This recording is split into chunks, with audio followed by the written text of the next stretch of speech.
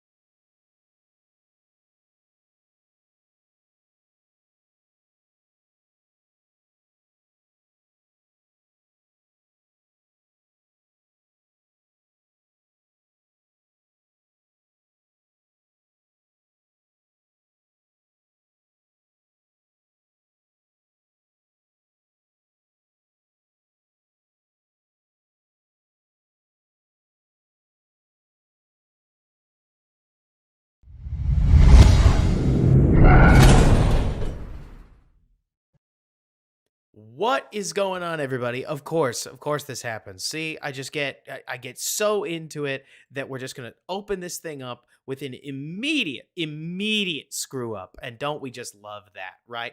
So let's get this back on. Bada bing. I'll get the fashionable hat going. Forgot about that. And are y'all ready for some film review? This is gonna be great. Honestly, this should be awesome. I mean, this should be really fun. I'm going to get the members thing updated. That's on my to-do list. And then I need to get some channel up emotes added, but I am ready to roll. What do you mean you can't see the audio, Austin?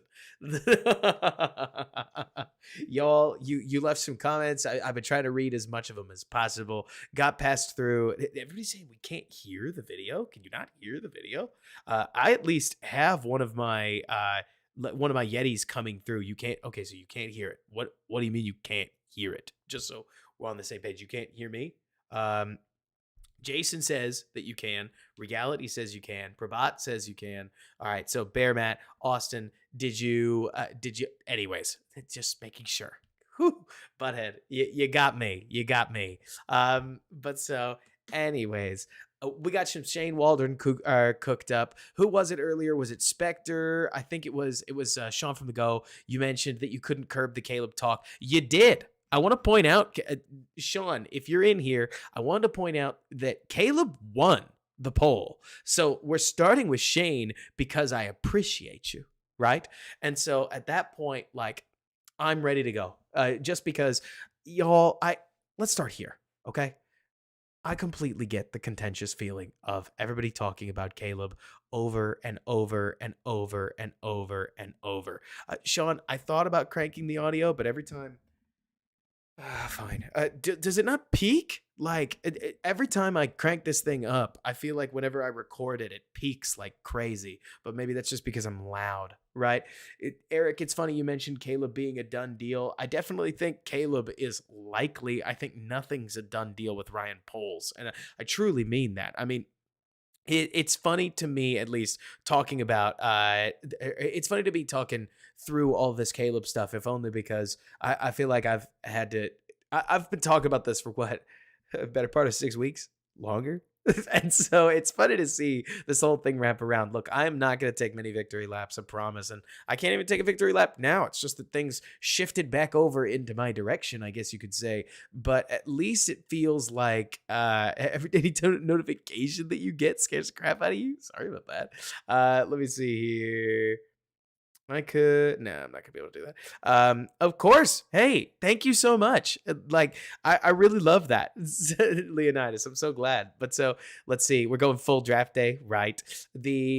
Spectre, I'm right there with you. I tend to agree with you, or like I think that Fields got a really raw deal in Chicago. I mean, for as many people as might not be happy with Fields' current performance, I do think that it's not like Chicago made it easy on him, right? Look, Spectre, two things can exist. Right. Number one, a player should be responsible for their own play. Right. Number two, a quarterback can be developed. And both of these exist, and they should exist in concert. If you feel as if Jordan Love wasn't developed, I think that's wrong. It's just that the absurd majority of football organizations do not have a sitting Hall of Famer that is able to allow you to develop a quarterback the way that Green Bay developed Jordan Love. And I mean, if you think about it, both of their last two quarterbacks were ultimately at least a partial product of having the time to wear the red jersey and to work out their kinks instead of Jordan Love, kind of like we saw in that Kansas City start he had in 2022.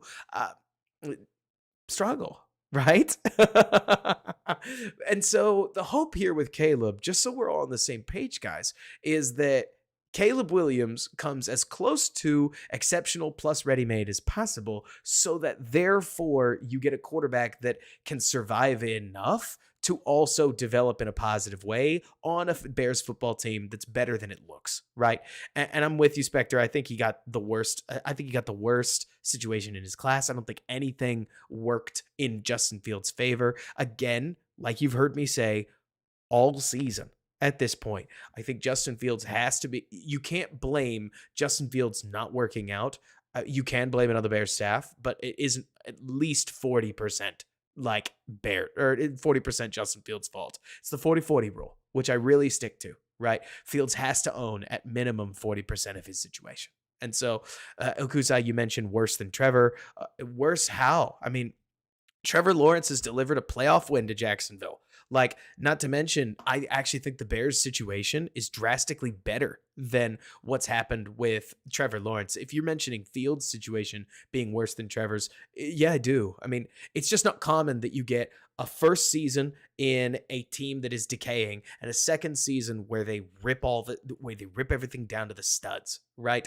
And then a third season where it gets better, but not quite good enough to, I don't know. It's tough, right? Because at that point, you're rolling into year 3 with 2 years worth of scars. And obviously, Akusai, it was too much to overcome. I don't know. I think that it's the easy thing. Ryan, you asked who's the other 20%. That's your decision. Like the whole core goal of the 40-40 rule, if you can envision a pie chart, right, is you split between 40% the quarterback and 40% the offensive coordinator, and then 20% whatever you want to do. The idea is the best play call ever, the quarterback should get some credit for it. The worst interception ever, the offensive coordinator has to own a piece of the coaching to that. The idea is creating a hard and fast rule, Ryan, that consistently reinforces shared blame, because it's all a group project at the end.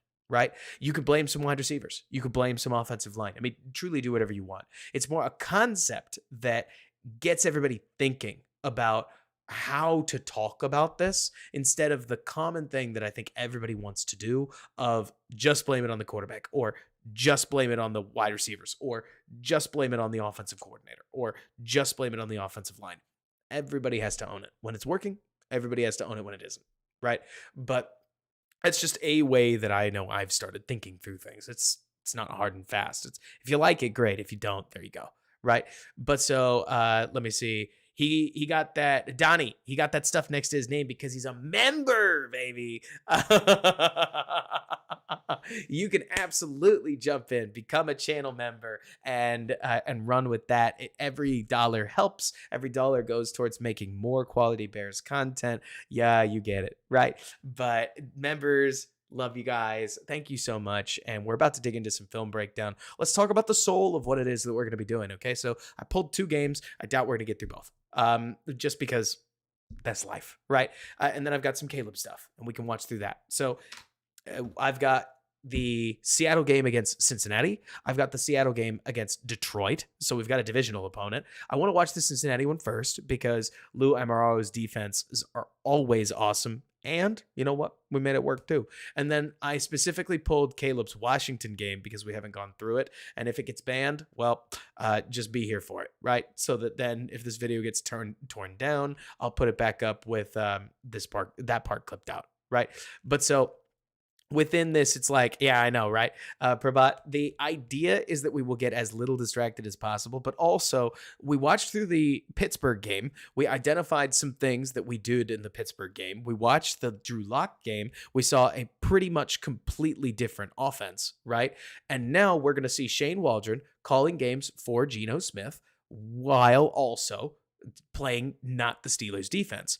And these different defenses, they do different things better and do different things worse than the Pittsburgh Steelers. So I'm interested to see what it is that Shane Waldron does to counter that. And as we watch Geno Smith, we can basically go through and we can say, okay, well, which quarterback do we think ultimately fits here better? Oh man. Hey, Spectre, that's so great to hear. I appreciate you. Like, let's see, we're not watching defense, so we have a chance at 6.5 hours exactly. Somebody mentioned earlier, and there was Jordan Jimenez, and then there was somebody who just commented this. I did not miss you. You mentioned, is there a chance that Poles likes May more than, or is there a chance that Poles likes May more than Caleb? So there's a chance, right? Definitely a chance. There's also a chance that Poles likes Caleb a certain amount more than May, and then Washington offers such a ridiculous trade back that taking May is the only choice. Now, me personally, I am not in the organization. I am a fan. right? I will tell you guys that if Ryan Poles completely disagreed with me, if Ryan Poles liked Bo Nix, and I hope we're all on the same page that Bo Nix isn't the best quarterback in the class, or pick your favorite, JJ McCarthy, right?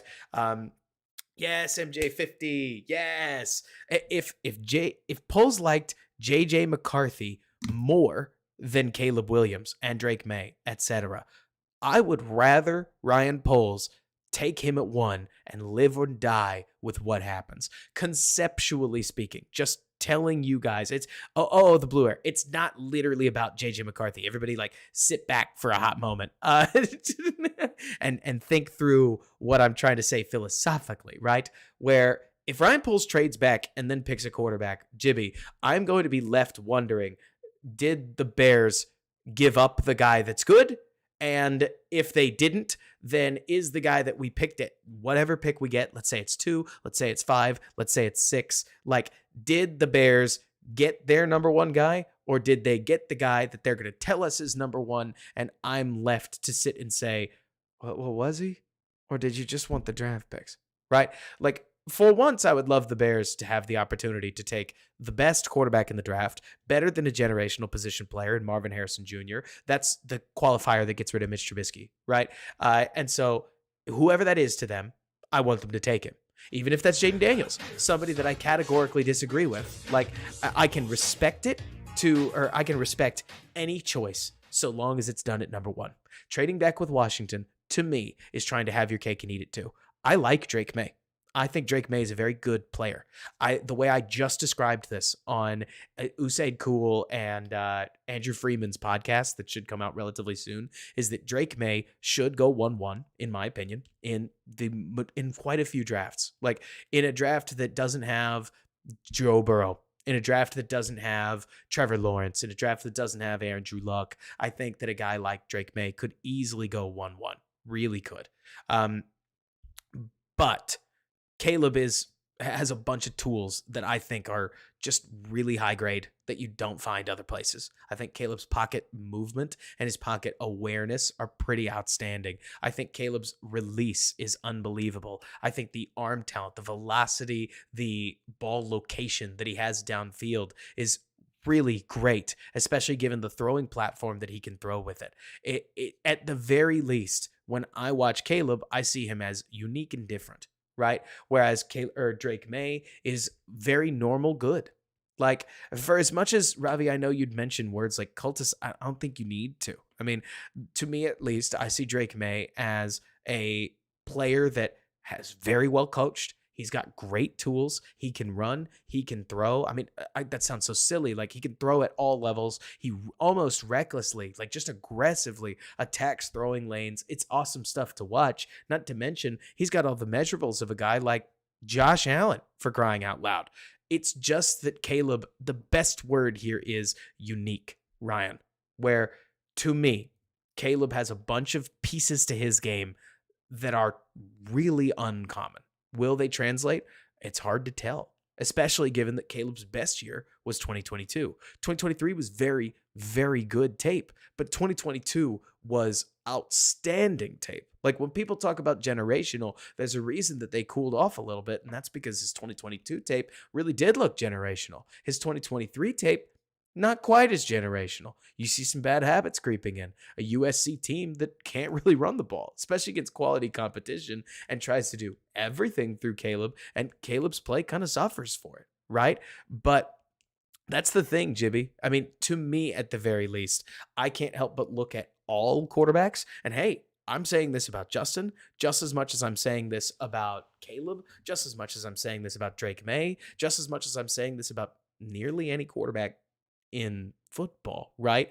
Jibby, when your offense is healthy, when you have primary options that you like, when you have an offensive line that your quarterback trusts, and when you can threaten the run game, playing in structure is a lot easier, isn't it? Because you know that thing will be open. Whereas the moment that you, the quarterback, start second guessing the system itself, oh, you got problems. Like, and you started to see those problems as the team kind of unraveled in front of them, at least in my opinion. That could be excuse making.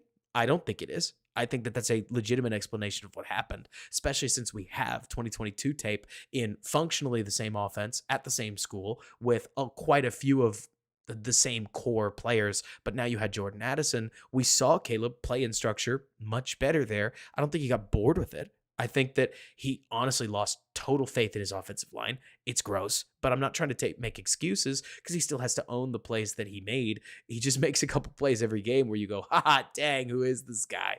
Right? But I get it. Everybody's sick of talk about Caleb. I mean, somebody mentioned that earlier. I completely get it. It's why I kind of want to open with Shane Waldron. I mean, you guys know me.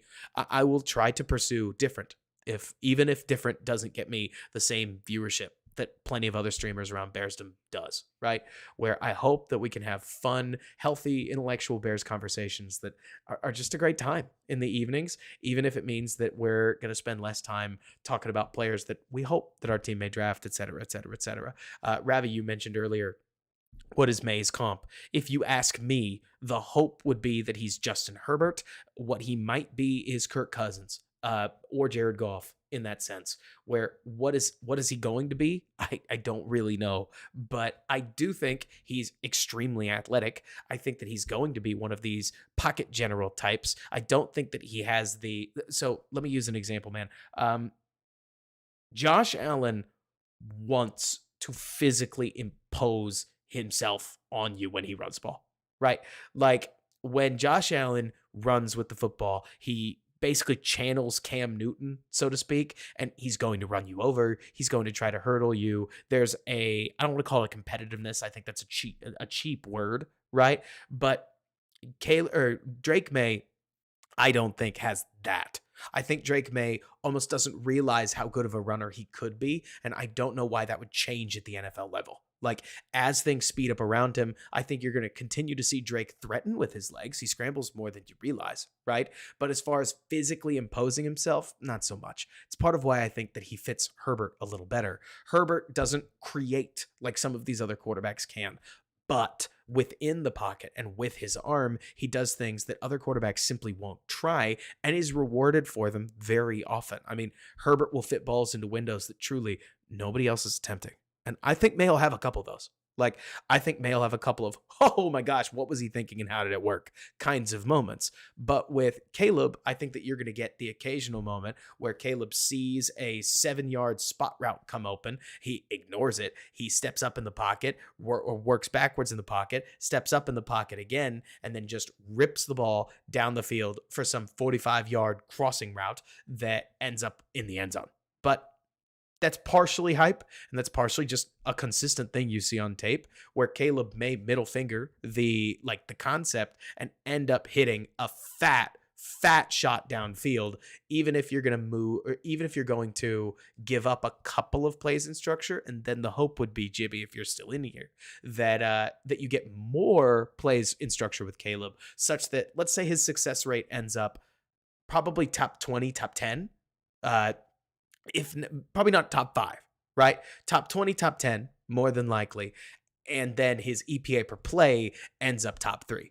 That would be the expectation, right? Where success rate, pretty good. Not incredible, pretty good. But overall dynamism, extraordinary. That would be the hope. We will see. But I also get that just everybody's exhausted of the quarterback conversation. There's so much more we can add. But so Pocket Wilson, when you say Pocket Wilson, what do you mean, Alessandro? Because I'll tell you, that would definitely be, so Drake's bad comp is Mitch, and then Caleb's bad comp is probably Zach Wilson. I think that there's enough tape and enough rationale that you could apply to Caleb that I don't think he's going to have a Zach Wilson career under really any circumstance. I think worst case scenario, not worst case, I think realistically you're talking about a Kyler Murray player that might threaten a higher ceiling, and Kyler Murray is fine by me, if you ask me. Pocket Russell Wilson. Gotcha. But we'll see. Like, anyways, how do you guys think Poles might get a second round pick if he play? How do you guys think Poles might get a second round pick if he picks at 1?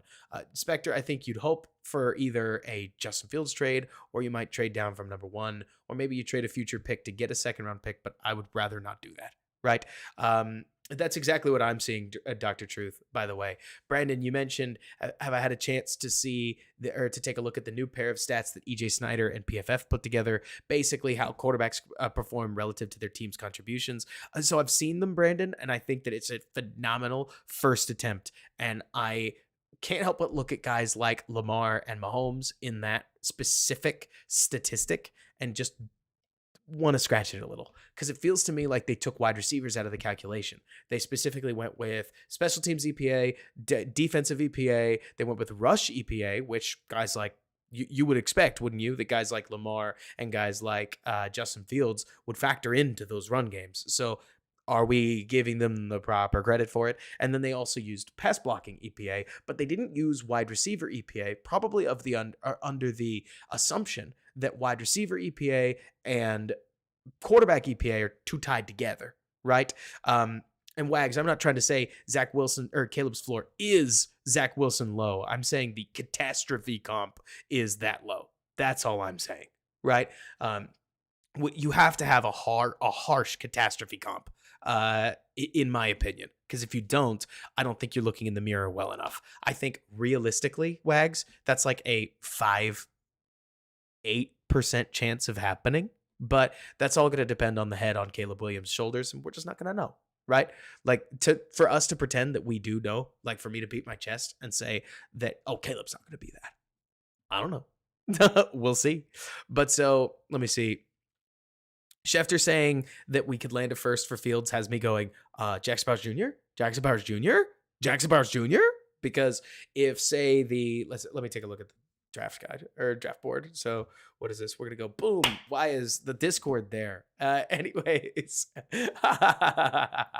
so if we pull up Tankathon, NFL Tankathon, and we go down to take a look, this Pittsburgh like number 20 right here could easily be a pick that got traded for Fields. It easily isn't fair. Right.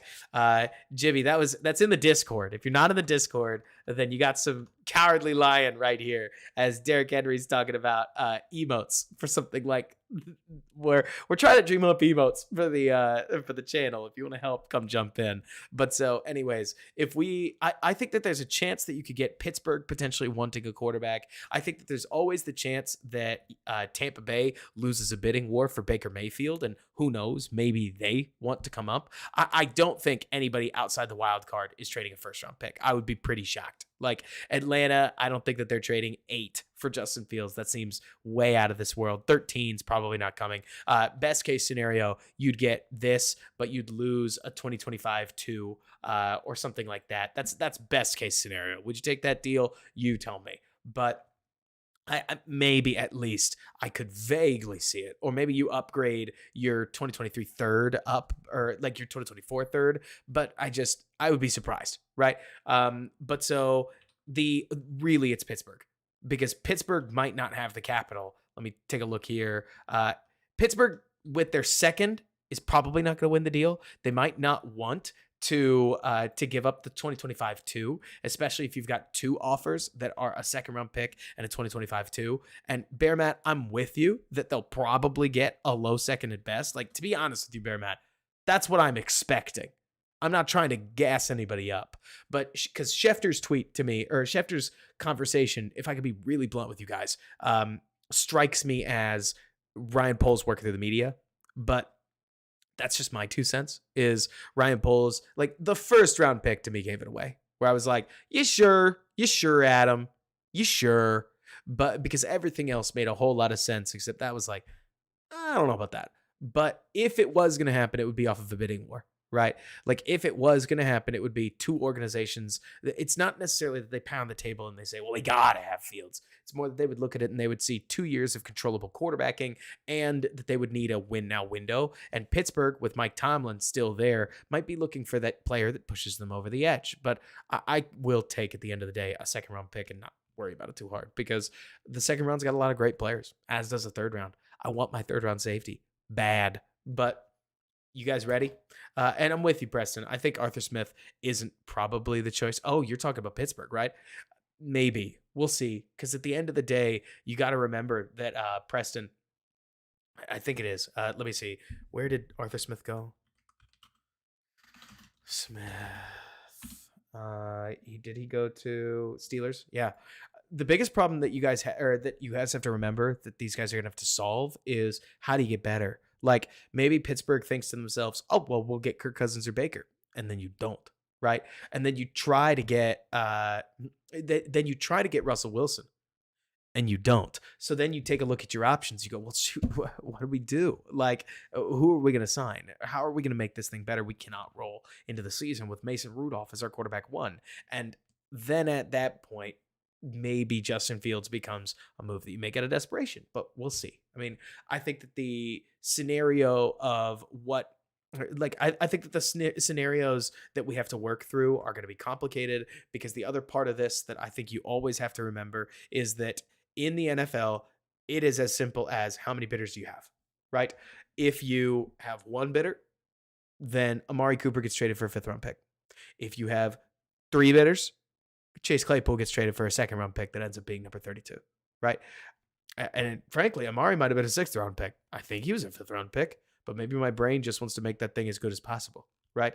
But more to say that when it comes to these kinds of deals, you need to really drive that thing up, especially since now that it's becoming near public knowledge, at least near public perception, that Justin Fields is very available and that the Bears are potentially trading, or not trading, they're going to pick a rookie quarterback.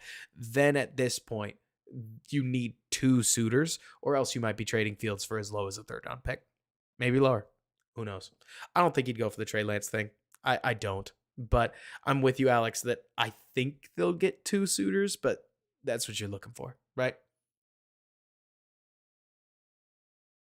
You guys ready for tape? Let's do some tape.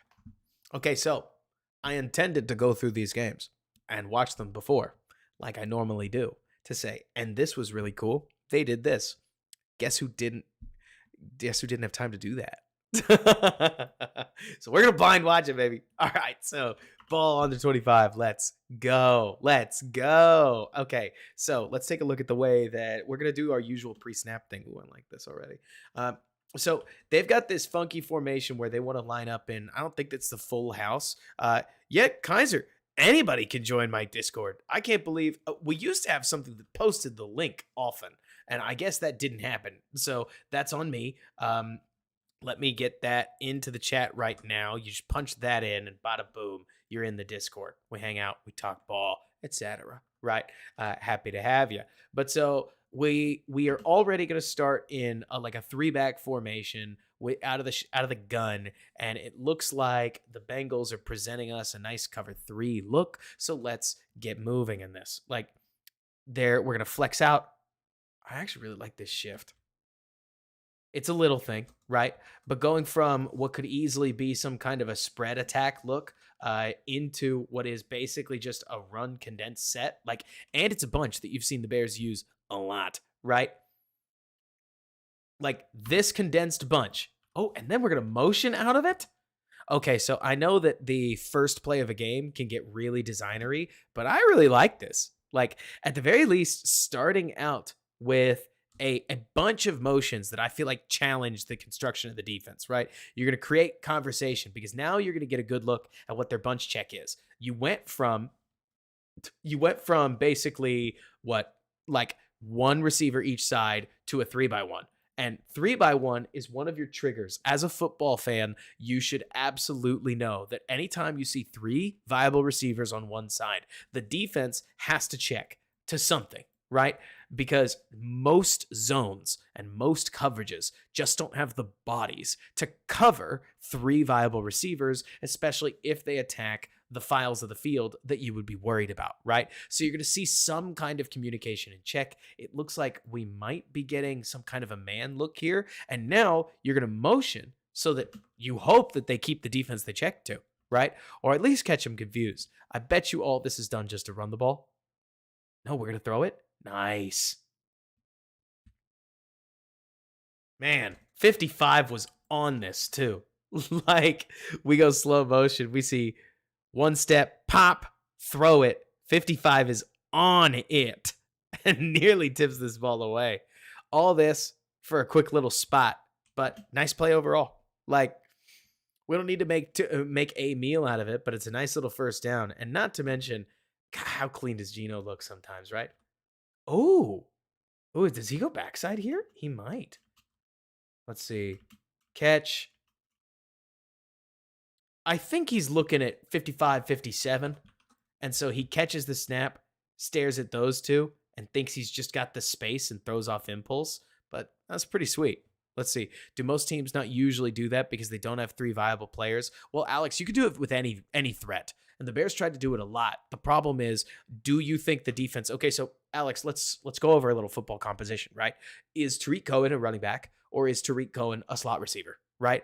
This was a question that all kinds of defenses had to ask themselves. And in 2018, they said he's a running back. That's how you got a game. If you go back and you look, Tariq Cohen, I believe, had 200 receiving yards against the New York Giants because they continued to put a linebacker on a running back. That's what you do. You match a linebacker up with a running back or vice versa. Then in 2019, they said, no, that guy's a slot receiver. And they were able to keep his yardage much more under control. Now, this was good for the Bears because it meant that you were automatically pushing the Giants into nickel and dime personnel just by bringing Tariq Cohen on the field. When you have a player that can command matchups like that, you force the defense to react to you rather than you reacting to the defense. This can be a good thing, right? But you talk about the 3 viable players. The Bears would consistently put... Justin Herbert, or the Bears would consistently put Khalil Herbert, and they would put Kari Blasingame out here. You guys remember this. We talked about this a lot. Like, they'd go to an empty set and they'd put number 30, 32 over here. And at this point, or at that point, like, does the defense honor them? Are they a receiving threat? Depends defense to defense. Some defenses, that's the rule. It's a 3-by-1. We have to, right? Other defenses said, if he runs vertical on me, like, he can have it. We'll go track him down later. But he's not gonna when it came to the running backs, right? Like, if you got 34 out here, or not 34, 24, or you got plenty of the other, like, alignments that you got, they would just honor Mooney, they would honor DJ Moore, and they would just not bother with the outermost RB that you got out here. And like you're saying, Jibby, it's unserious in the sense of, if the defense doesn't honor it, what was the point, right? But so to me, if you've got a guy like Aaron Jones, you can do that much more realistically, but matchup control is a big piece of this, right?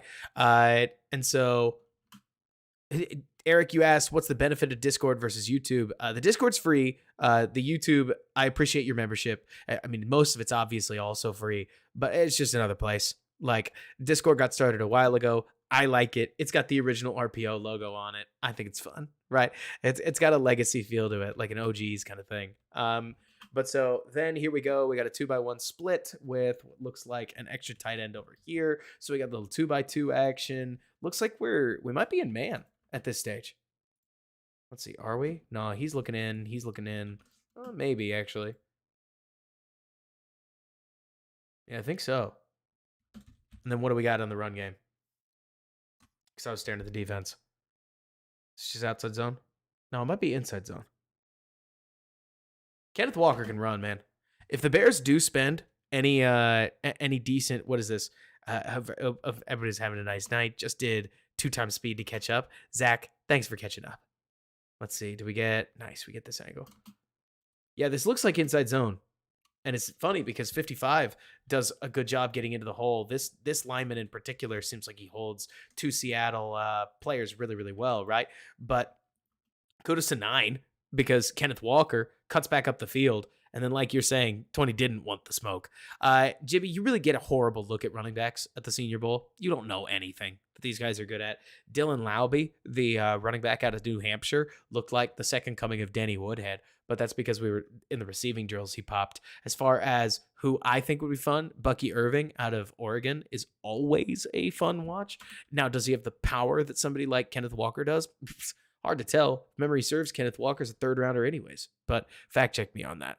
What is it? Marshawn Lloyd is a lot of fun, Alex. But unfortunately, now I'm just going to quickly flash to this, and then we're going to go back. Let me see I appreciate you. How Bauer's working his O. Seems like he loves tight ends. I honestly couldn't tell you. I would love to tell you if I knew. but Bowers would probably get used similar-ish to what we saw. I don't know, like Cole Kmet or somebody. For as much as he loves tight ends, he doesn't attack with his tight ends like you think he would. So whenever I think about Marshawn Lloyd, this is the play that I think of, right?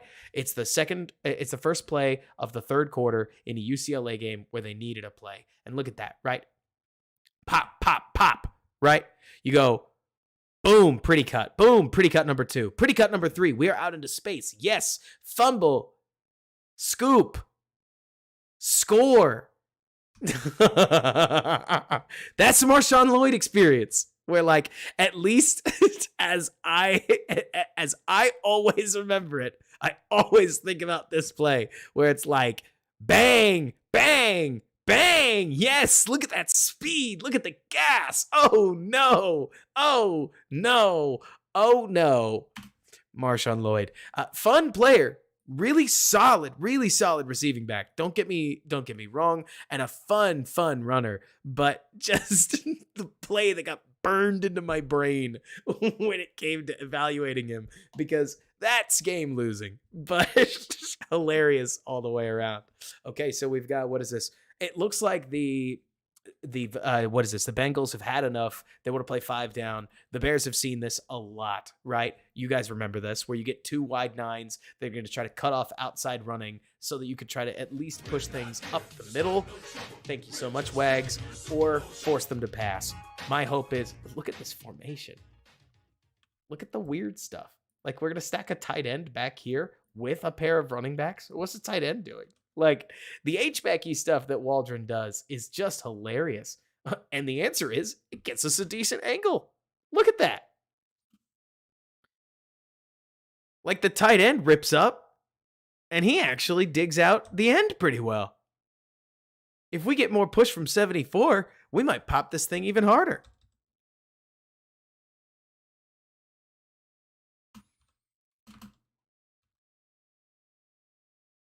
The nice thing, Ravi, is that this is year 3, Waldron, right? Boom. Let's see. Oh, the blue air. I see that you watched the same video that I did just the other day. Which was super neat. What about the one about projecting high school recruiting? Man, they cannot block. Like 74 here just gets smoked across his face. And 26, that's Charbonnet, has to just manage. We'll take it. It's a first down. Yeah, it was sweet, Alex. I can't remember that YouTuber's name, but he does an awesome job. Like, that's the dream. I just don't have the time. Nice. Way to just get it underneath. Okay. I'll tell you what. There are 2 things that jump out at me. Gino plays really well. He hasn't played super well in this game. Like, not that he's been bad, just that I'm not trying to make a point on him. But watching Kenneth Walker makes me go, hot damn. Like, a running back would be sweet.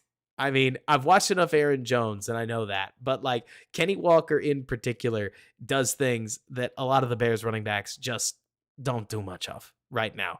And I know I'm just replaying one play over and over, but the fact that he takes contact right here and stays in bounds is nasty. Like, good for you, Kenneth. There's all kinds of things you can do with a really good runner, too. And I like the play action off this, where, what is this? We get, we put Charbonnet in an orbit? Look at this. Like, we're going to put our other running back, who I think was a 3rd-round pick, like, we're going to put him in an orbit motion. We're going to get him sprinting back the other way like he's some wide receiver on a jet sweep. But, like, that's Zach Charbonnet. That's a fun little play action design. I really like that. And not to mention, look at the H-back, like tight end, just popping loose, right? Like, sure, 57 might have an angle on him, but that's going to draw plenty of attention, as it should. And then, geez, he actually does, too. I thought for sure it might have been a bad call, but no. No, he really does just stay in bounds. NFL athleticism, man. Absolutely unbelievable. A complete player feels huge, Zach. I really think the running back position is about to see a renaissance. And maybe it's because I keep watching Packers and Shane Waldron film, so that we're seeing a bunch of good running backs. But the good running backs, like, make an impact on their offenses. And I, if anything, feel like we're starting to almost ignore it. And I think that there's plenty more we can do. This is really interesting. Just that Shane is attacking the run like this, which is awesome. Like, another thing I really think would help, and this is going to help with both Justin, Drake, and Caleb. Quarterback, right? Look at how relatively committed Shane is to the run game. We've run one drop back pass. I understand we're not that far into the drive, right?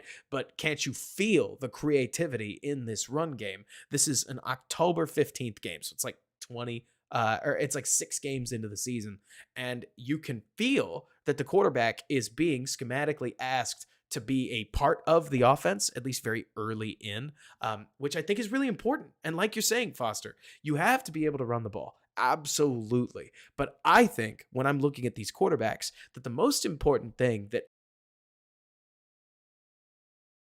What happened? Does everybody see me frozen? Let me know. Like, I still see me as streaming, but let me see. A frozen Rob. Well, that's not good. Okay, we're back. You guys can tell me with these things.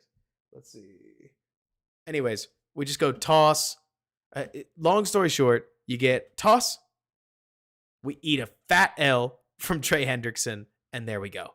But so thank you guys. Thank you. Thank you, everybody. Long down situation. We got a 2nd and 13. What are we going to see? Okay. Looks like we get a 2-high look of some kind. Where's this guy going to be? I guess we're about to see, right? But we get what looks like it's going to be man coverage. At least early impressions scream man coverage. We got receivers not only lined up on these guys, but staring right at him. We put a running back in motion. He's following him. It's man. 2nd and 13. Feeling good about it. We're going to go through the air. Rip.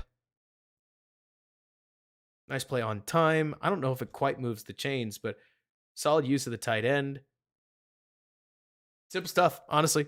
Like, for a very, very early play in the game, I can understand that you want to basically threaten with Lockett so that you can then test this linebacker 57 where you feel like you've got a matchup advantage. Is that Fant? Like, honestly, I need to know, just because I don't know if 87 is any good, but I don't know if he has to be, because at least from a man coverage perspective, it looks like these guys drop into not man at the very least. The top is in man. These guys are in man.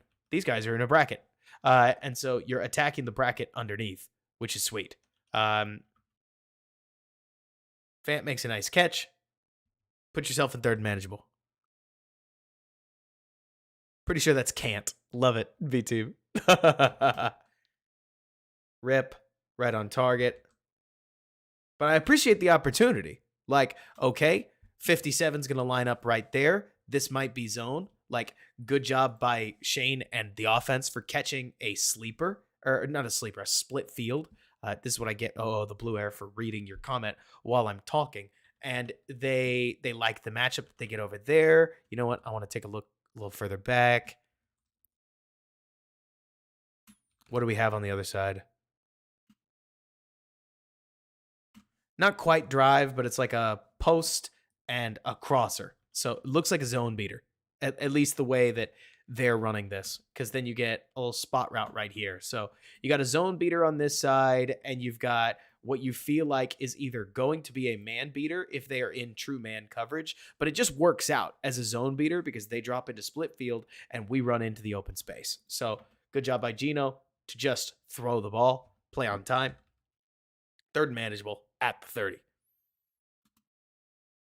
Seriously is, Alex. It's awesome.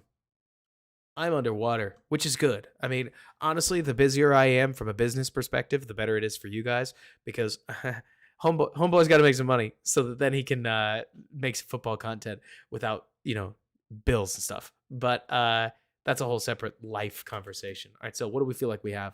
Let's go to football school, right? All right, we're tapping the leg. What's the pre-snap look? Okay, what do you guys see? But so at least what I'm seeing when I look at this is I'm thinking his alignment says that this could easily be zone.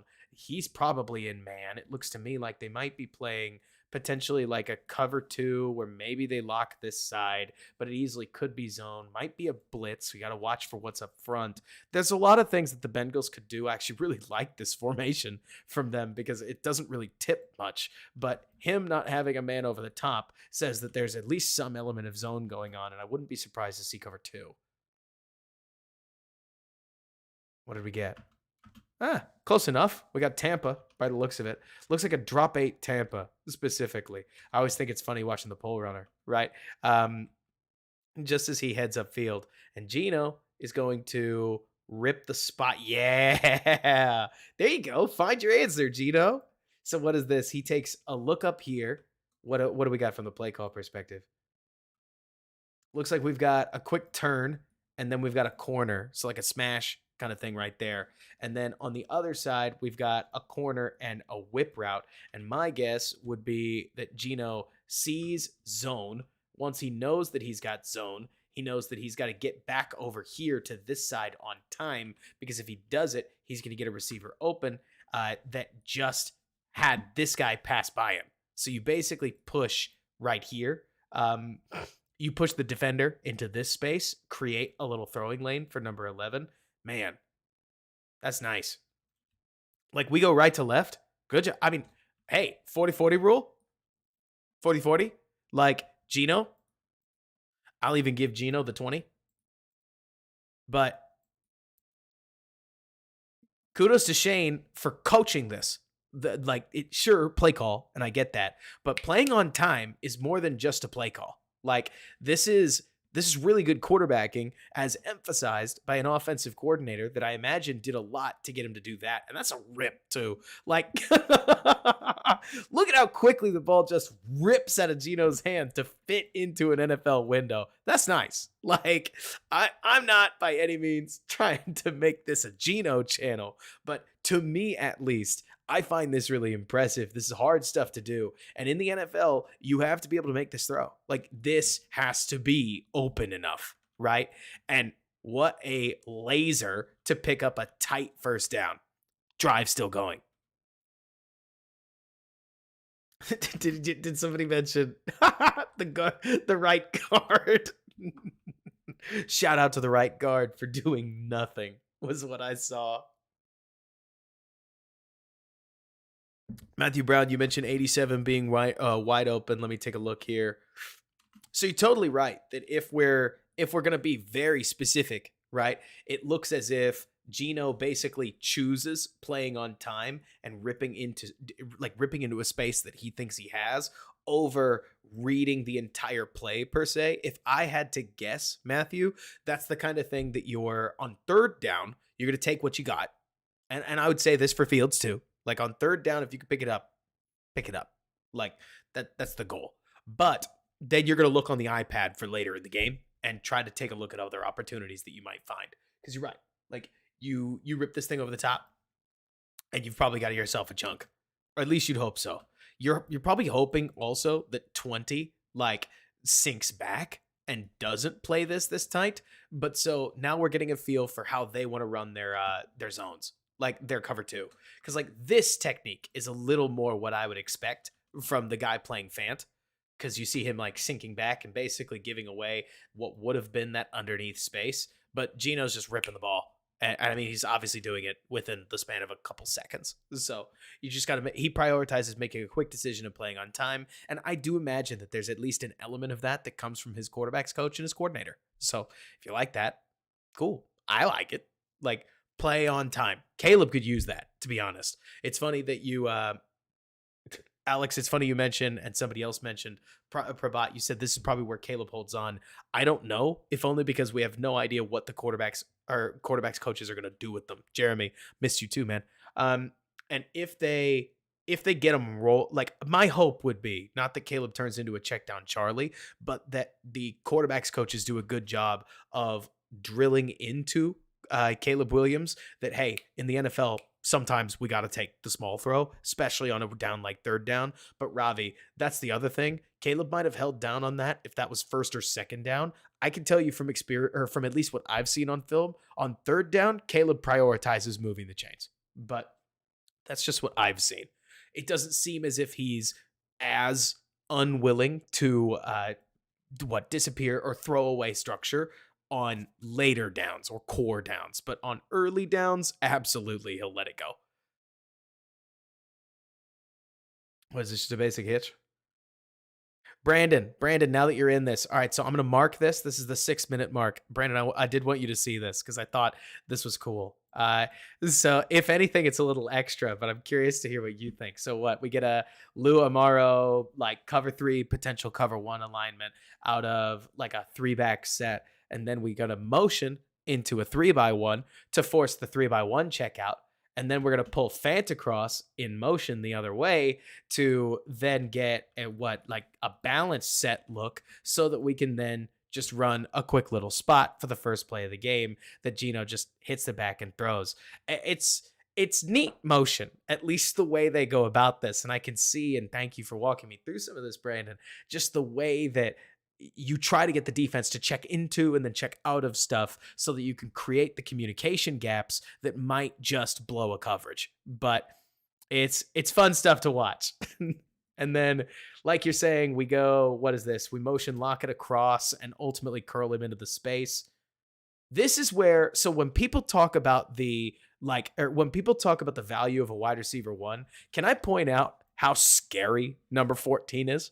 Like, DK Metcalf would terrify me as a defensive coordinator because that guy is so big, so fast that you absolutely have to have a plan. And so when you motion, sure, he's your second best receiver. But when you motion Tyler Lockett to basically curl in that space, and you know that they run all kinds of these cover 3s and cover 4s where basically you're going to have the corner play in the deep file. Like, you can just snap somebody, bang, and pick up a nice quick 5 yards to get you that much closer to a first down, knocking on the door of the end zone, which is nice. DK is scary, man. But so it's awesome. And hey, I would hope that Odunze would fit like that. But the moment that Rome Odunze plays with the ferocity and physicality that DK Metcalf does, you let me know. Like, DK's just his own guy, right? I would argue Rome is going to have a lot more technicality to him. That's a good thing. Like, Keenan Allen is incredibly technical. And that's somebody who I feel like Rome shares not a ton, don't go too crazy, but I feel like Rome shares a lot with a guy like Keenan. Whereas DK, it's just hard to find guys like him. I mean, he's physical like he's George Pickens, but he might have 50 pounds on George. Like, I don't think that's literal, but it feels that way. DK's a behemoth playing wide receiver. Sometimes I still can't believe he does. Like, if you told me DK Metcalf was a slimmed down edge playing out of position, I think I'd believe you sometimes. Just because, holy smokes, huge dude. Anyways, like,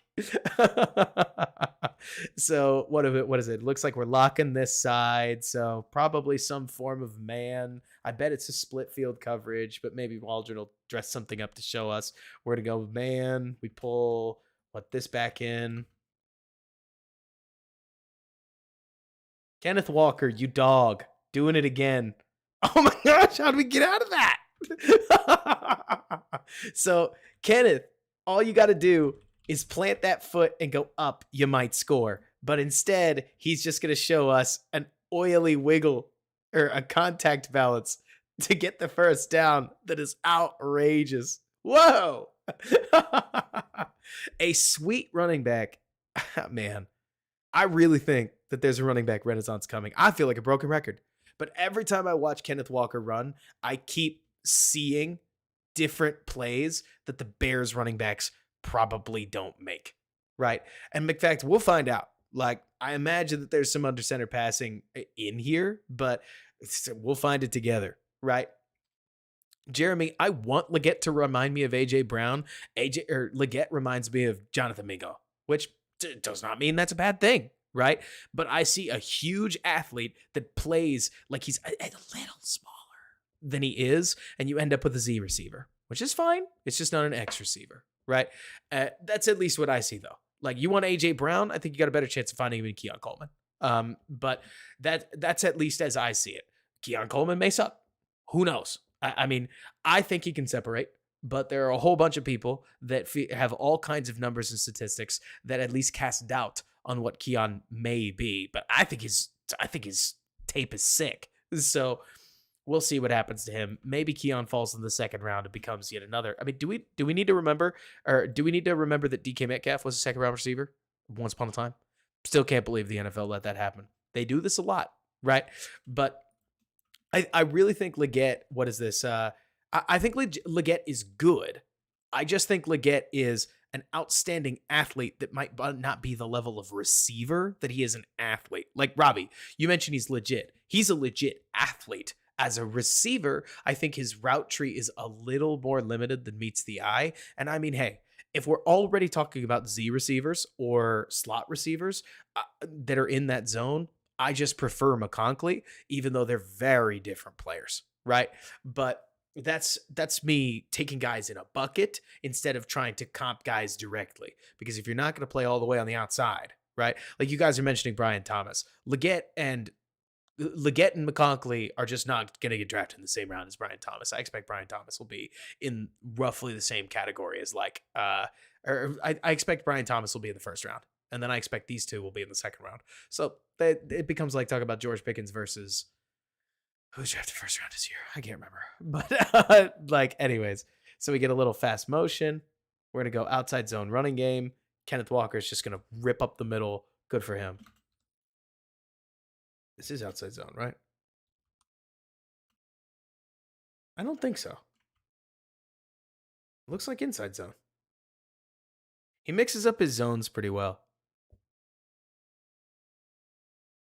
I'm surprised we haven't seen more inside or outside zone, given how much outside zone we saw against the Steelers, as a matter of fact. But hey, an adaptable run game? Who's upset about that? And also, what kind of front did we run into? A light one. I don't know if they checked to this because I did not bother to look. Maybe you guys did. But catching a 6-man box and running at it with 1, 2, 3, 4, 5, 6 bodies plus an 11th, then you pull somebody across, I'm here for it. Like, look at that. We catch 55 moving out here, and now we've got an effective 5-man box. I'm not surprised that we rolled him. That makes sense, Brandon. I guess I would have expected everybody to kick that much further left, like in the Juan Castillo days.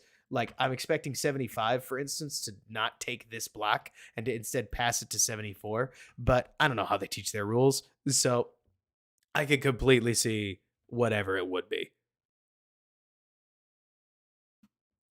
So what do we got here? Looks like, what is that, the center? So we got 2x2 balanced, probably the same idea that we've got here. Could be man, could be zone. It feels man. It is. I was about to say, if Gino completed that, that was nasty. Like, what do we got? Like a pick rub right here. Gino does not like the look to Fant, and so he's going to just throw back to Lockett. Nice play by the DB to knock that away. Oh, he got a penalty. They called PI. That's going to be first and goal at the 1. I always love it when the quarterback has the option to throw it back to the guy who curls because the defense forgets about the rubber a lot. There it is, those football terms again. But geez, Gino. Sheesh, Gino. Like, you guys tell me if I'm overhyping mid, but like falling backwards, hit the fadeaway on a line, and we get it on the correct side of the guy's body? Like, Tyler's over here. We put this ball on the catchable side with the DB hanging on our back. That's nice. That's a good throw. Exactly, Prabhat. If it was us, we're just not going to complain. Kenneth, straight up the gut. What do we got on the run action here? Well, we got 63, our center, getting smoked a little by the nose tackle. But I like 19 coming across the formation to sniff it, because then you're presenting the look that 19 can pop out. Like, you see 23 making this call out right here. Like, look at this. 23 is going to push. And so you see him push. as he's basically prepping for 19 to get out on him. And so then at that point, 19 gets to tee up his guy, go pick him out. I mean, truly easy. Give me just a minute.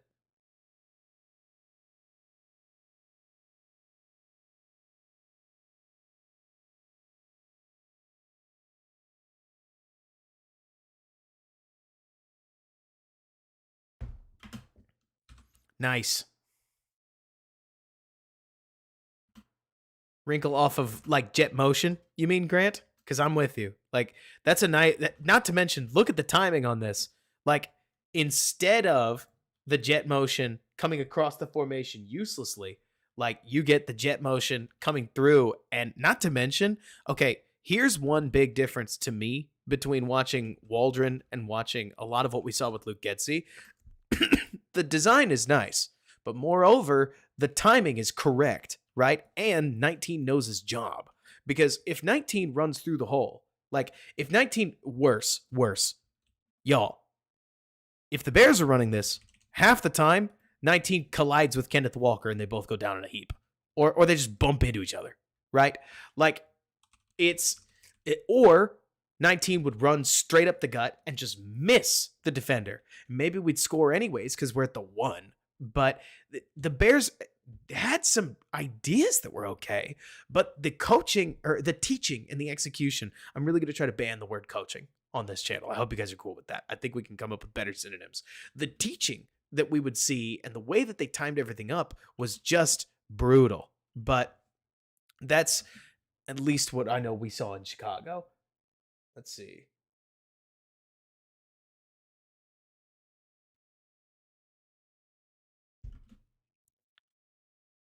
It really feels that way, Brandon. Like, they've gotten a bunch of the offensive stuff right. All right, come on. Let's attack a little bit. We're getting stacked up. We're getting pressed. Like, at the line. Let's go play action. Yes. You want to press us? Yes. Oh, my gosh. Oh, my gosh. Can they bring Gino with him? Like, oh man. That is sweet. And the catch, too. Sheesh. 29 gets put in a blender on this. That's a gorgeous ball. Oh, we didn't catch it. No. Oh, man, we were that close. Good job by the defender. Man, that's a dime. I love the aggression. Kudos to Gino for lacing this thing with his tackle in his lap. Like, he's just going to throw it. Great job by DK to get the late hands out there. 29 does a great job keeping his hands in. But, oh, man. What an opportunity. I really love. Okay, you want to press? Let's attack. Not to mention just starting off a touchdown drive with going back at him. Let's see if they checked anything. Because that's one thing I'd love to know. Doesn't look like they're checking it. So you've got your play action options anyways. And then what is this? You've got like an over and then just 2 goes down the sidelines. And you like the DK matchup, so you're going to take it. Nearly get a choke play out of it. Man. Only so much I can say about a ball that ends up dropped in a nice play by the DB. But the aggression from the offensive coordinator is a lot of fun to see. And not to mention, I really like the emphasis. Like, we have DK. We haven't threatened with DK just yet in this game. This is the right time to get that kind of thing going. And, man, what a throw. What a ball. Like, that's sweet. Becoming a big Geno Smith stan over here.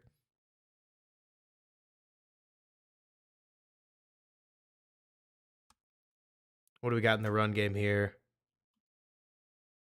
Oh, I wonder if this is on purpose. I can't say for sure what this is or isn't, but Kenneth Walker's footwork here looks like it's meant to. No, I think he just sees the running, or he sees the linebacker in the hole. Like he sees that I think he sees that the line gets overwhelmed and just knows, well, I got to turn this, and just tries to get out, but it works out. Nice big run. I just have no idea if that's part of the run scheme. But beyond that, again, going back to the 40-40 rule, like it sure seems as if Shane here gives his team the green light.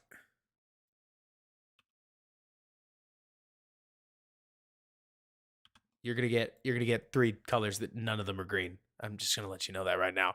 But it sure seems as if Shane's given his offense the green light to just go be a playmaker when you or like when nothing's there, just go figure it out.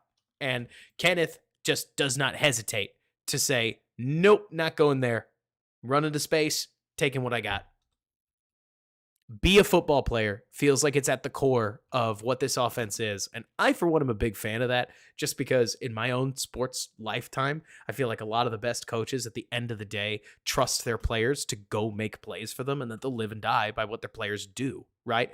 But gets the 6 yard and under stoplight art. Yeah, thank you. But so let's go. The BU comeback. Oh, man. What do we got? 3x1 right here. Man look. Probably some kind of nickel thing. Double slant. Oh, one-handed catch. All right. From, what is that? A chipper. Holy smokes. Look at the guard. The guard gets rocked. Who's 96? Jeepers. What a play. And then nobody else is really open. I mean, Tyler Lockett's breaking now, but the play is well over at this stage. So, if anything, you're going to see, like, it sure looks as if there's some of these designs that are it's smidgen rudimentary, right? Like, we could say it's quick resolution, but also it looks like the Bengals cover it really well. No way you're throwing that. You're probably still not throwing this. And we get rocked on 3rd and 4. So I'm sure somebody might say, okay, why do we have so many deep things? But man, that is a cooking. No sack, though. Is that DJ Dallas?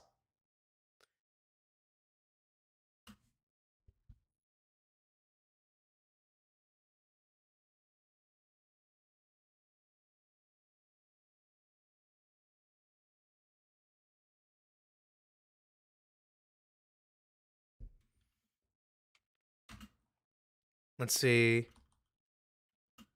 Looks like we've got another man alignment, at least over here. If they're dropping into zone, it might as well not matter, right? But this side seems as if it's got some cover 3 feel to it. Maybe we're in man over here. Sure looks like we're running with the guy, so man feels likely. We can take another play action shot. We're not feeling it. Outside zone to the right, I think. Oh yeah, they're moving. Alex, they're doing a great job not featuring it. I mean, you get a bunch of guys in motion. This is something we used to talk about with Chicago. Alex, were you here when we did this with the Chicago Juan Castillo offensive line playing outside zone?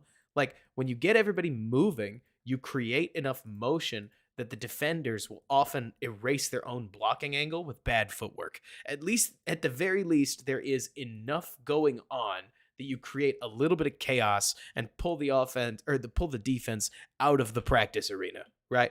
Like, look at how many of the blocks that they hit. And it's not like 74 is the king of blockers over here. It's more like you force the defender to pick a side. He can't two gap while he's running to the left. And at its core, that's really all you're trying to do with outside zone is create running gaps for an athletic running back because those guys are all moving. Exactly, Derek. They really do like doing this. The Waldron formation really is this like pistol plus some extra like tight ends sitting on the side, and you're gonna motion one of them out. In this case, it's Fant. But what are you gonna do with it? We got a blitzer off the edge and penalty. Who's the penalty on? The false start. They blew it dead. Oh yeah, it's a false start. Thanks, left guard. Oh, Alex, you'd remember. But yeah, the Bears used to do this, and a bad offensive line got made to look really good against bad defensive lines. Is the end state Nagy. Oh my gosh, Gino gets murdered. So here is everybody's favorite right tackle in this case. I mean, we're taking L's on every side of the ball. It's part of why I wanted to see how do we do this against the against Bengals, because the Bengals have a good defensive line, and man, they are erasing us right now. So what do we get? Just some basic like curl over the top, wrap like with a slant. Nothing crazy. Here's a throwing window. We just don't have the time to see it. Nothing else really comes open, so we're gonna take our yardage and we're gonna go home. But man, we get baked by 94.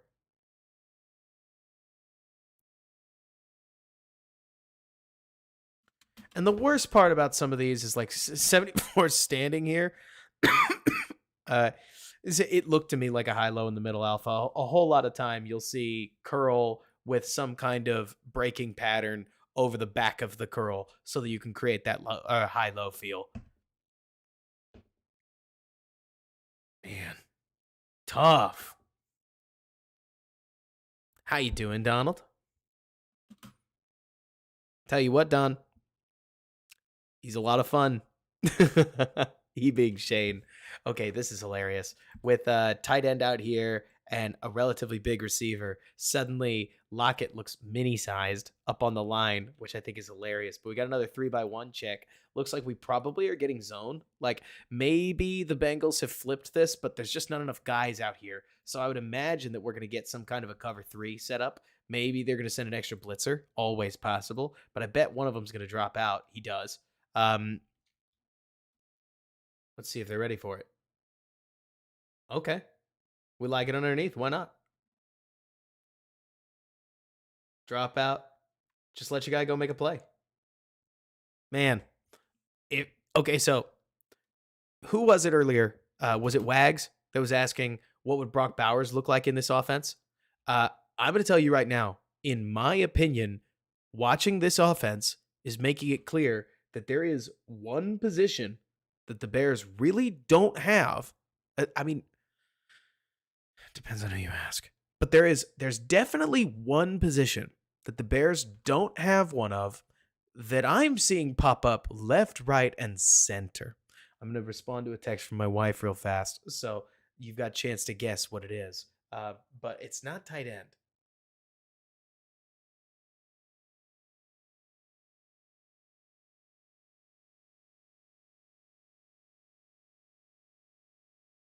It's running back, at least from what I'm seeing. Like B, you mentioned Scantback and Wags. They don't have a center here either. Like at least what I'm seeing, it's this impact runner. Like we're checking it down very quickly. If speed is the nature of the game, you almost need like I can't believe I say that, David Montgomery, like who we just chased down. Like and so I don't know where they're gonna get a guy like this. I think you could get away with it. Like I think that you could work with Herbert and Roshan. Could be worse, right? But I can't help looking at these runners that they have, and it's as much Donald vision as anything else. The ability to see all the cutback lanes unfurl, which Herbert should be good at, but you need these 3-down backs that you can play consistently on a passing down, and I think we can all agree. Like, I love Khalil Herbert. I hope he figures out pass blocking one day. It's becoming a liability enough that you just can't wait for him to do it. And so, given that you just don't have a complete back, like I'm with you, Brandon, that Herbert is an underrated outside zone back. You're totally right there, but he's becoming the kind of back that you can't play on 3rd down. And sure, maybe you can rotate it, but I can't help thinking that it's going to kill your ability to tempo, which I know Waldron is cool to do if you're trying to sub on a 3rd down back every now and again. Whereas if you did have a player that was able to play with Herbert's ferocity in outside zone, plus the creativity that we see from him, and also catch ball out of the backfield, I mean, even some of these just little things, right? That'd be a lot. I don't think you need Foreman. I do think you need to draft a runner, but let's see. Okay, so is it 1st down? I think it is. We go play action.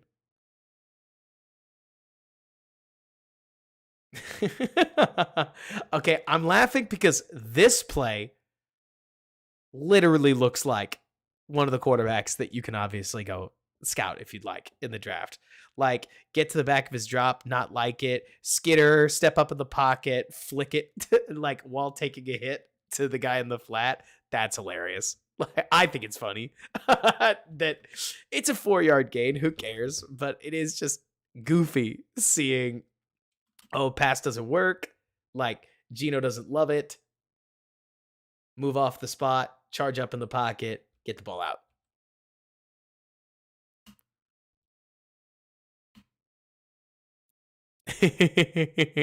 Donald, that's what it feels like sometimes. But man, I have no problem continuing to draft running backs. Like, 4th round, take another one. Why not? So for what it's worth, 4P, you can find one. If you go back and you look at the bye week breakdown I did on quarterbacks, there's a little Drake May in there. But I'll definitely do some Drake May stuff. My big issue is time, man, 4P. Like, we're due Drake May, but it's also February, and you boy's got a whole bunch of job stuff he's got to do, which is fine. In the meantime, we'll keep these streams. Come on, let's get a man win. And we do, and we hit it. Dime. Nice. Laz mentions a wide receiver open at the 50. I do want to go back and check, because I always find this stuff interesting. So are we talking about him? Because yes, but you have to remember the throwing lane, right? Like, if you tried to rip this thing to Lockett right here, who worse is uncovering himself and moving back in towards the pressure. But as he comes out of his break, if you were just ESP enough to throw to this spot and have him meet you there, sweet. But if you basically aren't that in lockstep, because this is all afterplay, this is all scramble rules, right? Or you're just not sure, like, I don't think that's open. But anyways, so Sonny, you sign up for NFL, NFL Plus, you can definitely get access to the All-22. I pull it from somewhere else, so you're not going to get my All-22, right? But that doesn't mean that you can't get it or pay for access. And if you DM me, I can tell you how.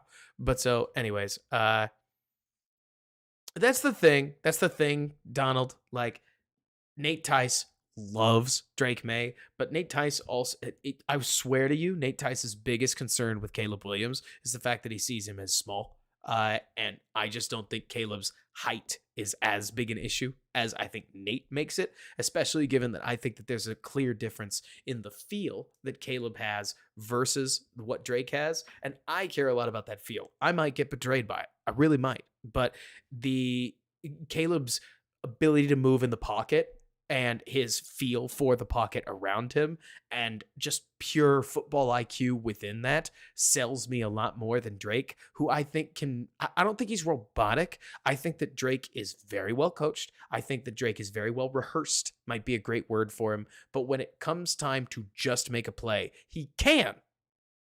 He just doesn't do it quite like Caleb does. I don't think many do, but that's my 2 cents, right? Anyways, here we get a sweet, what is it? Was it just a curl and a go?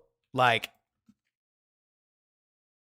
oh man, don't you do that. Don't bring that up here. I'm going to ban you, Brandon. Looks like it's just an option route and a go. And if we like the go, we take it. I appreciate, by the way, that it looks to me, just because consistently you're seeing this, as if one thing Shane Waldron is emphasizing is that these corners are going to keep playing us just like this until we beat them deep and get them off of us. Like, and I appreciate that attitude because that's how I see it too.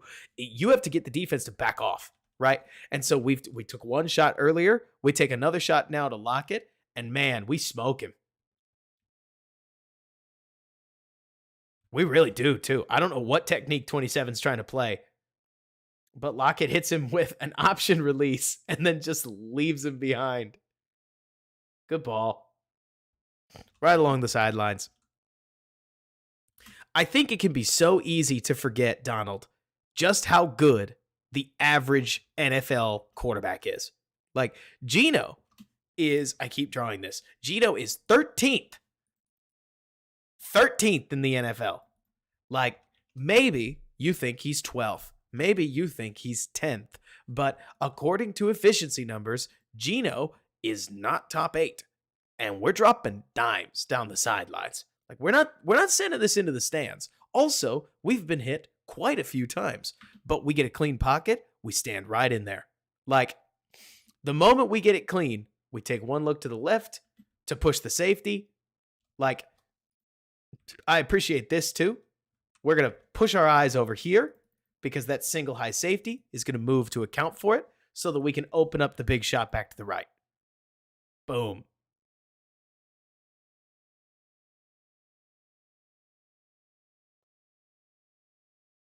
Let me see. A guy like Jimmy G or Carr is probably more average. Well, that's the thing, Jimmy. I'm not trying to say that Geno being 13th or 12th or 11th makes him below average. That's not true at all, right? It's more talking out loud, Jimmy, about how Geno is not he's not as high as it gets, right? It's me trying to say the NFL's hard, right? Josh, you mentioned, are there any receivers in the draft that I feel like fit particularly well with or in Waldron's system? So the other thing about Waldron's system is that I keep seeing a system that's malleable. Like I don't see a system with explicitly defined passing concepts per se. I mean, at least I'm not. Maybe you do. Maybe more study would show more, but everything in Seattle seems tailored pretty tight to what they like doing. And by they, I guess I mean Geno. I do ultimately think that any of the top 3 receivers will fit in functionally any system. I think that Odunze fits what the Bears need quite a bit, just because he's a bigger body and he can play up on the line of scrimmage. And it's not that DJ can't. It's that I think it's kind of a waste to continue to have DJ play X receiver. I almost want the Bears to draft somebody that allows them to stop playing DJ on the line just because it becomes not as good an idea. DJ can. I just think he's better off of it, right? But that's at least what I'm looking for. An X receiver would just be awfully nice. Here it didn't look like anything really materialized. We got a bracket up here. Honestly, they've got a good plan for us. Like, if you wanted to say anything, it's that Shane seems like he's got a similar issue to what Getsy dealt with, which is just that we don't get all of our receivers out. Like, for instance, here we're focused on chipping, and we've got a running back in pass pro, so we get 3 guys out, and we just don't end up with any space, right? We're on a Washington channel. Let's see. Who's to say 4P? I'm not thinking too hard about it. I'm really not. I mean, it mom's friends. Now I get the joke, I think. Josh, I'm so interested to see where Keon Coleman goes because I keep hearing like Keon Coleman in the second, and I'm like, man, if Keon doesn't go in the first, I'll be surprised. I mean, that's not to say the NFL won't do it. They've done it before. But if Keon does what I think he'll do, I think he'll jump pretty well, personally. Maybe he won't. But I think Keon's going to test, like, maybe not speed well, but he might get a decent 10-yard split, decent enough, and then jump. And I have no idea what his short shuttle is, but it'll be better than some people expect it to be for a guy his size. And so I just wouldn't be surprised if, like, you mentioned that Keon Coleman goes pick number 40. Man, if he does, like, that's too bad for the NFL because I think he's better than that. Let me see. I honestly don't know enough about AD to tell you, but AD is a good player as far as everything I know. I just like Keon. So physical. The LSU receiver, I also don't know much about. One of the Steelers scouts that I was talking to at the Senior Bowl just consistently said, "Yeah, I never scouted him, so I can't comment on him." And he would just pop that out all the time. I really loved it. Like watching a couple of like NFL scouts as they talked ball that would just simply not talk about what they didn't know about. I was like, just saying, some people could learn a thing or two, because I think that you really need that when you're talking about football. If I gave you an opinion on somebody that I know nothing about, what does that say? Who? Worse, what if you believed me? Right? Like if I gave you an opinion on somebody like Brian Thomas, knowing that I haven't watched Brian Thomas closely. I mean, worse, what if you tell somebody? What if you go, "Hey, one of my favorite guys said this." I probably don't know what I'm talking about. I love the idea that professionals would just very simplistically say, "Yeah, I just didn't watch him, so I don't know." It's nice. That's good. But so, anyways, we go with the like hypel split. Look at this. Like, we're going to pull all our guys out here and just create a 5-on-6. Light box out of 10. Oh, and what do we get from 75 here? 75 is going to roll out. And, oh, we put it like, what is this? GT? I don't have any idea if it's counter because I just don't see a counter step, right? But 75 is going to blow his guy up.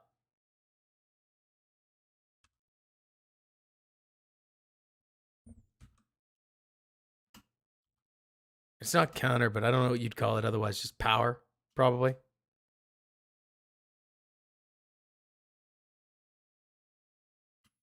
I know it's GT. It's more, I've always heard GT with GT counter. So I guess it's just GT. What, GT power? 3rd and 11.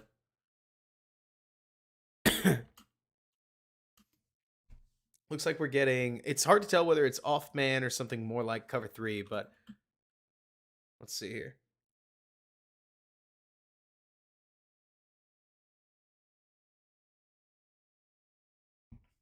Oh.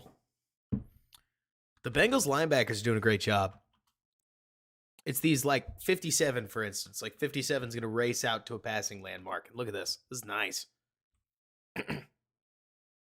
Like 57 is going to read the passing strength, it looks like. And he ends up putting himself, I mean, this is seeing eye stuff. Really good linebacker play. Who is 57? Because this is sweet. Now, you might be able to push here and burn the safety up the middle of the field if you wanted to be really specific. But I don't blame Gino for being blown away that this isn't open, because that is a sweet route against the right coverage when 57 is just in the way. Looks like Gino's clock runs out. There you go. Jermaine Pratt, man, Phillip, that's a nice play.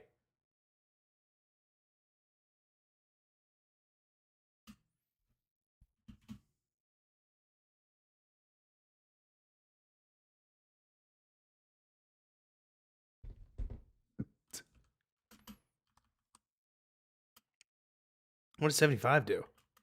Look at 75. He just turns. Guy runs right past him. You post that on Twitter, you're going to get 100,000 likes. Probably not 100,000.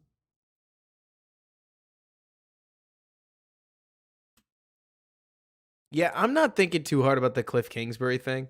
I mean, look, you could call me wishful, but it feels to me like Cliff Kingsbury got an offer for an NFL job and he took it. And Washington right now is a franchise in a little bit of a disarray, right? Where as much as I feel like Bears fans, and look, this isn't me criticizing Bears fans. It's more like I feel like we are looking for drama a little, partially because a whole bunch of people want us to look for drama. I mean, there's all kinds of people that are wanting Bears fans to be insecure about their position at the number one, or like with the number 1 overall pick. But I would just be pretty shocked. I mean, not only is it not that serious, Derek, it's like on top of that, I just imagine that while Caleb Williams might want I think Caleb Williams might have had a day or two where he wanted to go play for Washington, where the thought of all that storybook stuff was exciting, right? And then I have to imagine that at least one NFL professional like has sat down with Caleb and pointed out that there's so many reasons to go to Chicago on the football field, off the football field, that are much better reasons than forcing a trade to Washington just so that they can give up resources that they would have used to surround you with talent and end up being in the NFC East. And I mean, like you're saying, Donald, I think that this stuff's coming from his dad. Look, that's just my opinion, right? But on top of that, y'all, think this out loud. Do we know? Okay, so I want you guys to guess. What is the what is the Chicago Bears rookie passing touchdown record? Then, while you're guessing that, I want you to guess the Chicago Bears rookie passing yardage record. Okay? I want both guesses. And I would love it also if you could include who has those records. And ideally, you don't look it up. And Alex, now that I think about it, I'm sure a bunch of you guys have listened to the podcast. I have to have talked about this. I've been talking about this a lot. It's 11 touchdowns, right? It's held by Chuck and Charlie O'Rourke back in 1942. And it was Jack Silverstein that dug that up.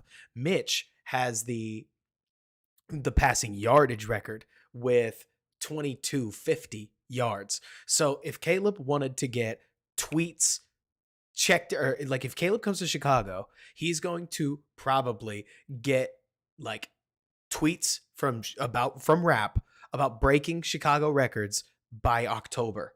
On the other hand, if you go to Washington, you have to break RG3's record. You want to be the best quarterback in Chicago, in Caleb's case, in Chicago, you might do that by the end of your rookie year. In Washington, you have to be better than Joe Theismann, which is not nothing. Joe Theismann might not be the grandest quarterback in the world, but that's a standard that you actually have to pass, and it includes winning a Super Bowl. In Chicago, you win a couple playoff games, they'll nearly build you a statue. And this is before, guys, we get to the part where we say that Chicago's team, I think, is better. This is before we get to the part where Dan Quinn and Cliff Kingsbury is not a better, like, staff. I don't even love Matt Eberflus that much. But Shane Waldron is more exciting to work with. And the pieces that Chicago have, I think, are more exciting to work with, because this is a team that won 7 games compared to a team that earned number 2, right? So you've got an objectively worse team. You've got a city that will blow you up. And have we even mentioned yet, like, Josh, you mentioned Dire Straits' football fandom. Beyond that, Josh, like, you want to play in the NFC East? Are you sure? Like, you have Dallas, you have Philly, you have New York in your division. What do you have to do to be the second biggest story in the division? Because that's an accomplishment. Like, before Vaughn mentions that if Caleb threw for 400 yards or 4,000 yards and 30 touchdowns, he'd be a dadgum legend, which is nothing. Right? Like, in the grand scale of the NFL, that's not that complicated. You could just be amazing, like Donald. But beyond that, Donald, like, you're really telling me that Caleb Williams thinks that in DC, he's going to be, like, if he's about the media, right? If Caleb Williams is about the media, you're going to try to be a bigger name than Dak Prescott right now? Like, with Jerry Jones behind him, you're going to try to be a bigger name than Jalen Hurts in the city of Philadelphia? Like, I totally get it. And I'm with you, Ravi, that I think he wants to win. And I think that Chicago's an easier place to do that. Look, I could make that argument. But even trying to think from the perspective of Caleb Williams, like, it doesn't make business sense to go to Washington. Like, from Caleb's perspective, it doesn't make business sense. I believe that for anybody who can try to put themselves back in college, okay? Some of you might not have graduated college yet. Some of you, that might have been a while ago. For me, it was about 6-7 years ago. So try to put yourself back in college, right? Try to remember the feeling of fielding job offers at the end of your collegiate career, right? So maybe you got a job offer with a firm in town for whatever you did. Maybe you got a job to go do what you do, but you're back in your hometown, right? And maybe you got a job that paid you more back in, like, back in, like, California, right? Somewhere else. And so maybe going to the somewhere else, right? Like, maybe going to the somewhere else was scary for a little bit. So you thought about taking that job at home, but then you stewed on it. And as you thought about it, the adventure started to excite you, right? You started thinking, okay, like, this actually makes more sense. They're going to pay me. Like, yeah, Michael, sorry. All this to say, guys, that, like, when it comes to, I know this is a little bit of a Rob's rants, but, like, when I think about the Caleb thing, I can't help but basically just continue to go back to this idea that his dad, his mom probably think that playing in Washington's fun. I think that if Caleb got a true choice, he would consider playing in Washington. But I actually think the more he stews on it, the more playing in Chicago just makes objective sense. Like, I'm really not trying to thump some Chicago drum. It's more like Chicago is an extremely easy city to succeed in. Easy city to succeed in. Chicago has enough pieces to succeed very quickly. And that's if they don't invest around you, which they have the opportunity to do. Like, you can have a decent defense, if not a good defense. You can have a decent offensive, or like a decent offense with awesome weapons around you. Awesome is too far. You can have above average weapons and an above average general offense around you very quickly, with an above average defense keeping the ball out of your own end zone and keeping scores relatively low. Oh, and by the way, it's in the city with the third biggest market in football. I mean, y'all, take a step back. I know there are some in this chat that just do not care, but Caleb Williams in Washington, like, yeah, right, exactly, Derek. Caleb Williams in Washington, you know, he'll have some brand identity, he'll have some commercials, but he'll have to succeed to really go off like a bomb. In Chicago, if in his rookie season, Caleb Williams breaks Eric Kramer's record, which, let's look it up. So that would be, let me see, Eric Kramer, Chicago Bears single season record. If Caleb Williams, by hook or by crook, throws for 380 or 38, so 3,838 yards, that's, what is this, 17? So that's 225 yards a game. Just so we're clear. If Caleb Williams did this, he will be in more commercials than Patrick Mahomes by the next season. Like, you think that some of these NFL stars are obnoxious? Caleb Williams breaks Eric Kramer's record as a rookie. He's going to become a face of the league. I mean, he's going to just very quickly eclipse Trevor Lawrence. He's going to very quickly take the subway spot from Justin Herbert. Like, I mean, beyond local legend, Ravi, like, I can't help but look at this and see opportunity for Caleb Williams to just end up stuffed down the throat of the rest of the league. Whether he earned it or not, like, all those yards could come in garbage time, nearly. And he's still going to become one of the most marketable men in the league. Like, I mean, it's crazy to think. Like, it's I agree, Jordan, that it's easy to see it, but it's never happened. I am truly right there with you. It's more to point out, Jordan, that if I'm Caleb Williams and I am a competitor, just saying, like, it would be hard to not look at Chicago and frankly not want it. Like, I don't even mean this as just a Bears fan. I'm really trying to shoot straight with you guys. Like, I really am. But if I'm Caleb Williams, even thinking about playing in Washington would probably lead me back to straightening my tie a little straighter and brushing my hair one more time and working with my media gal to practice. I think there's a girl. That's why I'm assuming. But working with my media gal to practice my interview questions rather than just sitting down and letting it rip with Ryan Poles. Like, I would start thinking, Ryan, don't trade me. Like, that's really what I'm getting at, right? Is if I was Caleb Williams, I said this to my brother the other day. I hope you guys don't mind the tangent. I was talking to my brother about how if I was Caleb Williams, I have just now watched this same GM trade away the number 1 overall pick and all but ruin Bryce Young's career. He could do it. He's willing to do it. This guy is soulless. Like, love Ryan Poles, but think about this from the perspective of Caleb Williams. He's not scared of you. Right? Like, Ryan Poles has done this before. Now, would he get fired, so to speak? For not taking Caleb and ending up losing? It's totally possible, but that doesn't mean he can't send you to Boston, like Alpha's saying. That doesn't mean he can't throw you to New York. Like, 4P, I'm not putting this on Poles. It's not about Poles. Think selfishly from the perspective of a 22-year-old kid. Like, Poles is doing the right thing for the franchise.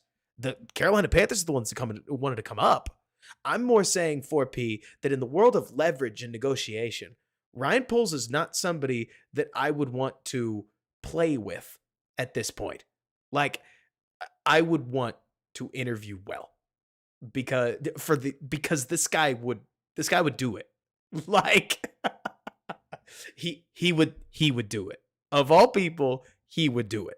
And if I'm Caleb, I mean, I start thinking about how I can throw 12 touchdown passes by the end of September. Like, I could have 2,200 yards by December. Like, I could have a new tweet about a new record I broke up nearly every week. Not literally, but at least one a month, right? Rappaport could be on my speed dial. Tom Pelissero could be on my speed dial. ML, whatever it is, ML football, like all these aggregators, like on my speed dial about a new record I broke, right? And at that point, I just start thinking about it. And like, I start thinking about all the money I would make from endorsements. I mean, $40 million is guaranteed, but you might get bigger deals. Like, you could get a shoe deal from Nike. Not to mention, like, this is the city of Michael Jordan. This is like, who's to say he couldn't end up with an Air Jordan wing if he ends up successful? Like, or at least some kind of an offshot, right? The Jordan brand is its own thing. Maybe Jordan would never work with him, but I mean, it's Chicago, man. Like, anything's possible. And so if I'm Caleb, I just start thinking about all this, right? And at that point, yeah, like, that's exactly right. Blue Air. I'm talking about all this from the perspective of if Caleb said, I'm not playing for Chicago, Poles would say, sure, have fun in Boston, man, and just move him, right? But so let's see. Like, that's the thing, Jibby. Chase Claypool, Team Jordan, so is Jalen Hurts, exactly. All this to say, because somebody brought it up, all the concerns about Caleb Williams not wanting to play in Chicago. To me, there's a reason that Colin Cowherd muttered it on air, and the next day he had to retract it. And then Schefter, if you noticed, tweeted, "Let the games begin," and the next day he had to retract it. If Joe Burrow in 2020, let the media say whatever they wanted. In fact, the Joe Burrow media like kind of fed the media the idea that he might not want to play in Cincinnati, and then he just let him go. He just let him go, right? Like, Joe Burrow's camp did not stop the media from talking about him, right? Caleb Williams or somebody seemed to reach out to Colin Cowherd to say that is not what we said. And Caleb Williams or somebody seemed to reach out to Adam Schefter to say that is not what we said. And these guys all want a relationship with Caleb Williams, right? Because say what you will, but eventually down the road, Caleb hopes to get extended. And one of these guys wants to break that extension because that's what you do in this industry. So they're going to listen. And I mean, 31 teams would have had fun running with the idea that Caleb Williams doesn't want to play for Chicago. Settling the fans in Chicago only serves one purpose. And I just can't help but look at this. Maybe I'm crazy. Like you're saying, Derek, you're getting at what I'm getting at. Maybe I'm crazy, but getting all these guys to pull this back feels to me like Caleb has kind of made a decision here, and he wants to be in Chicago. Will he be? We'll see. But it sure seems as if Caleb is gearing up to be the number 1 overall pick, doesn't particularly want the Bears to trade it. And hey, I am just saying, if Caleb Williams decided that he wanted to be a Chicago Bear, right? And if the Bears decided that they wanted Caleb Williams to come play quarterback for them, well, you can just give Rick Scangarello a playbook. And then you can just start working on all that footwork, just like he's doing with the QB Collective. I get it. But anyways, hey, David, thank you so much. I appreciate you. Like, you can get Caleb working early. so that he can get a little bit of a jump start. Is it going to be everything? Who's to say, man? I don't know. But the earlier you get these guys going, the better, because Jaden Daniels doesn't know what offense he's going to play in. Drake May doesn't know what offense he's going to play in. These guys can say they want to be taken number 2, but you don't know anything, right?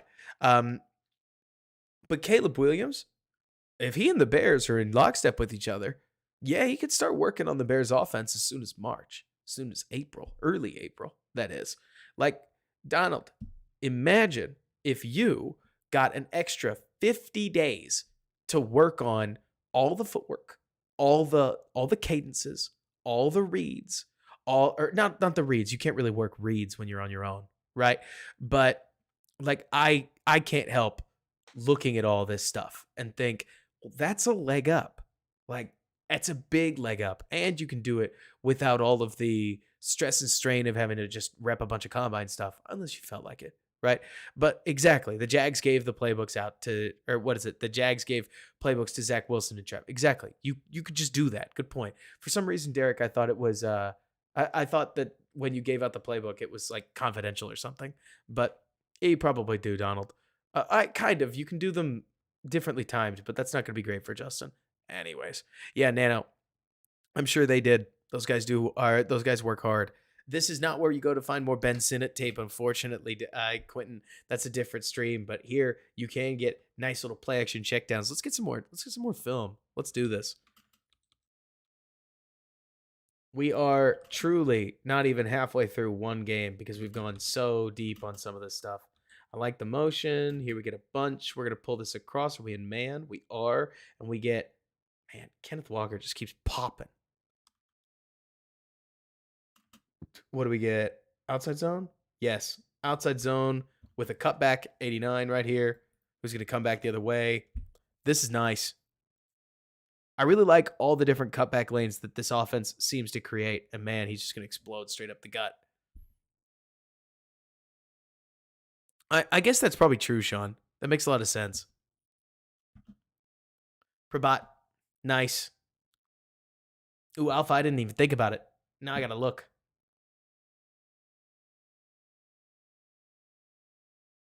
It does. Gino's action does look like play action. And Alex, these lanes are with a bad offensive line. This is just the magic of what offensive or outside zone can do for you. Boom. Nice tackle by 23. Never easy to sight these guys up. Bang.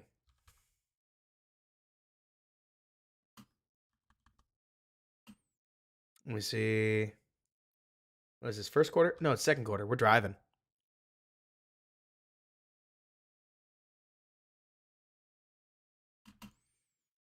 Yeah, that's true, Derek. There's tons you can just pull off of the tape, but I have to imagine that there's pieces to reads and footworks and drop depths that you can pull out of playbooks that you just don't, you can guess on tape, right? But you just can't confirm. But I'm also with you, Derek, that I can't help but feel like there's all kinds of football people that act like there's no way that you can get 90%, 80% of the information on tape, and they squabble over that last 10% that maybe you don't know. Right? And they go, oh, no, you really don't know anything about our offense. Yeah, you know most things about the offense, right? But you may not know literally everything, but you know most things about the offense. Let's see, what do we got here?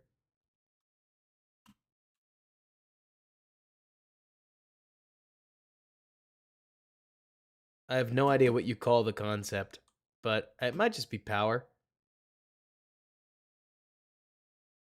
But we do not get much with it this time. It's a nice mix, honestly, of like zone and gap concepts. Yeah, this looks like power.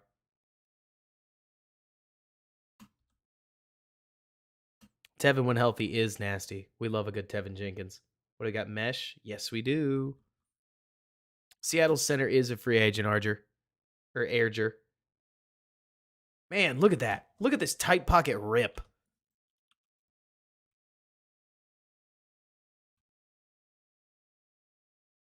The NFL is so hard. Every time I see a quarterback do something legitimately difficult, like, I understand that this doesn't look difficult, but to be completely unfazed with a the pocket collapsing around you and just lace that thing. That's nice.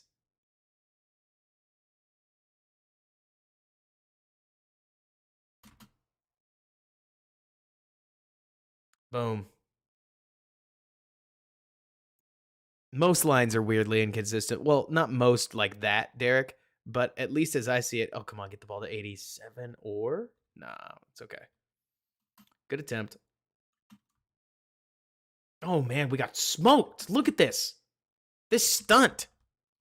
Oh, we would be so sad. This is just like watching the Bears. Like, look at this. Oh, we get beat so bad. Oh, that is so tough. 94 does this unblocked. Look at this. Oh, yikes.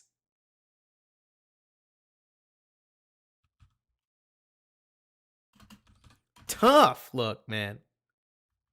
And 9 doesn't help at all. Not that he has to. But geez, we get laid out. Did we draw a flag?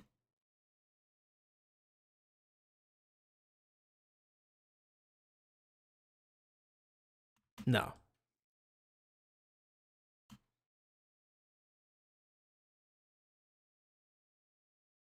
What are we doing? 57 seconds? We're gonna run a draw? Okay. I don't love that, but we'll live. Been playing too much retro bowl. You get into a state of mind where you think you can score from any time, any distance. Man, 60 gets smoked. Really, nobody wins here. 63 doesn't get to his spot. 67 doesn't do much.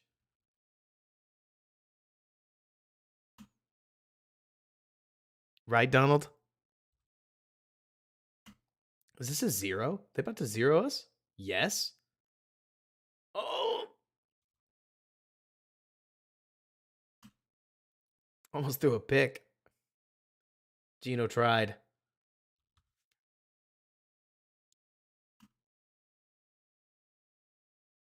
Man. Don't you love an aggressive defense? They're just going to come at you.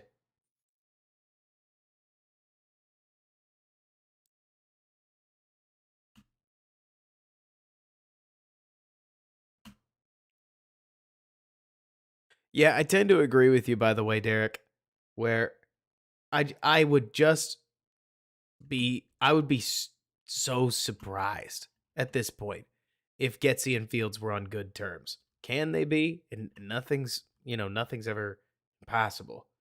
Are they? I'd find that pretty unusual. So what are we doing? We're calling a pass play. Wait, 12 seconds left. Yeah, we're looking at the deep one all the way. We just take the sack. Bummer. Okay. Now we're starting with the ball. He would be alpha. Quick screen. Look at that quickness from Tyler Lockett. This is really fast. Like, catch. Very quick little upfield push. At least it felt this way. Like, boom.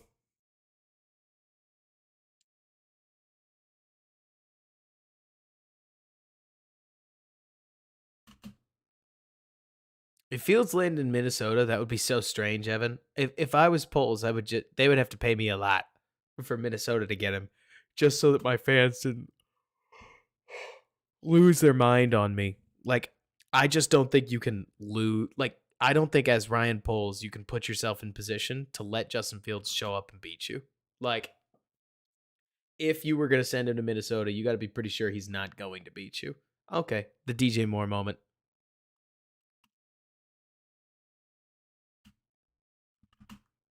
Good on you, DK. Nice physical.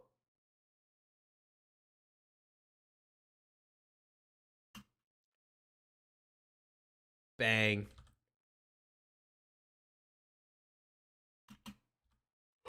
We're going to turn and burn through some of this, and I may go get some caffeine here soon.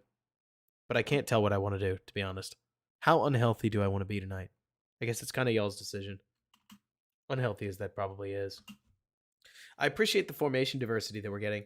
Everybody keeps talking about how Waldron is static, and I'm surprised, if only because, like, I see plenty of motion, at least in the early pieces of this. Move him left, we move him right. We get a nice little crack angle. We just win none of these.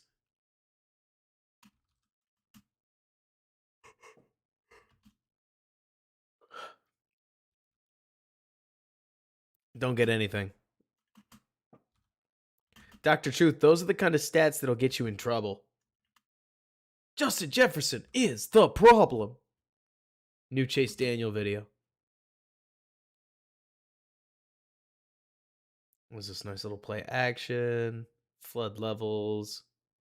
Oh, Gino thought about it. He's like, maybe. Nah. It is an 11-on-11 game, Donald. I do think it's funny. All right, so look.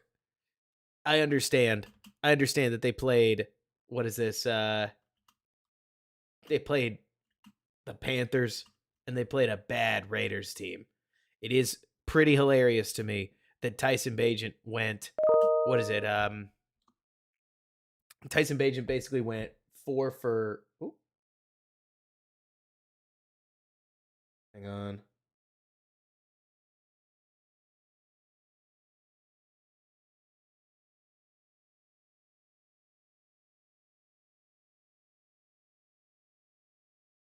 We'll deal with this tomorrow. Just the day he went 2 for 2 and then got blown out a bunch.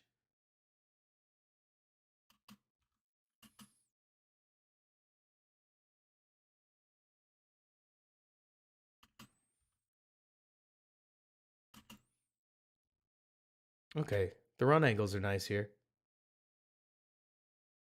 Waldron's throwing a bunch at this Cincinnati team just to try to get him moving. Create some rushing lanes. 3rd and 3.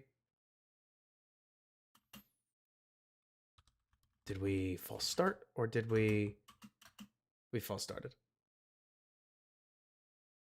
For sure. Yeah, it's a cheap shot, Donald. At least it feels like that to me. Probably cover 1. Here's a blitz. Yes. A lot of these passing concepts are pretty basic. I don't think that basic's always a bad thing, but this sure just looks to me like Dragon. If anything, it's delayed. I wonder if Fant just screws it up. No, I think he sees that he's hot. And so he's getting out to a hot spot. And then 19 does the rest. He must see that he's hot and switch his route. Just based on his footwork.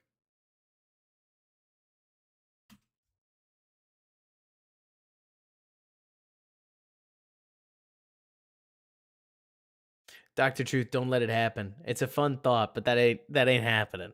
Ain't gonna work.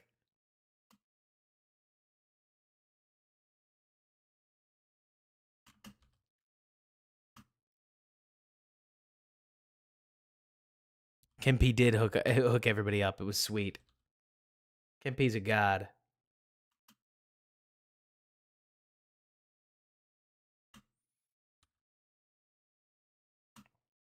Gino roll out. Whips all over the place. Okay, Gino. Sure. Just hit the fadeaway jumper and put the ball right on the line. Why don't you? That's sweet. Looks like we take a hold. But it's sweet in the meantime. Where do we hold? 63.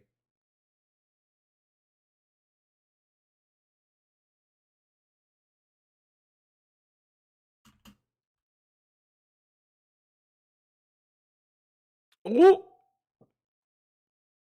Pro Bowl moment. If you know, you know. Love the aggression. Love trying to back shoulder it.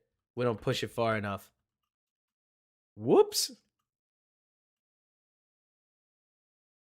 I mean, it's probably pretty obvious. But if you hit that back shoulder, that'll do. But you didn't. And so 21 gets a nice play on it, makes a nice play on it. Tough.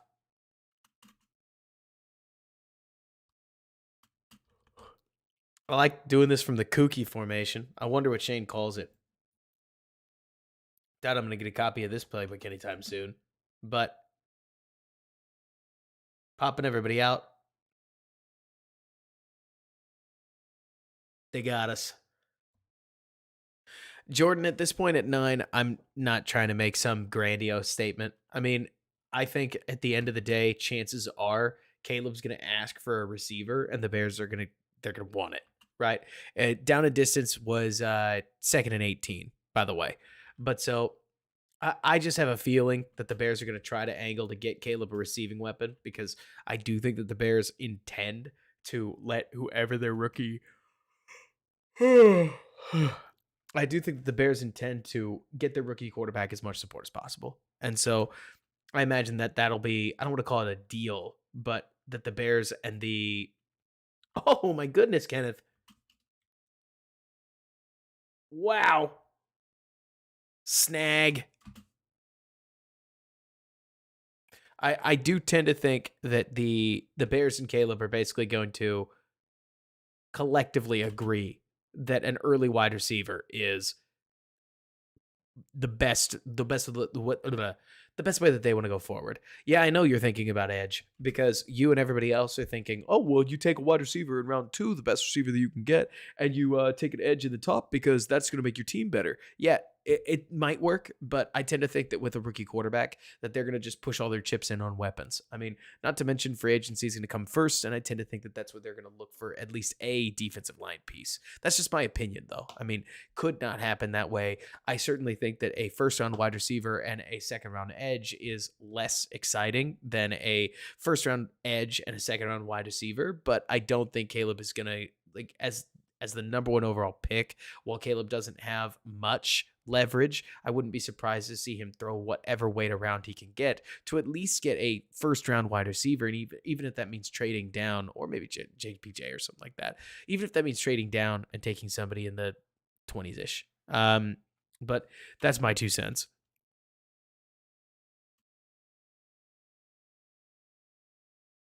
Boom.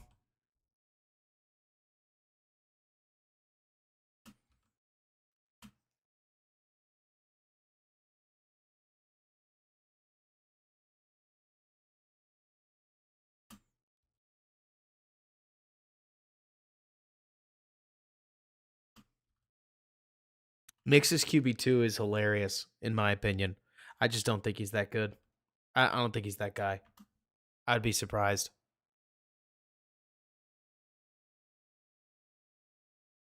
Got to remember, Foster and Doctor. Like, I'm not trying to pretend that Edge is inexpensive. It is.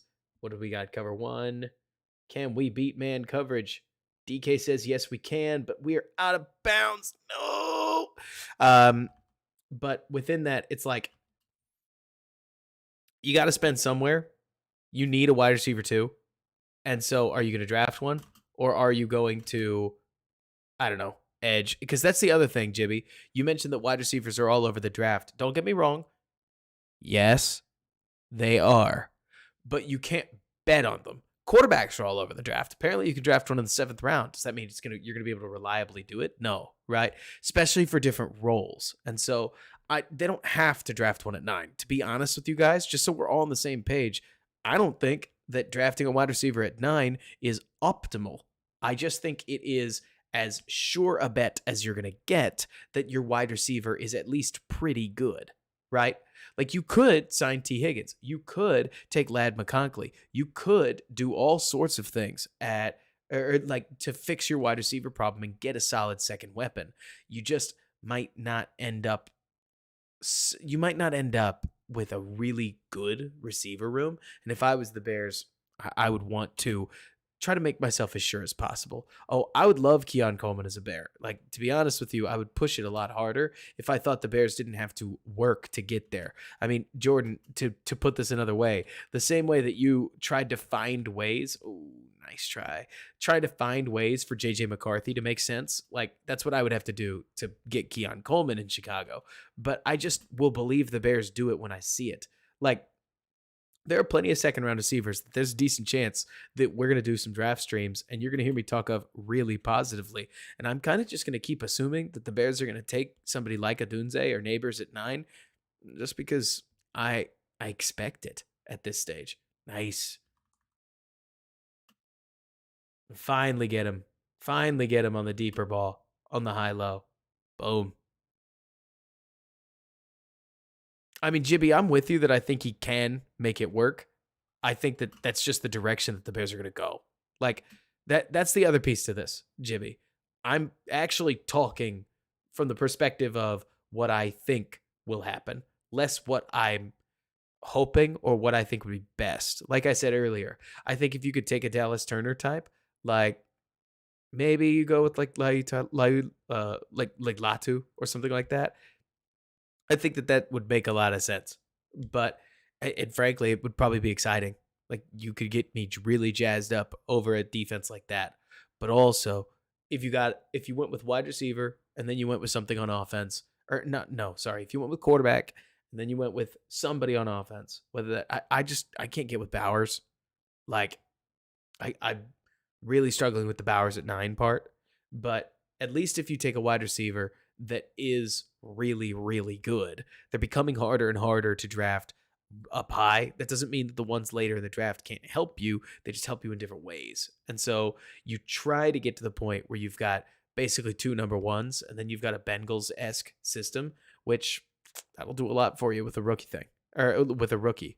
But let me see. Somebody mentioned. Oh, interesting. Betting conversation. Let's see. I definitely think he's going to have some turnovers. Evan, did we drop the ball?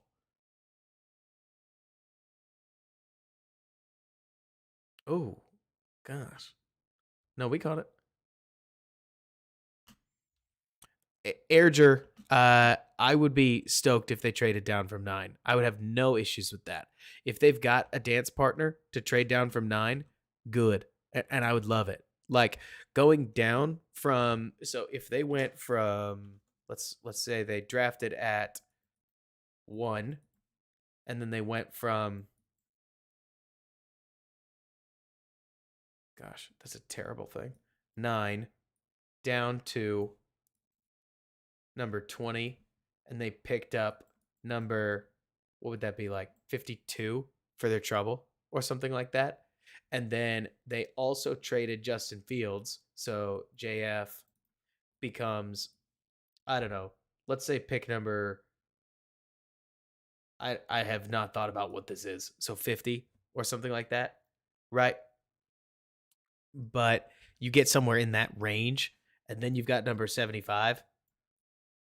I think you could pick up a sweet draft class in the top 2 rounds. So if that's the direction that they want to go, I am super duper on board. Like this could be JPJ or somebody like that. This could easily be a sweet offensive lineman. Number 20 could also be like, that's a red hot receiver spot if that's the direction you want to go. Maybe somebody like Chop falls to 52, but I doubt it. And so you could get all kinds of really, really nice receivers that I tend to think there's going to be similar value between the receiver you get at 20 and the receiver you get at 9. That's just my opinion, though. But if they wanted to be gluttons and use wide receiver at 9, I get it. I got no problem with that. If that's what they want to do, that's what they want to do. But you build the more gluttonous draft team by trading down from 9, and Poles, the draft fiend that he is, might trade down from 9 anyways because that's just how he operates. But I'm not going to assume it's going to happen until we get at least any word that it's going to happen. Jibby, you and I are on the same page, as I'm sure you can tell, but it's more, at least to me, that I can see them getting so hooked on the idea of like just take your guy at 1, take your guy at 9, that they want to develop that rookie and they basically overdo it, which is fine. Like if that's what they want to do, you're saying you'll have a hard time with it. I won't. Just because to me, Jibby, like, so we're on the same page. What would be my like bummed out version would be they draft Caleb Williams. They sign a veteran center, but like a bad one, right? They pick edge at 9. They traded Justin Fields, but they get a sweet deal on a safety they like, who they take in the second round. And then in the third round, they take Ricky Pearsall, who I like. And people go, Robert, but you liked him. And I go, yeah, but now we've got DJ Moore, Tyler Boyd, and Ricky Pearsall. And that's what we're giving rookie Caleb Williams when we could have had, and I name another receiver. Like, that to me would be the part where I know I would kind of roll my eyes and I'd be like, typical Bears. Like, at least the defense will be good, we hope.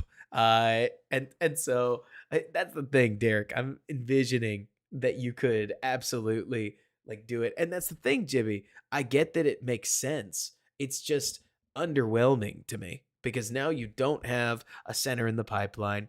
Now you're hoping that your third round pick receiver overperforms. Historically, third round receivers just don't pop as rookies. Like, and that's fine. That's okay. It's how it goes, right? But I would look at you and I would tell you that it's the wrong year for it, in my opinion. I think that makes a lot more sense to do next year. I want a safety too, but I think that you can wait until the third round to grab one.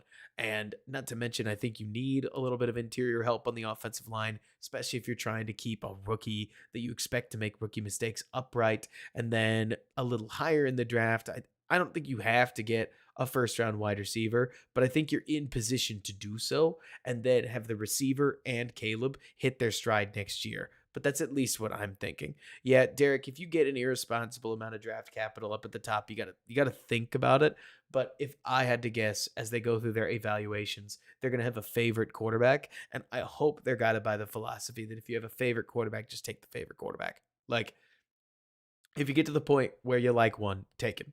And just because, as much as you could get 3 first rounders, I also think that okay, so draft capital is so. Do we like physics? Do we like physics? Draft capital is a lot like potential energy. Potential energy, right? And in with potential energy, you end up converting it into work, right? Um, or something like that. You turn it into work, which is also known as energy, right? You turn it into joules, joules of work.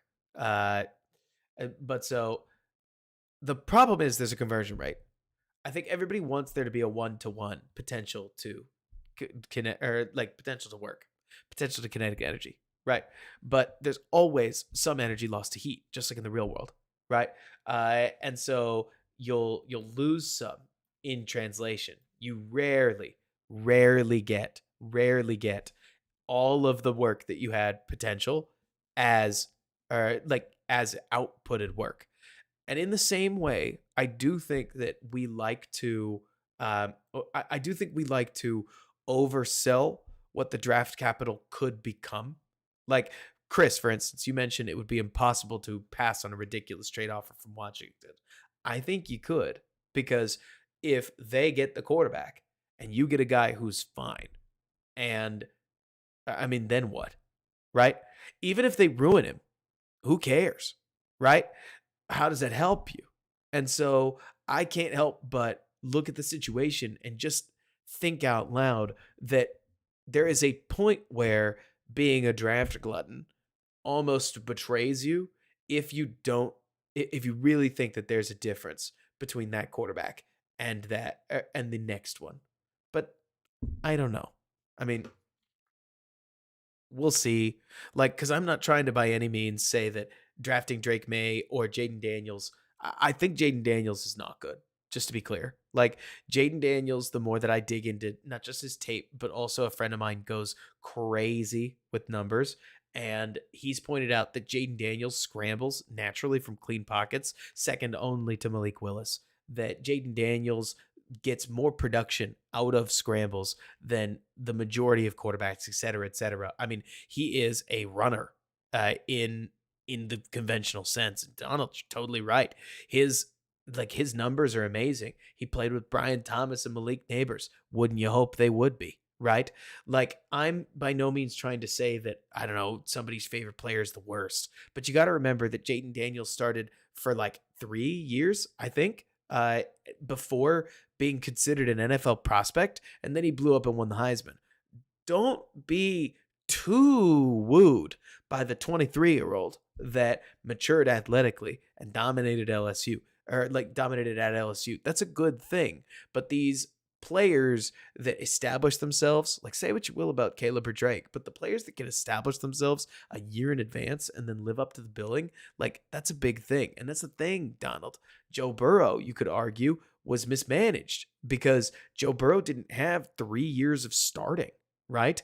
Um, but or at least that's the way I see it, right? Burrow didn't have 500 pass attempts before he played his breakout season, and then he broke out. Like, the with Daniels, you have years, years of not just tape, but basically proof of who he is.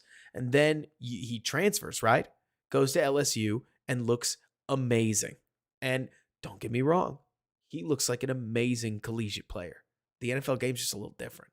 And Chris, thank you so much. I appreciate you. QBs do always go for more than they're worth. I think that there's just a point where, in my opinion, I would love to see the Bears. I'm a value fiend. You guys know me. I love value. I hope I didn't suddenly turn into an old school football head, right? But if you trade number one, I mean, try to think like Ryan Poles for a moment. If you trade like number one, now you need Drake May to be categorically better than Caleb Williams, period. He can't be worse. Like, if Caleb Williams is good, or if Caleb Williams is great, and Drake May is pretty good, but not verifiably good, people are going to get mad. And you're just going to have to deal with that for, I don't know how long. God forbid Justin Fields is better than Drake. Like, even just Drake as a rookie, even that being completely unfair, right? It's not about fairness. It won't be about fairness. But if you take Caleb Williams at number one, you avoid nearly all of this. All he's got to do is be better than Fields. Like, if Drake is better than Caleb Williams at the end of the day, nobody will really care because you took Caleb Williams. Nobody's really questioning whether or not Jacksonville should have taken somebody else. Like, they're gonna everybody says they should have taken Trevor Lawrence, and maybe Trevor Lawrence is a little disappointing in the eyes of some. That's the conversation now, but nobody's questioning that they should have taken Trevor Lawrence for obvious reasons. Like, it doesn't help that everybody else is bad, right? Or at least that nobody's been better. But within this, I just can't help but imagine the pressure, like, that would come, that you would frankly be putting on your rookie, like, is the pressure that would come with not only playing in Chicago, but now you got to play with the specter of this guy in your draft class that is pretty unbelievable, that your team gave away because they like you.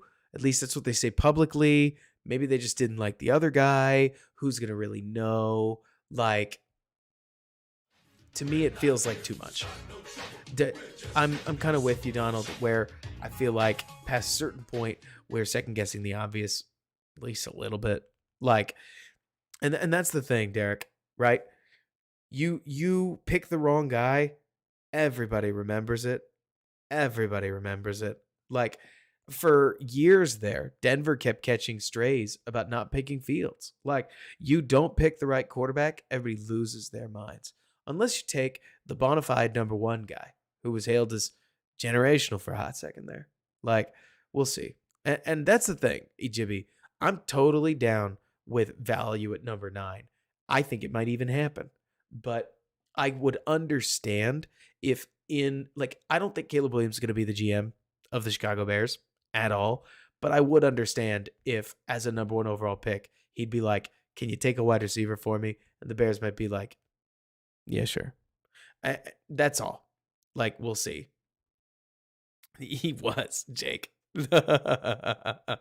But anyways, let's get back to a little bit more tape. I have no idea. I'm probably, let's see. We'll do like a quick thing on Caleb. We'll run through some Washington tape. Thank you guys for bearing with me. And then I'll probably try to wrap this thing around like 1. Okay, we go motion in. We've got cover 1 again. They are whooping us in man. Win it for us, Tyler. They're playing so much man, and we just don't have any answers.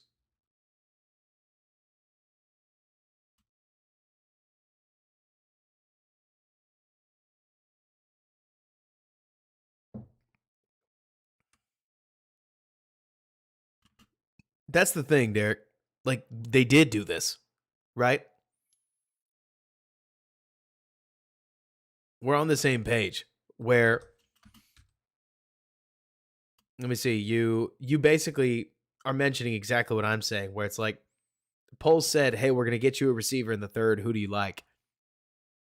He gave Fields input in his first year. So it's not like that. Yeah, he did. He apparently, Eric, they looked at the film and he liked Velus Jones. Lou's so good at this stuff. Nice ball. We get the wrap in. Yeah. Philip, I picked this one because I saw 2 interceptions. I saw a good defense against a defensive line that I had a feeling would whoop Seattle's butt, and I wanted to see how Shane solved problems within it. Blaze, it was, I mean, don't blame the player when it's the GM's job. But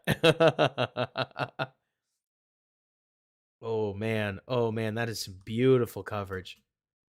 Look at this.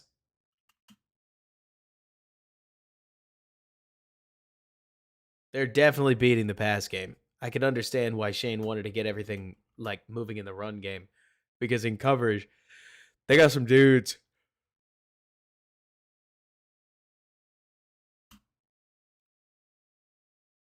Kudos to Lou, man. 4P, that's hilarious. Oh, there's another pick. There's the second one. Eric's Erger, excited to see it. Man, so we go. Oh, DK gives up on the route. DK, what are we doing? Oh, DK goes snap and then just stops. Oh, brutal. Oh, brutal. Chris Truitt, I completely respect that idea that the Bears would that they should be or shouldn't be drafting May or Daniels, and that they should keep Fields over them. Can I be completely honest with you, Chris? If there's one thing that I am most worried about when it comes to the whole Justin Fields piece to this, so look, I am not trying to freak anybody out about the quarterback contract. Have you guys noticed that I really try to avoid the topic? Right? Like when the quarterback contract thing comes up, to me, I believe that there are a whole bunch of people within the media that are using the quarterback contract as if it is this get out of jail free card that is an obvious, or they're using it like it's a trump card, but I really think it's a cop out. Like, Eric, don't hear me as saying the contract thing isn't important. It's that a lot of media people, I believe, have been using the contract thing as a bulwark against saying, I'm disappointed with Justin Fields. You say that, you get shredded. Unless you're Shady. But I guess Shady kind of gets shredded too, right? Like every time he says it, because he always comes across like a jackwagon. I digress. Like, they say the contract thing as if it is an end-all, be-all. But the Chiefs aren't moving on from Mahomes to reset the quarterback contract, obviously, right? And the Bills aren't moving on from Josh Allen, obviously. The Lions, they're not even moving on from Goff. And that feels obvious. Like, the truth is that if your quarterback plays okay, you get paid. Like, 4P, you mentioned, would you pay Tua? I think if you're the Dolphins, you have to. Like, you don't have another good option at quarterback. You have to. But 100%, Jordan. But you'll rather reset those guys. Like, I'm not trying to pretend to you, Jordan, that these contracts don't have consequences. I'm saying that it's not as if the rookie quarterback contract is the only thing that matters here.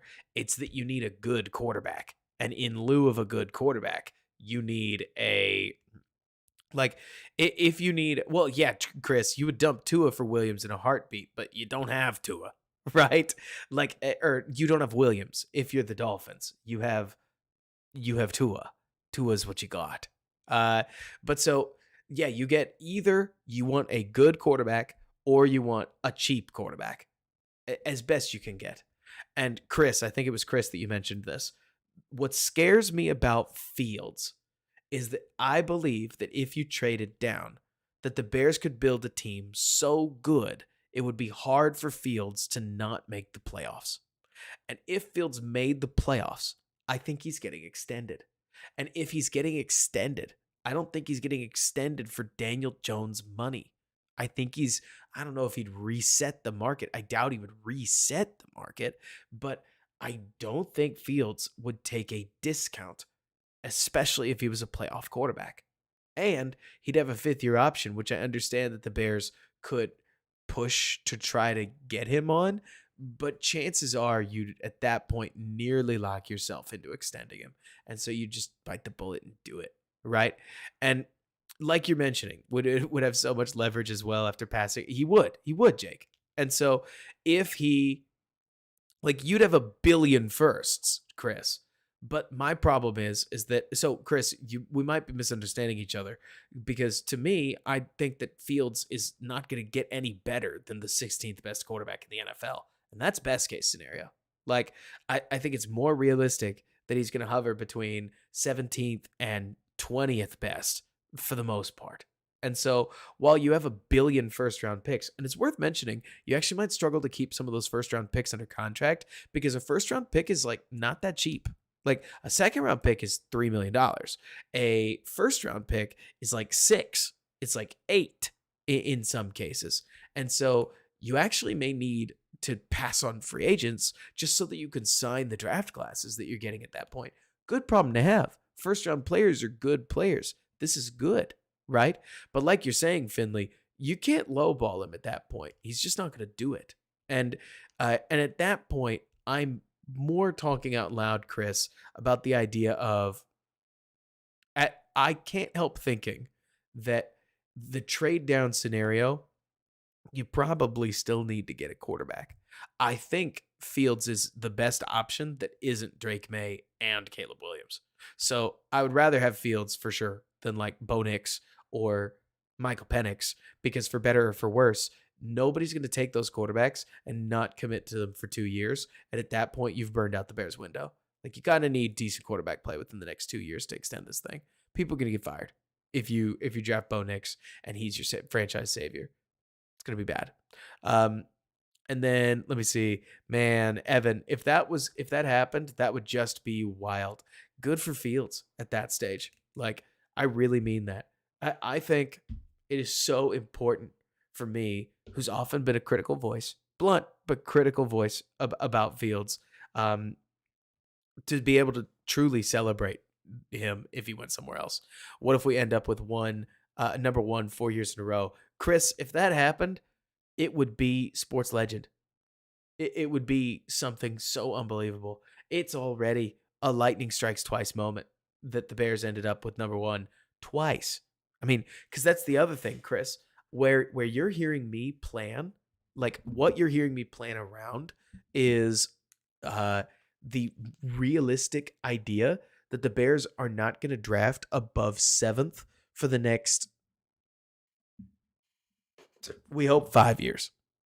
Like, even if they did all of the trading in the world, my expectation would be that the best that they'd get is maybe the fourth overall pick of the draft, right? And so that'd be a good pick, but it just wouldn't be a quarterback. It would be an extremely good position player. It just wouldn't be a quarterback. It would be realistic to me, Chris, that the Bears would be trying to sign Matt Stafford or something like that. Like, I don't know what it would be, but my expectation would be that if Fields flamed out, the Bears would go the veteran route, and then you'd be hoping that we'd probably turn into the Vikings with Kirk Cousins. right? With way more firsts. So that's good. But the expectation that I would think is that you'd get that, right? But so let's see here. He's Pro Football Reference, the only credited Scott with 2 drops. How funny, huh? Wonder why. Oh, Donald, whoa, whoa. I'm saying, Donald, what I'm really trying to build on, right, is trying to point out why drafting at 1 just makes the most sense. Like, the more that I know I've dug into this is Donald is I just keep coming back to this idea that for polls, for the Bears, for everybody, ATL, no problem with it. Take, please, please come get him. Like, exactly, Flex Diggs. You hit the or like you hit the lotto, cash the ticket. Like, you have a redeemable coupon for the number 1 overall pick. Redeem it. I'm here for it.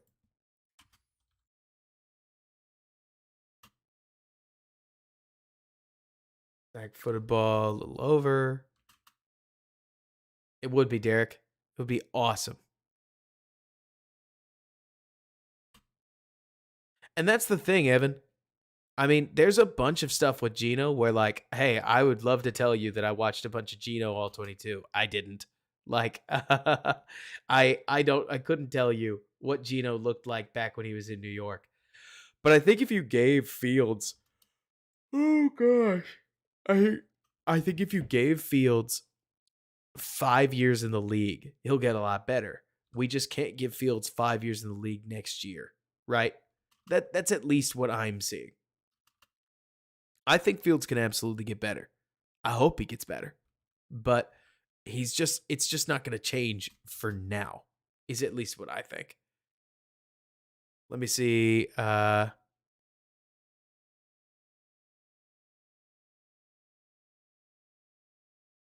song you mentioned, who do I think has a better chance of being that guy? Caleb Williams or Marvin Harrison Jr. So here's the problem, right? In terms of who's going to be a potential generational player at their position, I mean, Marv looks really, really good. I love a lot of what Caleb Williams shows us, but I think Marv looks outstanding. The problem is, wasn't Calvin Johnson on the 0-16 Lions team? Like, he wasn't he? Like, one sweet receiver can make a good bit of impact, but it doesn't change that the sport is driven by the success of the guy that touches the ball every play. And it's boring. I know it's like an NHL team complaining about the goalie. I'm aware. It's old, right? But a Marv is a piece of the puzzle, whereas the quarterback it's replacing an engine, right? Kevin, I think that's the attitude. I think that's the attitude you got to have. 3x1 set.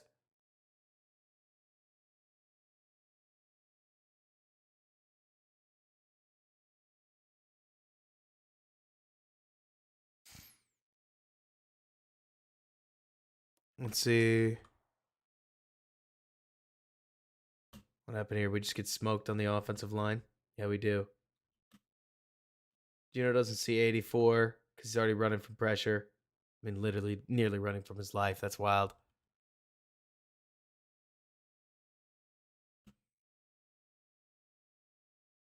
I don't know, Chris. I'll tell you what. You turn on that San Fran footage. Purdy is balling. I actually think Purdy's hit the point where he's becoming deeply underrated. Like, he can move a little bit. He makes some really sweet throws. Like, if we turn on the Purdy tape, I think a lot of you guys would be like, oh shoot. Cousins is just old. Not to mention, you talk about Cousins, like, we have to talk about the fact that he just tore his Achilles. So he's just a different player now. But I don't know. That's the thing. Top 15, top 10 on a good day is a great way to put it, Jake. I think so.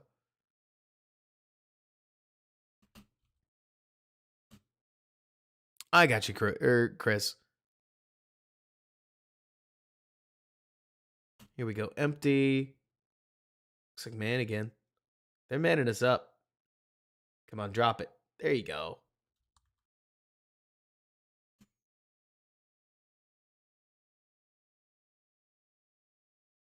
Bang. Love it.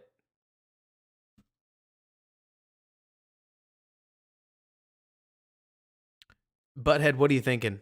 When you say you're just saying argument doesn't stand, you'll take MHJ without Caleb Williams any day, as in like, just to be clear, Butthead, because I'm interested in what you mean. Are you saying that you would take Caleb Williams with actually just detail it more, if you don't mind? Ravi, no antagonizing, especially because I don't think he is. Ooh, get up. Oh, come on. Push it downfield. Lockett's right there. We just don't see him. Oh, man.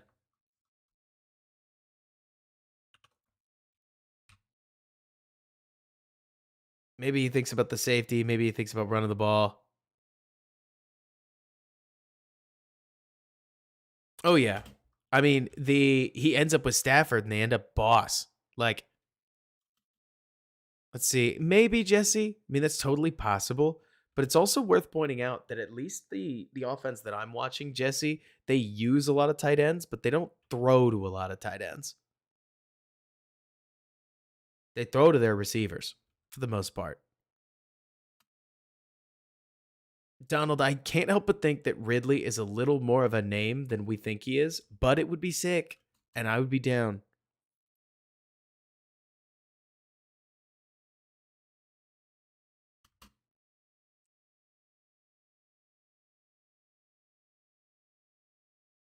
Yeah, Stafford wasn't on the 0-16 team, for what it's worth.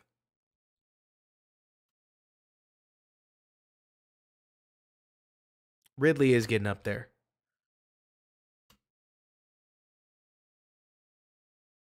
What's this? Is it a quarterback drop? No, it's just stick. Does Gino just think he can get it? Okay, Gino.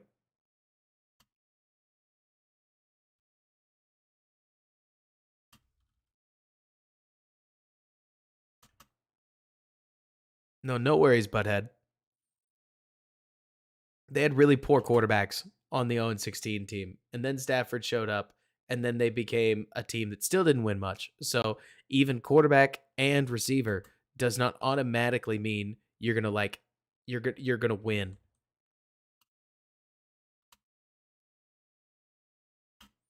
Megatron was amazing, and that's the thing. The other piece to this is like, okay, so I can't tell what's wrong with me. Maybe I'm a sicko, right? I think Marvin is really good. I think we are speaking like Marvin Harrison walks and leaves golden footprints, and he's really good. His body control is amazing. For a guy his size, his feet are so sweet. Marvin is not without his limits in terms of what he can do as a player. I think Marvin can uncover against nearly anybody, right? When people bring out the AJ Green comparison, I got to be honest, I like it because what I keep thinking about when I look at Marvin Harrison is that he doesn't have the breakaway gear. Like, it's funny you say that, Evan, because he's fast for sure, but I don't see him as the guy who's going to catch a pass, break a tackle, and then run it in for a touchdown, like 65 yards away. Which, hey, just to be so clear, man, like, I'm not trying to kill Marvin. He's going to be awesome. It's the difference between, I mean, you mentioned AJ Green. That's the thing, Bear Stacks. AJ Green was amazing. Was he prime Julio Jones? Man, I don't know. Like, are they both Hall of Famers? AJ might be, right? He was really good for a long time. Because Evan, what I'm kind of trying to get at, I guess, is like, Neighbors looks really, really good. And Rome looks good, but I do think he's further away from those two.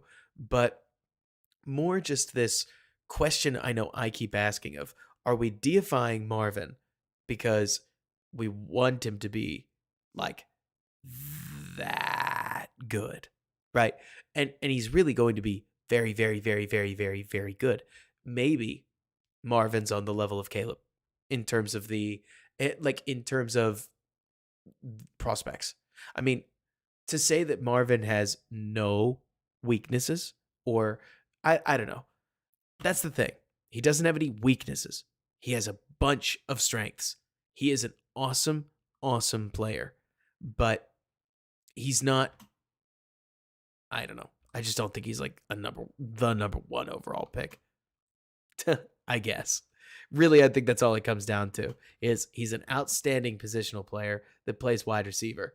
And at the end of the day, there has to be a limit to where that is, especially when you watch tape. It's not like he's literally uncoverable. I mean, if he runs a slant and you cover the slant, he's covered, as is nature with wide receivers, right? But I don't want to sound like I'm trying to be the fire hydrant that throws a bunch of water on Marvin Harrison. Marvin Harrison's a boss.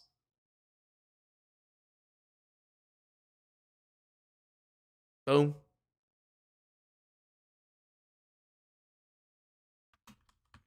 Was that third down? It is. It's got to be third and goal, right? Or did they take the points? 4th and 6, we're going. Oh, 2:26.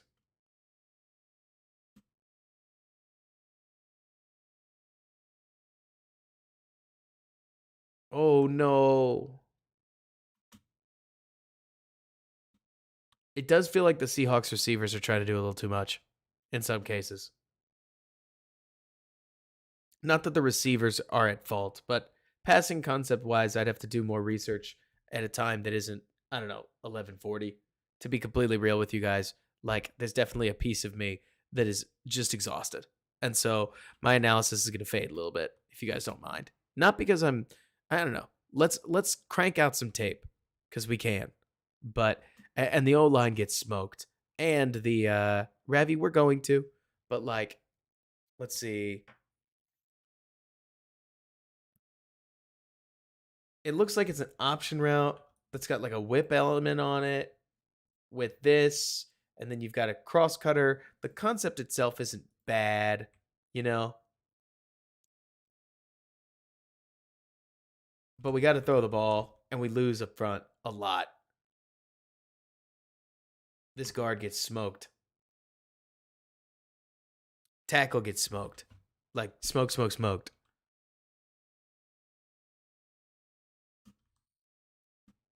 How do we get the ball back?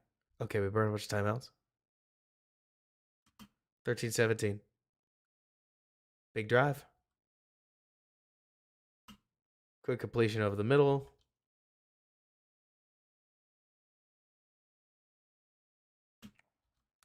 Second and 2. Did they jump? They did.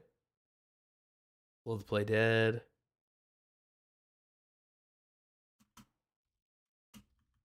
Ooh, what's this? A little yo-yo.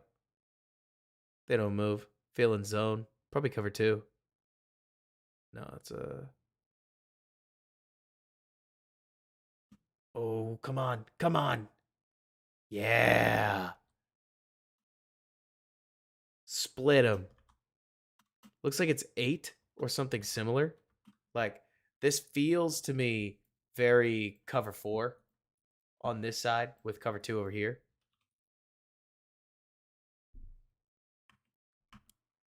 Gino feels it, rips it.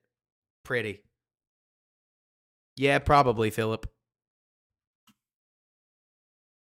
We're going to whip through it real fast. Okay, now we're down at the 10. We failed on 4th down earlier. Taking the points would have gotten us what we needed. Come on, Seahawks. Come on, Seahawks.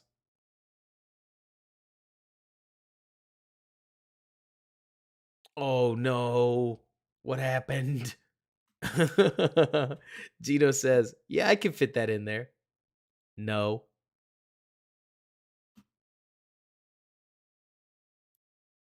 I can do that.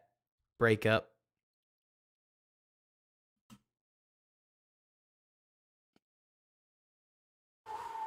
Even so, man. Not an easy ball to catch. 2nd and 10.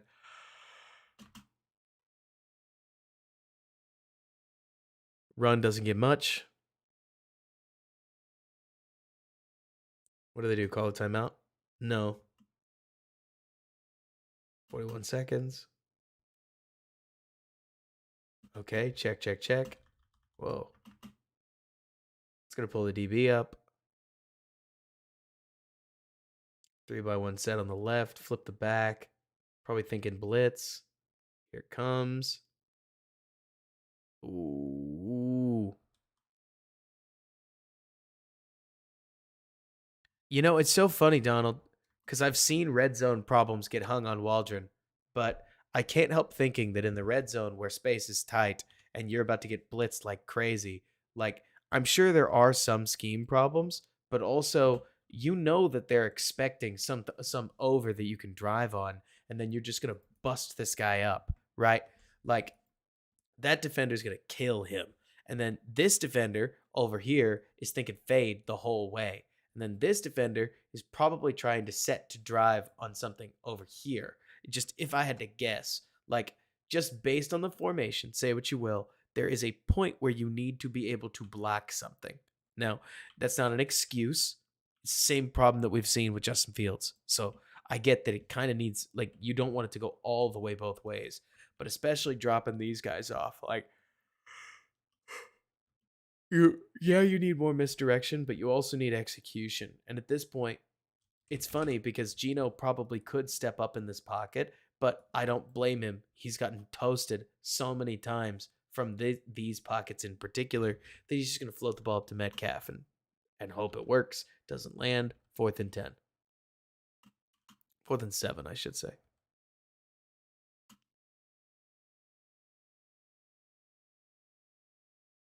Oh. First off, Metcalf's not there. Really, nobody is. Like, we can work a couple of these things, but also, sheesh, our right guard just gets destroyed. Receivers are getting whooped, Evan, which does not help anything. I don't think the pass concepts are amazing. I'm not about to pretend that they are. They're not jailbreaking anybody open. It is always going to be hard to play quarterback when this kind of thing happens.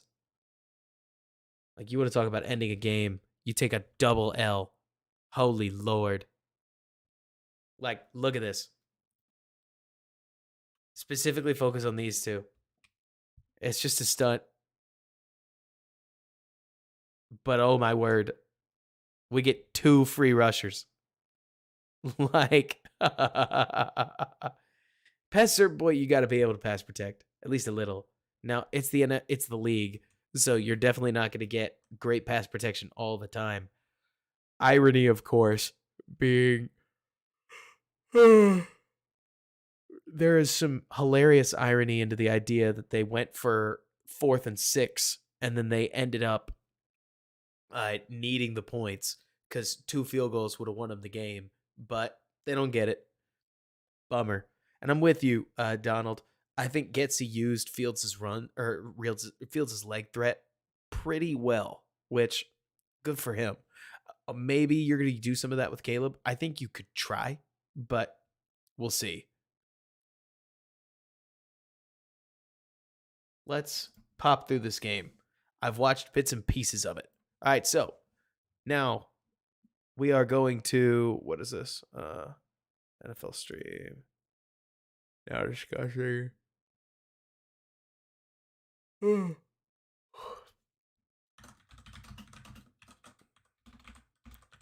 We'll do a Drake May thing some other time, but now we're gonna roll this game and then we're gonna get to something else. And by something else I mean I'm gonna go to bed. I thought I was gonna go crazy late. I don't think I got the gas.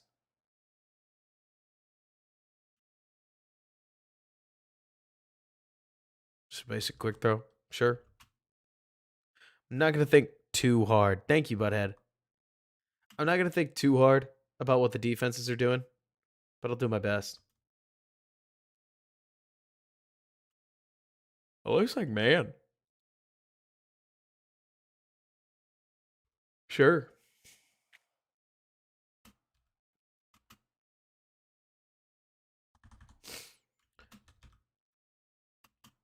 It's so fun watching the ball just pop off his hand. Especially with just that little bitty release. So short. little long mesh up front. What run play is this? What are they trying to do? Are you trying to run trap? Might be trap-ish. That linebacker just rolls. Boom. Tendency to fall off in the later half. Marathon streamer, Donald. Donald, then somebody in the comments in your scouting report would argue, Rob streams for 6 hours when most stream for 3. He basically does 2 streams. But reminds me of those Big 12 defense comments. Okay. Boom. It's so funny watching USC because as silly as it is, the games where they can get that extra 1 yard, if you can feel the difference in what the offense is able to do from an attacking perspective compared to when they know that they can't even get 1 yard. Ooh. Who is that? Was that 0? No, 0's the other way. Must be Taj. Nice move. Which argument, Eric? Honestly, I'm not familiar enough to tell you what is air raid and what isn't air raid sometimes.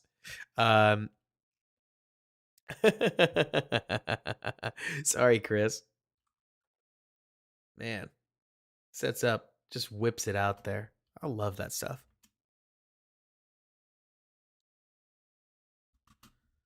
His play style is just so easy to like for me, to be honest. Like, it's an aesthetic treat.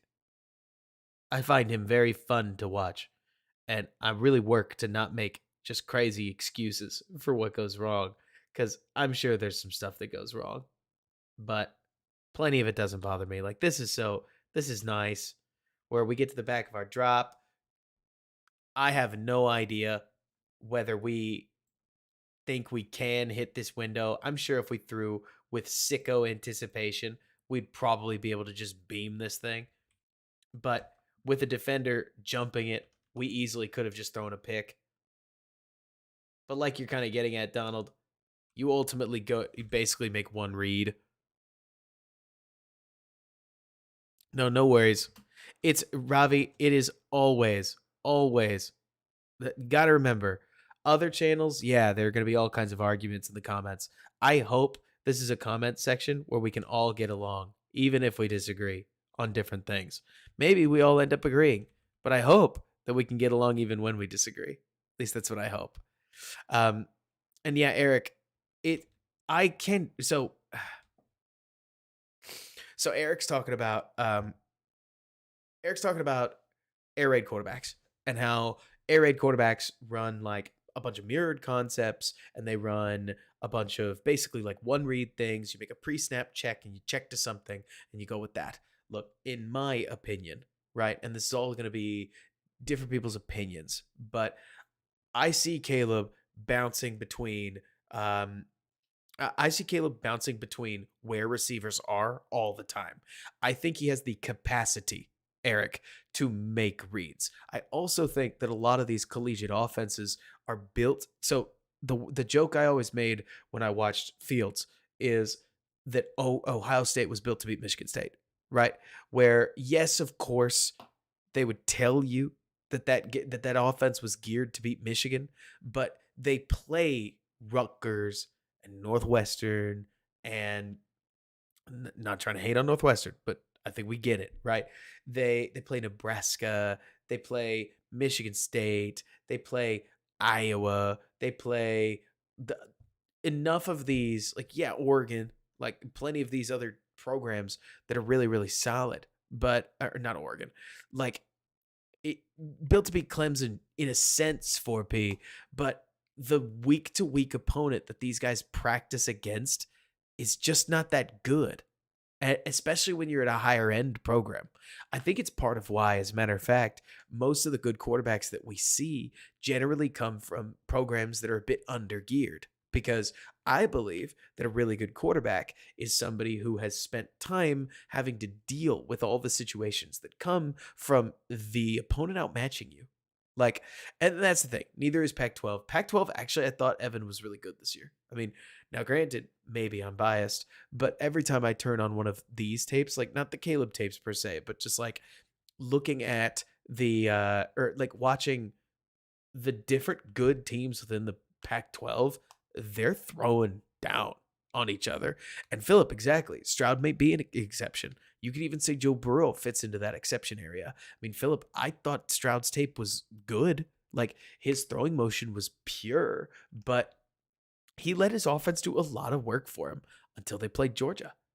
And then we saw Stroud the playmaker, Stroud the environment manager, Stroud the player we hadn't seen again in games like Iowa, etc., where you could almost feel him turn his brain off, if that makes any sense. Like, I hope that image makes sense, where it's like he would, I don't want to say Stroud went through the motions, but there were some of these games where you could tell that CJ Stroud was not concerned whether or not his team needed that down.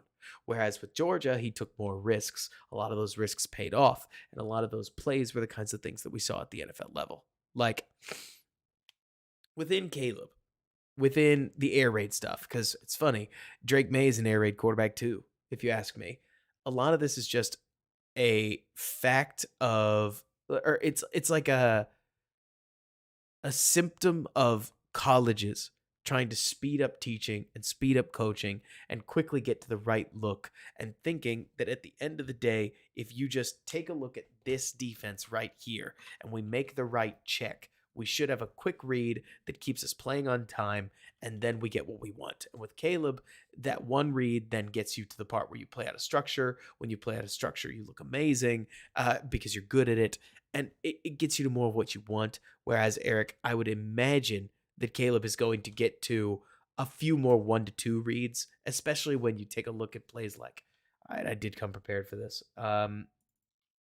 Especially when you take a look at plays like, let me see if I can find it. It's I found it first try. Eric, you here?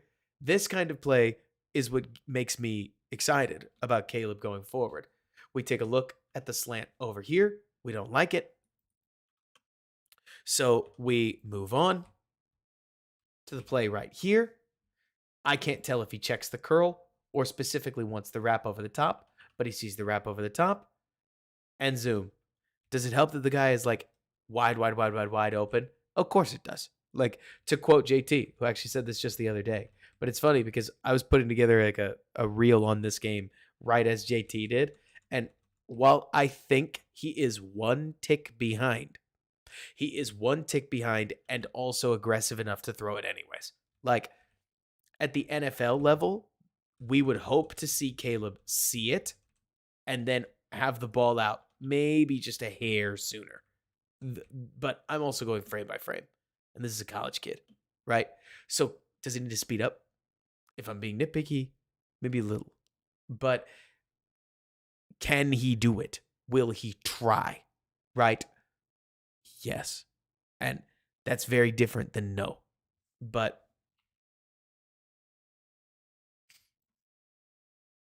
who did Ravi?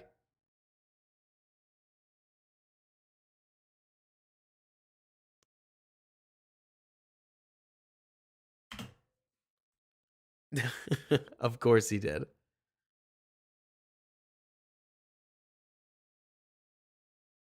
Where'd the ball go? Did we just moonshot this thing? So, for instance, it's so little. It's so little, uh, Eric. But you see this all the time with Caleb, where if they get him on a hard count, like, boom, hard count, Caleb's going deep. Maybe that's just basic stuff that you don't need to credit every quarterback with. But I always appreciate when you see a quarterback with the awareness to say, okay, then we're going to go deep with it. First and 5.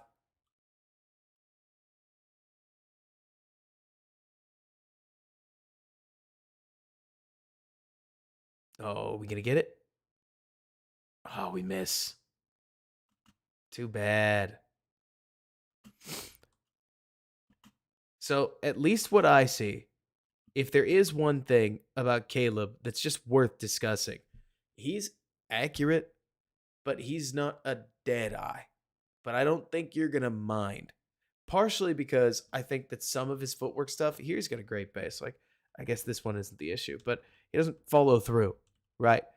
He will just wrist the ball or arm the ball or shoulder the ball. He can throw from so many platforms that he doesn't have a textbook throwing motion, nor is he trying to. And so there are plenty of situations where you will see him miss. He's not inaccurate. He's just not hellishly accurate the way that I think some people would say he is, partially because Caleb Williams is going to get caught dead before he steps into a hit. Now, I don't think he's a wuss. I think he just is sane and normal and doesn't want to get dumpstered, right? He would have taken a hold on this play anyways. Not that that matters. But it's something that I know I've noticed on film is if you keep him clean, you get really good form. If you don't keep him clean, you get Caleb just throwing the ball with what he can, and sometimes the ball placement can get a little hazy. I don't think it'll be a big deal, mostly because he generally misses wide, but now and again, he might miss high, and that could create its own series of problems. Give read.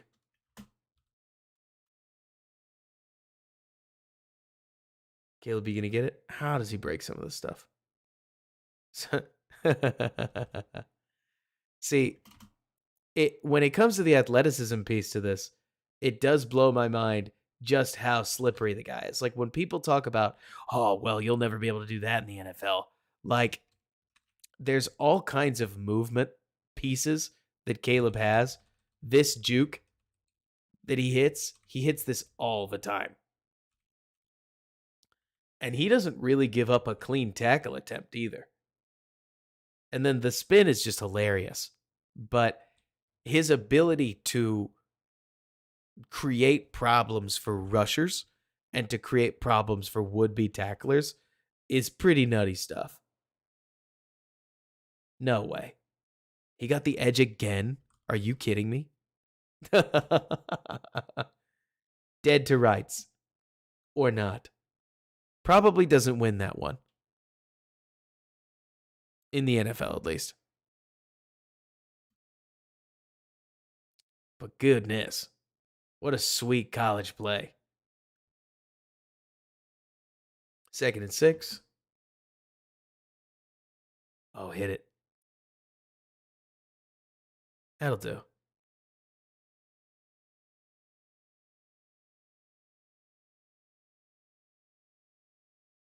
That's the other thing, 4P. All kinds of people, let me see, touchdown Bears. It's not a touchdown because Brendan Rice gets mossed. Or not mossed, he just gets beat up. But here, it's so funny because look at Caleb's feet. Like, he's just going to throw from whatever platform he wants to. But he draws a flag, which is great. I think that there are mechanical pieces to Caleb's game that he can definitely improve on. But I also think you're going to improve on them a little differently. That's a weird way to say that. Like, I think you're going to get there when you get there. You got a lot of other problems that you're going to get through with Caleb's game first. And here's, I don't know. The other piece to this that I always think is weird. Look, maybe Caleb is the selfish diva that everybody makes him to be. But you watch the tape, like, Caleb is hauling to get into this gap because that's what you do. He's going to slow up now because it doesn't matter. But then he's amped. Like, he cares. He wants to win. Obviously.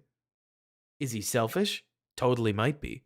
But I've got way too many plays on tape of way too many quarterback players that basically go celebrate by themselves for me to think that this is some horrible thing.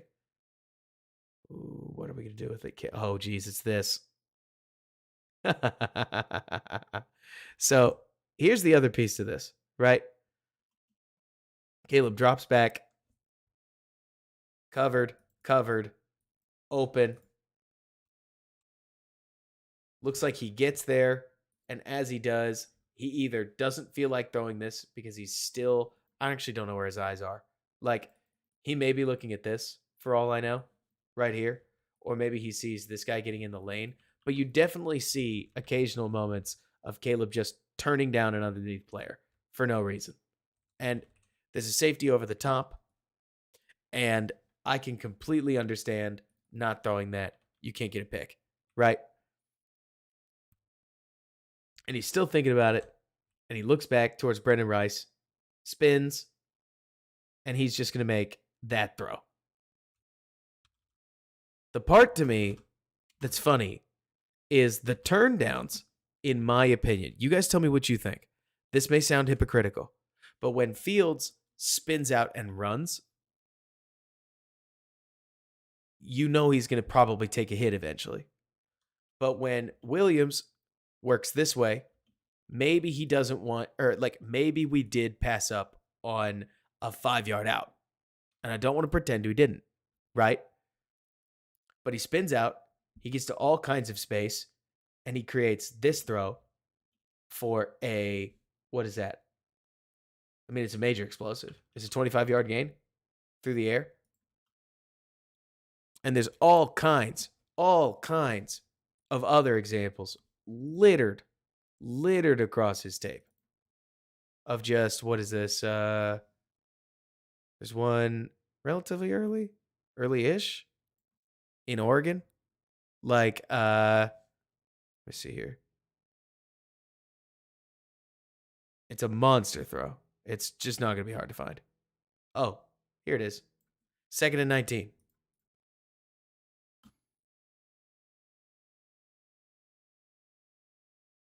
Can we hit? Like, can we hit one of these? That's pretty tight. We might be able to hit Taj here underneath, right? But instead we pass on it because we can just hit that. Like I said, we can just push out and just do this with no real issue. I mean, I don't want to be all barely breaks a sweat, but like just casually rolling right, we can just dot the ball 50 yards downfield. Are there going to be moments where maybe we lose something here? Like, or a 5-yard in? Totally. I mean, I hate the big game hunter thing, Donald, mostly because I keep hearing big game hunters, and big game hunter like keeps meaning one read quarterback. At least tell me I'm wrong, Donald. Like, take all the people that you keep getting told are big game hunters and tell me those cats aren't like one read guys hinging on the deep read, right? Thank you so much, Jake. Love it. Thank you. Got you. Like, or JJ Mullaprop. Yes. But so I just see it all the time, man. It's what I'm worried about with Jaden Daniels, where I think Jaden Daniels is a really good thrower of the football and an outstanding athlete, but all kinds of these moments where they hinge on their first read and then they get credit for it later. But so let me see. Play action with Caleb Williams. He's just a good fake hand up. Flex digs. Oh, are you talking about this play specifically? And that's the thing, McFact. I mean, Fields has done it a couple times. With Williams, it's the consistency. It's the fact that you see these in nearly every game, right? Like we go flash play, and then it's like, okay, you can see the flash play here. You can see the flash play here. You can see the flash play here, right? And that's the other thing, right, Donald? Like, big game hunter becomes a comment that I don't like because I think it hides a bigger problem. But in Caleb, you really do, at least in my opinion, like in Caleb's game, you really do see arrogance and ignorance a little bit. Plus, I think that you have to channel Caleb, and at least that's what we hope Waldron's going to do, right? But we'll get there as we go. Can we drop it in? Where's the ball? Rice can't get there. Look, somebody asked earlier, can we bring Brendan Rice with him? I don't think you need to.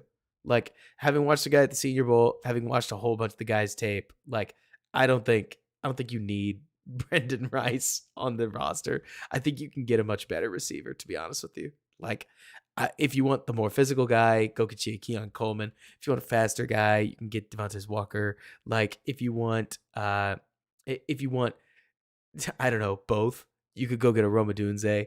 Like, and that's the thing, Evan. When you say, okay, so Evan, you're right. But that's because we've watched Evan, you were there when we watched the Jets film, right? Like I know where Evan's coming from. And like Evan is talking about the fact that Zach Wilson is obscenely talented. Like obscenely talented. And you could tell. You could tell. And it's funny to me, if only because when I'm watching Zach, I see a player that pretty much can't see, right? No worries. I got you, Squishy. I got you. And like Zach Wilson's the kind of guy that easily could have gotten developed. I really mean that.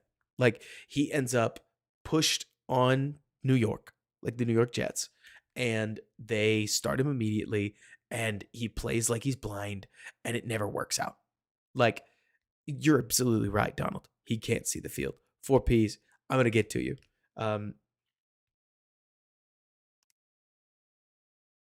Words. The fact that he looks like Zach doesn't bother me because I don't think he sees the field the way that Zach does, personally, right? Zach had a problem with skipping reads, passing over things, and a whole bunch of stuff that I don't see as commonly with Caleb. And that's the key here, man. It's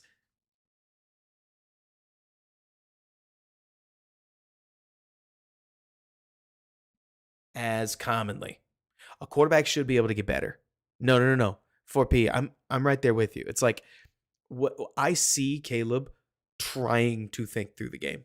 Like I see Caleb going through reads, watching defenders, checking at the line. Like as Caleb, at least what I see on tape, not knowing the guy personally, I see somebody who is attempting to play the game with his mind, which I like. I think you can get better at this, right? I think you'll get better with time. At least that's the hope. With with with Zach, it was like we are consistently missing this, and we're living off of our talent, which is a hard way to be, right? With Caleb, another thing that I'm a huge fan of is the pocket presence. And 4P, you mentioned earlier, like you've watched all his games, and he's good, but he's not great in structure. The structure kind of sucked at USC, which is totally fine. It happens, right?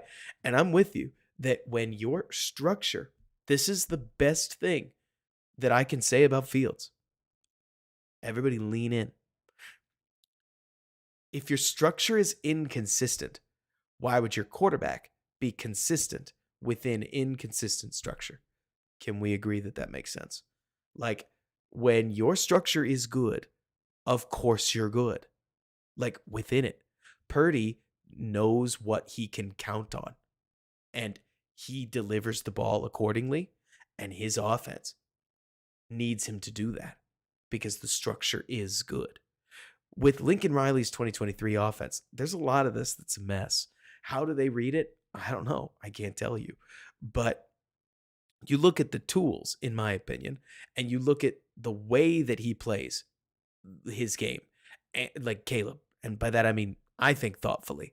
And he does know where his receivers are, and he does work leverage. And you do see enough of these RPOs where he's making a snappy decision and playing through it. And there is no headset. Like, that's what I'm trying to say, I think. Like, you mentioned you haven't seen enough on tape. Like, for me, it's stuff like that Notre Dame game, which I've already gone through. You can find the reel on Twitter. I'm not expecting you to go, wowee, about his Notre Dame game. It's more to say that when you're looking at Caleb, there are a lot of these teams that didn't challenge him to play in structure because he could kind of just, I don't want to say fart around, but he could kind of do whatever he wanted to with the defense or with a defense anytime they couldn't rush him consistently.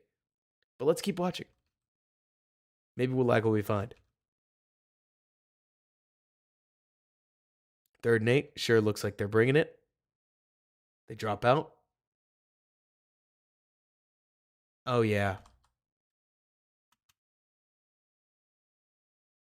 Okay, so it looks to me, Here's something interesting. Here, you may like this. And if I was smarter, I would start a recording so that I could post this on Twitter later. But check this out, okay? So pre-snap, look, what do we see? We see what could be cover 3. We see what could be a blitz. It's probably a blitz in some in some case and capacity. And so Caleb is thinking that he wants the out right here. He's got what, 3rd and 10. Looking at that. So he takes the snap. He sees the dropout. He sees everybody vacate. And the moment he does, he's thinking about the out route until nobody picks up 19. And the moment he sees the safety move this way, at least from what I'm seeing, and this safety move this way, for all I know, there's some kind of film thing where he recognized what was about to pop open. And he passes on it. He's not going to throw that because Caleb recognizes his tight end is coming wide open. And he steps up and he hits a huge shot downfield. And hey, is the ball absolutely perfect? I don't know, but it hits him in the hands. His tight end drops the ball. Oh, that's brutal, man. That's so brutal. But 4P, you talk about playing in structure. This is that middle ground, right? Where you're seeing Caleb Williams recognize that it's this safety. It's probably this guy who he sees it, to be honest. Like, he sees this safety drive down, and the moment he does, he recognizes that the middle's going to come open. And I mean, I think you could see his eyes. I think he's watching for the out route right here. At least that's what I'm seeing, right? But the moment he catches that safety at his peripheral, he recognizes, oh, heck, why would I do that when I could do this? Caleb is hungry, is starving for the bigger play. And if he gets baited to be completely honest, had he taken this, it's a first down. And we like that, right? But he will take the bait and try to hit the bigger shot if he gets the chance, which can be fun, especially when it works. Like, honestly, it's so funny because part of me thinks that JT, now this is not a criticism at all, Finley. Part of me thinks that JT just doesn't realize how bad a lot of football gets. Just because, I mean, maybe truly all I watch is horrible, horrible football. That's very possible. Was it on 3rd down? Oh man, there's a Bears fan that would just, there are at least a couple Bears fans that would kill Caleb and say, yeah, but how does he throw that on 3rd down? The guts to do it on 3rd down is a lot of fun. That's not a conservative play, but that's a sweet one. Ooh. Bang. I don't actually think that's fair, Donald. I mean, I think he's trying to do right by Bears fans and understands what is going to get clicks, but I think the opinion is completely real.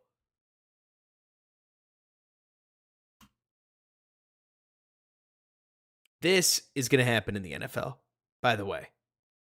Like, Caleb Williams, the rusher. Not like any spot other than within the 5. But I personally think this spot right here, Caleb Williams as a runner is going to live on these. I mean, he had 11 rushing touchdowns this last season. 11 rushing touchdowns.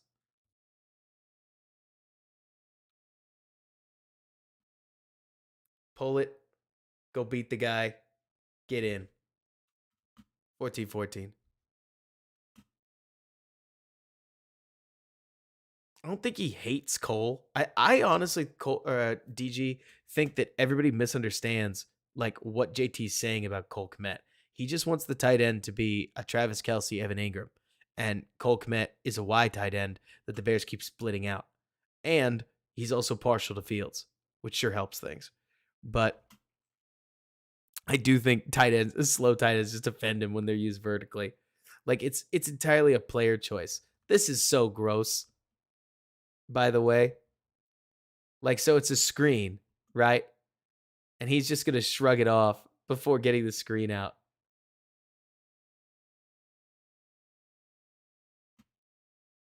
Come on, 87. I don't understand how this was supposed to work. Well, that's the thing, Eric. I'm not trying to say he doesn't crap on him. He does. Like, let's see. Well, so that's the thing, McFact. If we want to talk about superhero stuff from Fields, there are all kinds of things that Fields has done that are super heroic. Super heroic. Like amazing things. If you wanted to go highlight for highlight, Caleb can spar highlight, or not Caleb. Fields can spar highlight for highlight with Caleb. It's the stuff in the middle. Like, it's not that every single play, I don't know, with Caleb has to be the right play. Like, I would love that, but that's the dream. The problem is that you either get the booms with Fields or you get the bust stuff. Not like bust and Fields, but like the old phrase, boom or bust. And that it makes me sad too. Like just a quick slant rip over the middle, like a quick hitch route here or there. We can hit him sometimes, but the consistency is just it can get maddening. And we are running the ball great. Oh, he almost gets in. Well, there are so few man middles.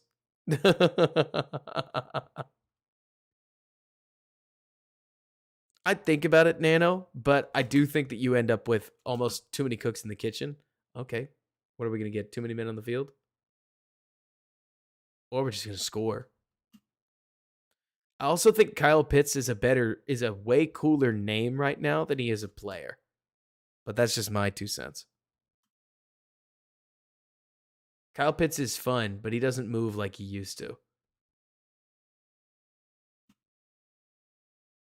Pull it. Go get you some yards.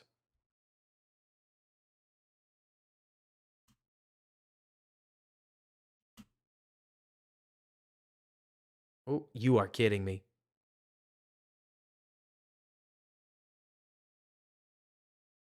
I hope this works in the NFL. I hope this isn't just an automatic sack, but I don't think it is because he's not making contact, right? Like in theory, there's going to be an NFL edge that may have the link to grab his jersey, but that's nasty.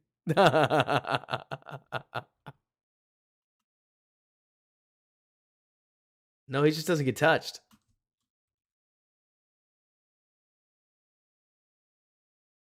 Man. Oh, every time, Zach.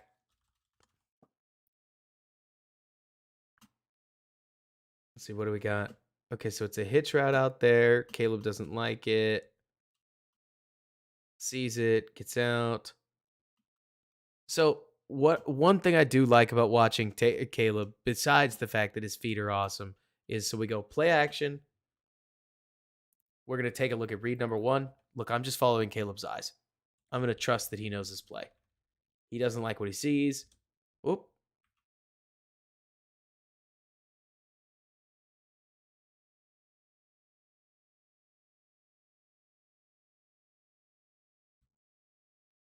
He checks a single high safety, sees pressure coming, says, okay, then, I got to get out of here. Thinks about the check down because he's looking for his guy. So he goes 1 to, let's call it 2, turns it down, spins, gets back out. You could see him obviously look this way because he's going to think about running. And he's also looking at 10. And he's also looking right here. And then he just whips it. Man, original one, you're telling me a lot of it's pressure and a lot of it's the fact that he just feels comfortable doing it and avoids hits all the time in the process. But he moves like a jumping bean in the pocket. So that's the thing, McFact, because I feel like that gets brought up a lot. Like that we can't compare plays in college to plays in the NFL. While I completely understand that, because it's not like you're wrong, right? That leaves us with no standard of comparison. I mean, the moment that you go respectful, or the moment that you say we can't compare Fields to Williams is the moment that you imply that Fields is by default better. And I think that that's a false comparison, personally, mostly because by most reasonable metrics, Fields performed in the bottom third of quarterbacks. And that can't be something that we go to war for. even though I love the guy, I mean, as a person and a leader, right? Because I get what you're saying, that these aren't the same. But also, I thought the same thing you did, McFact, about a running back named Devin Singletary. I remember watching him playing at, gosh, was it FAU? I can't remember. Thinking, it's a small school back. These guys aren't good. Like, these linebackers, they're chasing him. They're not good. Like, this is going to be a huge problem for him at the NFL level. He got to the NFL level. He was not that slow. It's not like he's had an incredible career, but it taught me a lot about translation. I mean, athleticism is different at the NFL versus college, but the defenses, the structure, the way they play, the talent level on those is the biggest difference, not the pure speed, at least in my opinion, right? It's not to say that Khalil Mack isn't faster than him. Well, actually, that's a funny comparison because Khalil Mack's a really good defensive lineman, but he's also over 30. So this kid from Washington might be a little faster than Khalil Mack. Khalil Mack's just a drastically better player. But the slower you are, like Trey Hendrickson, the more Caleb Williams' silly wiggle things, drawing the most confusing path intentionally, are going to give you problems. Like, Caleb's pocket movement just creates tons of issues. Tons of issues. It's great. Compared to Fields, who I know we've talked about it a lot, but he tends to hit the back of his drop and stand there, which makes things tough for his offensive line.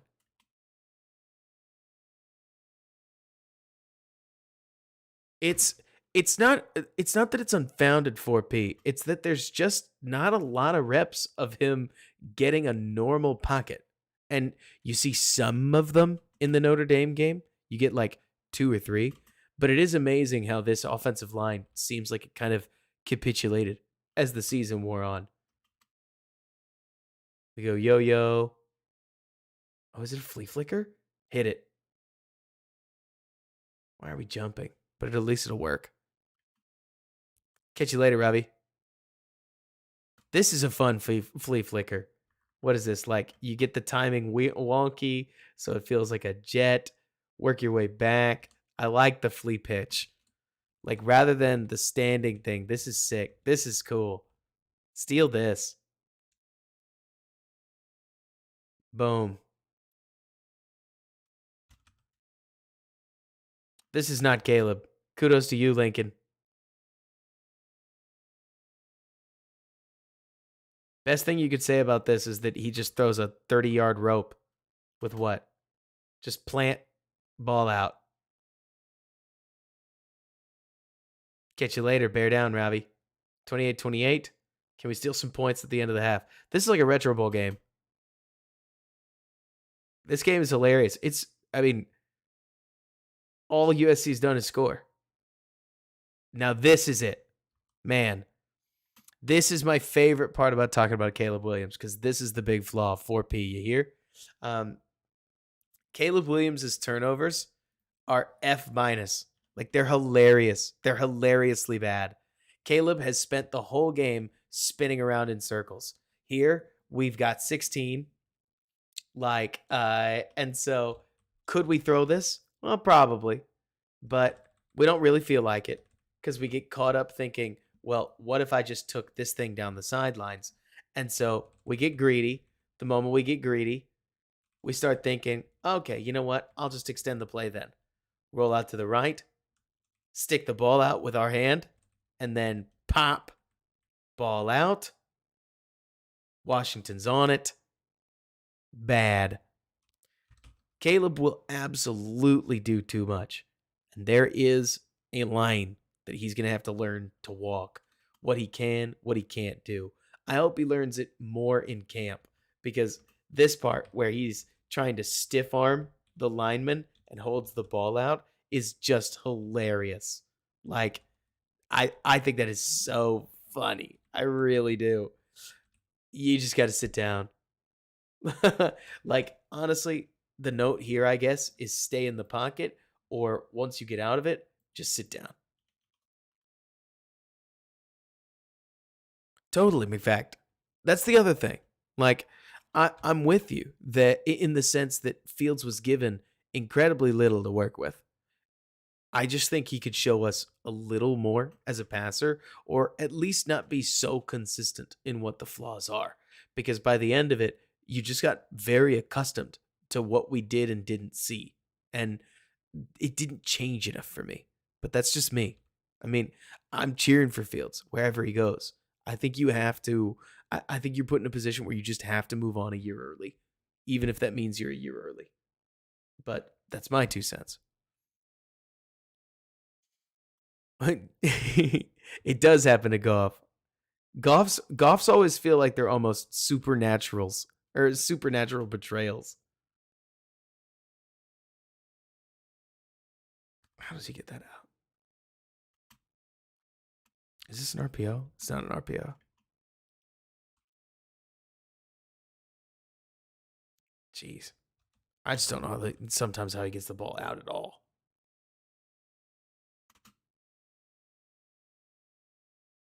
Move, flick. Check down for 5 yards. 6 yards. Sets up 3rd and 4. It's a completely different down and distance. Oh, no, not a sack. Why the verts?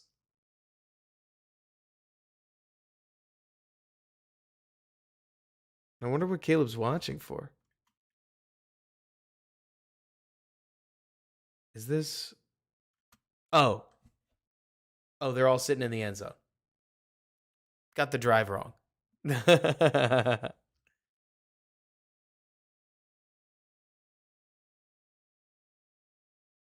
So I'm definitely concerned that he's going to fumble. I think he's going to fumble a lot, right? But I also think that there's a trend, for what it's worth, for P, with teams and quarterbacks that fumble a lot, basically reaching the NFL and calming down. Yeah, it's more to say that whatever they do to fumble as a rookie, they generally get better as a sophomore, and then they stick there. I do think that Caleb is going to have some dumb dingus fumbles. I just think he's going to make up for it, especially in the NFL setting.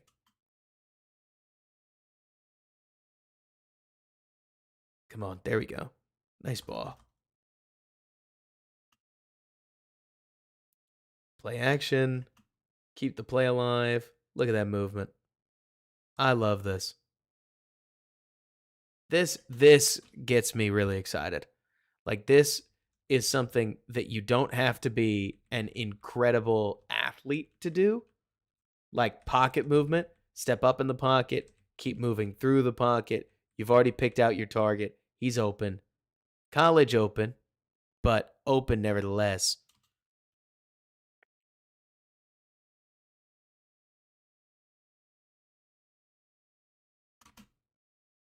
But it's so pretty. At times it'll be ugly footwork. It's definitely natural to the point of being unique at times, but all the same.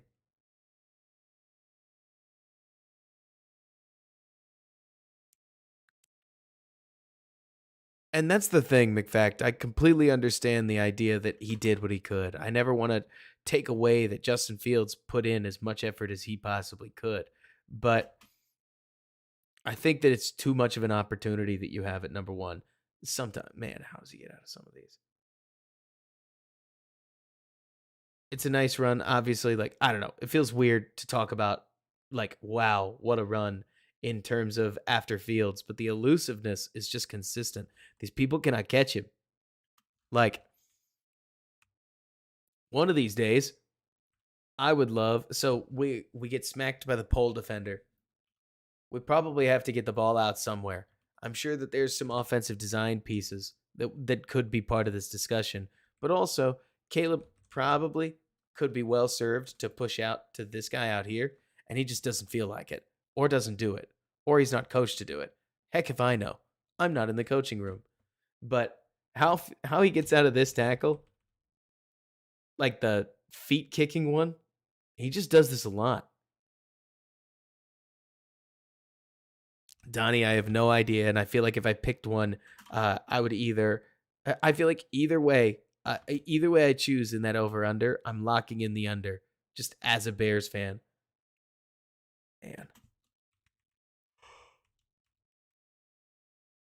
How on earth does he avoid that? I don't know. I'm sure he has to. I'm sure he has to. What? Slide more at the NFL level. Won't have the speed. Oh, Brendan, what are we doing? Big physical route.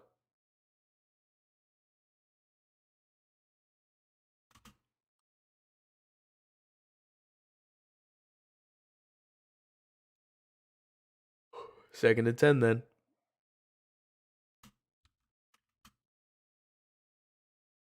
Just a quick whip. Nice.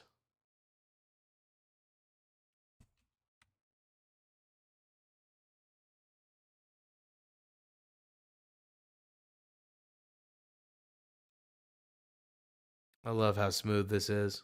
Boom.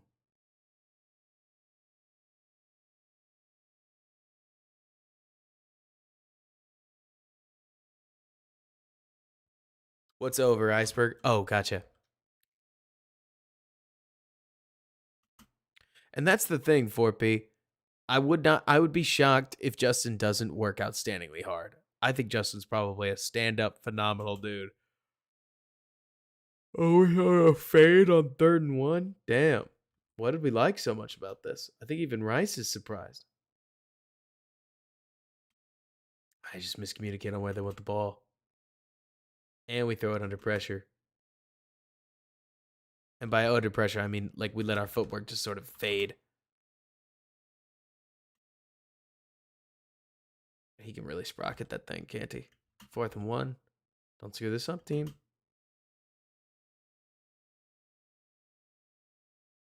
Did we do this on... You are kidding me.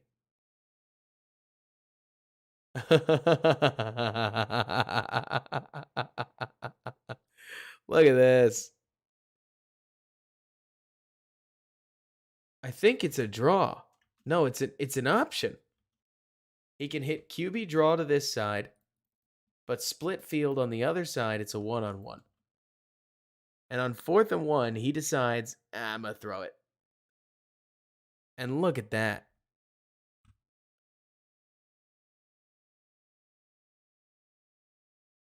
Honestly, I would tell you that I think 4P, his throwing mechanics are bad. Oh, Fields' throwing mechanics? Oh, that's just natural. Like, you got to remember that some of this stuff is nature, man. 4P, you watch Justin Fields. What sport is he playing? I'm not trying to goof with you. It's obviously baseball, right? Like, Fields throws like a third baseman. Nothing weird about it. I remember when I was watching Stroud, one of the things that really stuck out to me is that Stroud's release feels like a shot put, right? Like Fields's release feels to me, or not Fields, Stroud's to me felt like he shot puts the ball, like he was born to throw a football within that, right? Like he goes with that, or like with his hands, compared to Fields, who brings the ball back, gets all of his cleats rooted in the ground, and just rips the ball. It's beautiful. I mean, Fields as a thrower is gorgeous. It's just hard to do that on a football field consistently. Like if it's wild to me watching Caleb, because I mean, look at this. It's not like this is great footwork, right? To me, that's pretty wild. And he just darts it.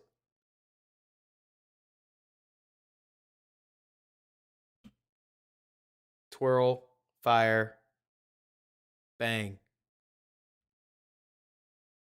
Butthead, I would be... I feel pretty good about him. It doesn't help anything that USC runs a really gimmicky offense. So I totally get what your eyes are thinking. But yeah, that was gross, Haplo. But I really love a lot of at least the physical mechanics that we see from Caleb Williams. Can we fit that? Oh, we tried to. I like the attempt.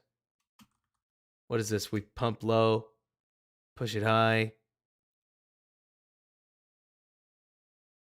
I just love the physical, like, stuff that you can't teach, butthead. To me, Caleb Williams, the potential pocket passer, is so exciting.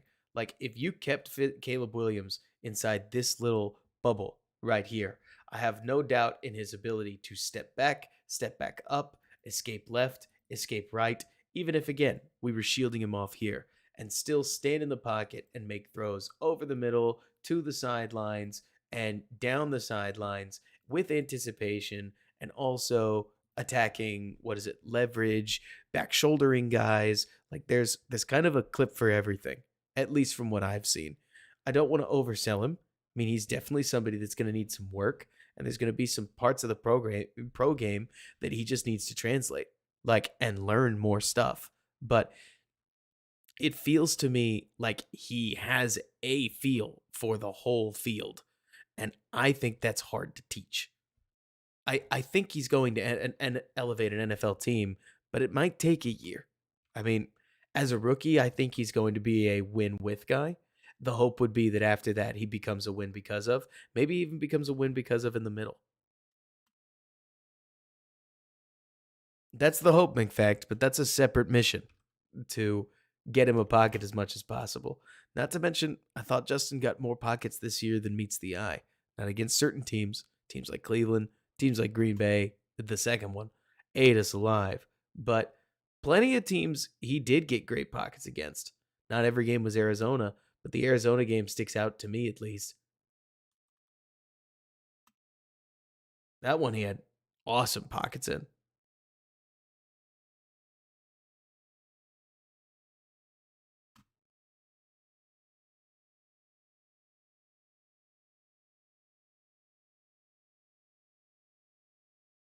Goodness, Caleb. Sometimes it's like he just makes nothing easy on himself. Oh,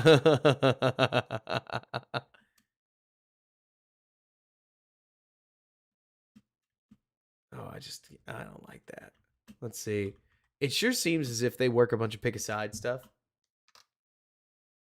And here they go out, wheel, and what is this? Like a big slant. And of course, you look at the other side of the ball, and it looks like we've got an open stick route over here. That, let's see. Caleb gets to the back. I think he's watching the slant, which is probably about where his eyes should be. Gets stacked, pushes outside, spin. So that's the good news, butthead. When I look at this, I say to myself, well, the Bears did build a team, and now they're going to continue. They're basically going to finish their team. At least that's the aim.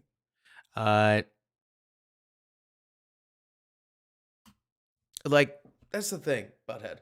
Because I'm with you on building the team, but you got to take a shot at your quarterback when you get one, or else you're stuck digging through what Atlanta's got to deal with, right? They don't have the team yet, but they have the resources to finish the team, and they added enough to the team to where I think that you're going to be in debatably the best position that a number one overall pick has ever been in, which I think is about all you can do. And you mentioned O-line and D-line, but the problem is I think it's a lot harder to add a quarterback down the road unless you know where Brock Purdy lives. Like, unless you can pick out that Russell Wilson guy, that Dak Prescott guy. Do these guys happen on accident? Sometimes, but it's harder to do it on purpose, right? Like, a lot of the guys that find a lot of the team or the quarterbacks that get used in these situations as arguments for finding somebody later, right? Those guys were guys that other teams took as a backup plan, rarely as the intended starter, which matters to me, right? Just because then you got to figure out how you're going to deal with it. You mentioned any quarterbacks that I thought could be a Dak or a Russ. I don't know. Like, I thought the quarterbacks at the Senior Bowl were a little disappointing, but that's just me. I tend to agree with where Iceberg is at. Like, but I completely get what you're saying. I think that you can add the quarterback, and then you got to remember that if the quarterback is going to be a rookie in 2024, rook, then the compete team is when he is in 2025. And if the compete team is in 2025, you still have a first, you have a second, but you actually have two of them. You have a third, you have a fourth, you have a fifth, a sixth, a seventh, and then another 80 mil in cap space.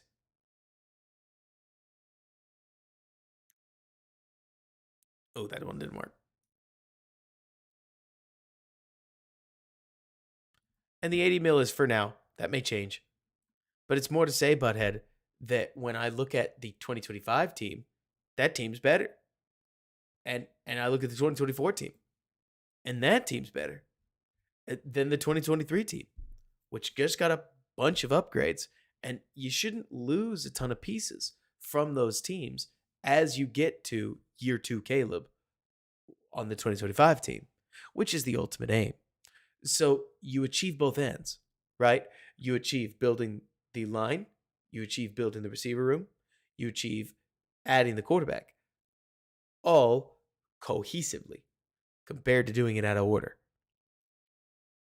But yeah, I'm not worried about what is this I'm not worried about the quarterback contract thing, but who knows? Let's see. What do we think suffers the most when transferring from college to NFL hash marks?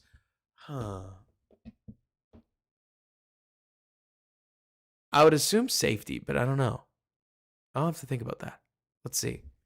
I want to see the Bears win too. At the end of the day, all this is in search of the Bears playing winning football. I think that the biggest problem, Butthead, is that all kinds of Bears fans, not you specifically, want to rush this thing. And it's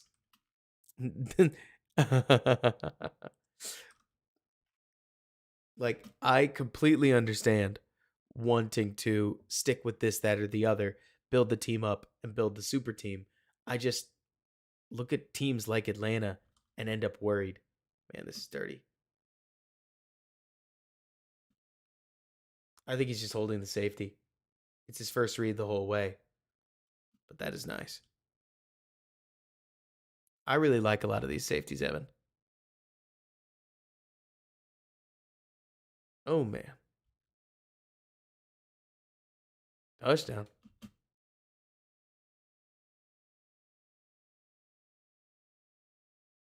Which part, Butthead? What you don't want to do is that squander your opportunity to Super Bowl. My thought is, if you think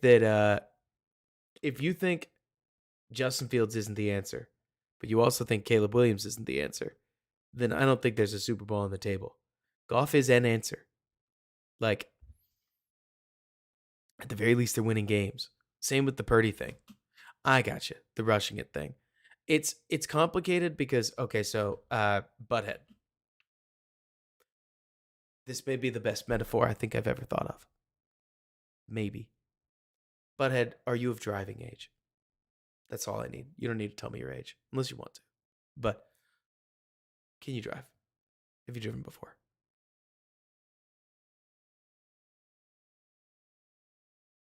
I'm excited about this one. So I just need the response. No worries. Yes, lol. Cool. All right. So for those of you who haven't driven, the highway is pretty tough. You get on the highway, you got to go from driving 30, 40 miles an hour. In Texas, you got to get up to 85. It's not legal, but everybody does it.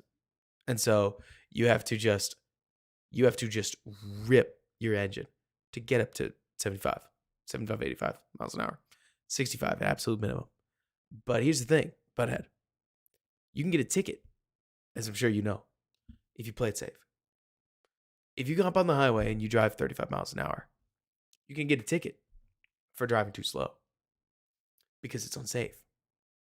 Because as much as our inclination is to slow down, nearly always, like, take it slow, be patient. We want to preach patience because rushing it is a bad thing. And I'm right there with you. Like, I would argue that this last, yeah, right, Donald? But so I would argue that this last year was the Bears' patience year. They traded down from number one, just like we needed to. Like they they got a number one wide receiver. They added a tackle. Like they added a tackle for crying out loud. No patient team adds linemen. And yes, of course, you'd love to add more. I hope they add more this year. Like I hope that they add another lineman, ideally an offensive one. They added 2 defensive linemen last year.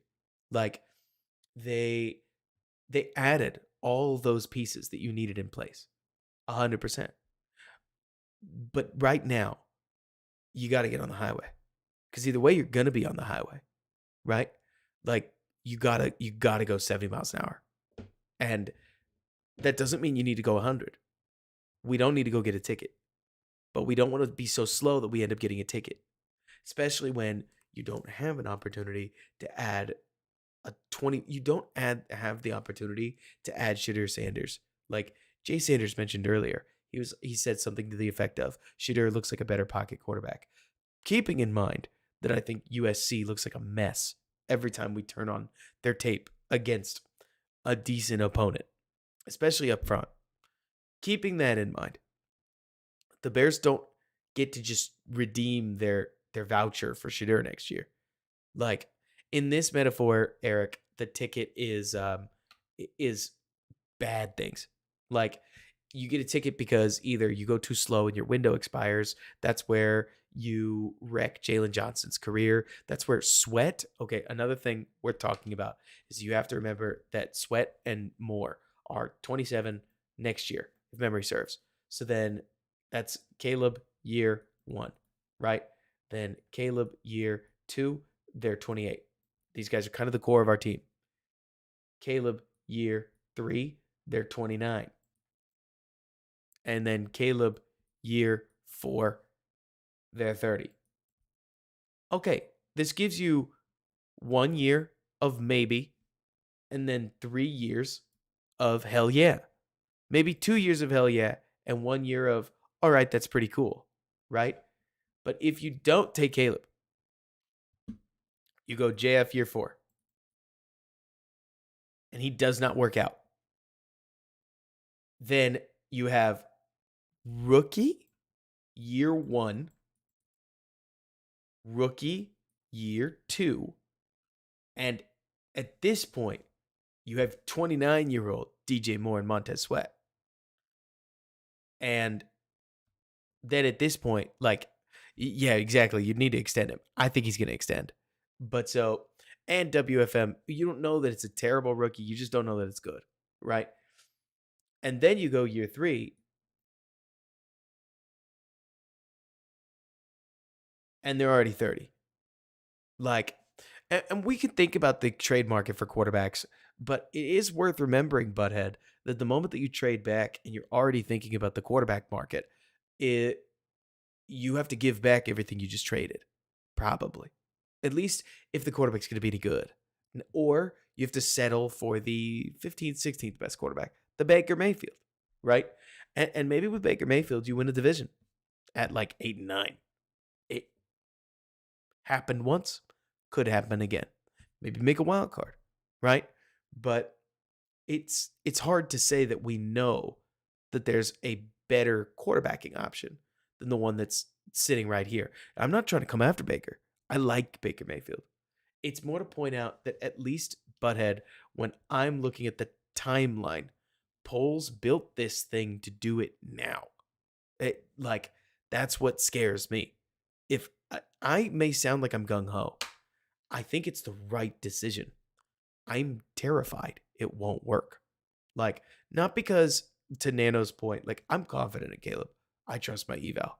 But it's scarier when it's your team, right? Like, it's always scarier when it's the Bears. And so I don't want to act like I think that this is that easy. It's not easy because there's any debate about what the right decision is. Like, it's just scary because the Bears have felt like they've screwed up worse or easier. But they haven't really. Like, Poles built this thing right, I think. The goal is to take the North and not give it back. This is how we hope to do it. I know, Z. I know what you mean.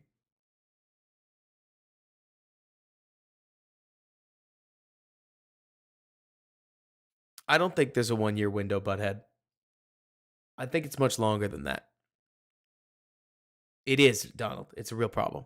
It's a real disease.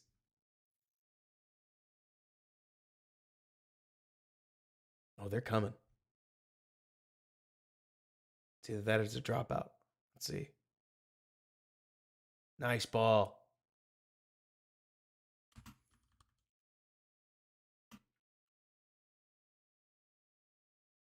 Blitz.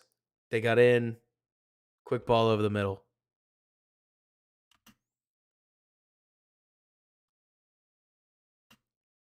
That's nice.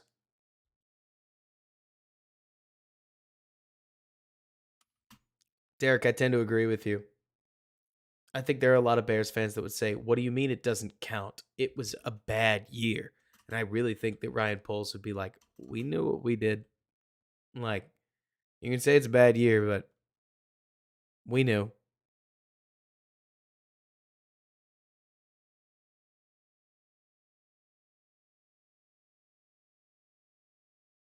I don't either, butthead. I mean, more or less. See, Iceberg to me. All right, I'm going to go back a couple ways. I think that you can make too much of a meal out of a play like this. All right. I definitely don't want to freak out. But also, to me, the whole goal of having a quarterback in college that can play on time is so that when you see a look like this, plain Jane cover zero, or at least that's what they're showing you, right? That you have your answer, your quarterback knows his answer, and he can deliver the ball consistently to beat that answer. In this case, they're going to try to do a simulated pressure. Like they want to try to have their cake and eat it too. They want these guys to attack and then drop out, just like we see them do. But Caleb knows that he's running double slants. Beyond that, this receiver seems to know that he's hot, right? So he looks in. Moreover, you can obviously see his eyes pointed towards the D line, right? And he takes a quick step, cuts his route short, and Caleb, in the middle of the blitz, literally looks as calm in the pocket as he's looked all day, right? That's a good thing. To me, these are the reps that you're looking for, because all the reps where Caleb drops back, circles around, circles again, gets out here, and lays it down the sideline are sweet. But those are the, like, if those are the mashed potatoes, to me, this is the steak. I mean, it's good protection. It's just the count to two. One Mississippi ball out. I'm sure it's a little longer than that. I'm sure it's closer to 2 seconds. Let's see.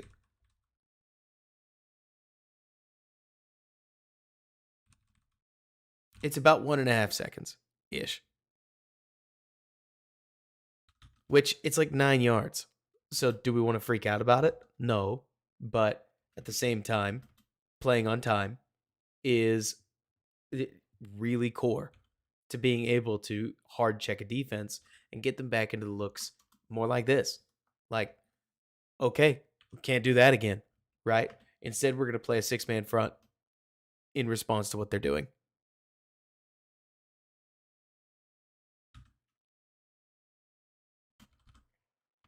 WFM, there are a bunch of tempo pieces to this that feel as if Caleb is much quicker.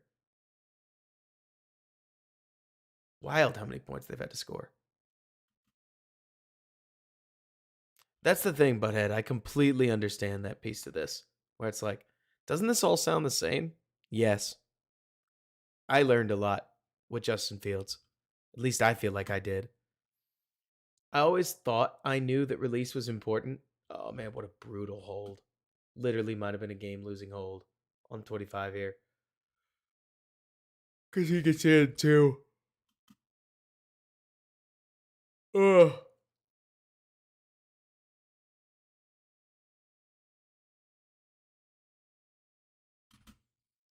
I think I always knew that release and whatnot was important, but with Justin Fields, I thought that the outstanding athleticism could make up for it, and it turns out it really didn't. Please just take the L, Caleb.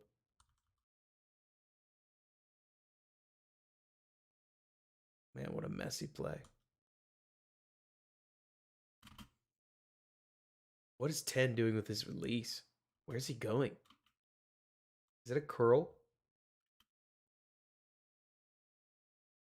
Okay, sis. With a curl? With a fade? I guess it's 3rd and 13, but dang. I don't love Rice. I think Lloyd's really fun. I just can't get the UCLA fumble out of my head, Mario. And then Taj Washington's fine. I think he's 16, right? His biggest issue is I just I'm so brutal. Mario, because the only way that I can put this is I just don't care about Taj Washington. Like that might be too much truth. You know what I mean? Like oh, I'm happy for Taj, but I can't help but feel like there's a billion Tajes out there. Maybe it isn't. Maybe that's not true. But I feel like the NFL is loaded with guys that, you know what? This is a pretty solid route. Give it to me like that, Taj. Shut me up. Shut me up live on stream. Nice little whip. What's funky to me, Butthead, is that the other piece about pocket quarterbacking that I personally think is so funny is that the more of it I watch, the more of it is truly just quarterbacks dropping back and ripping to their first read. Sometimes they go to their second. Sometimes. Sometimes they go to their third. Sometimes. But a lot of the time, these guys dropping back and ripping it to their first read. And Caleb could definitely do that. The first read just didn't pop open as often as you'd think it would. And the moments that it does, everybody goes, oh, come on, that looks too easy. Now, this is one that I've for some reason seen that I will not understand. Caleb, when he's running, will miss throws that should be to his right, or at least the right-hand side. I guess the throw's really got to be like there. And he'll just guff them sometimes. Maybe it's an accuracy thing, but I've seen him leave the throw too far out well more than once.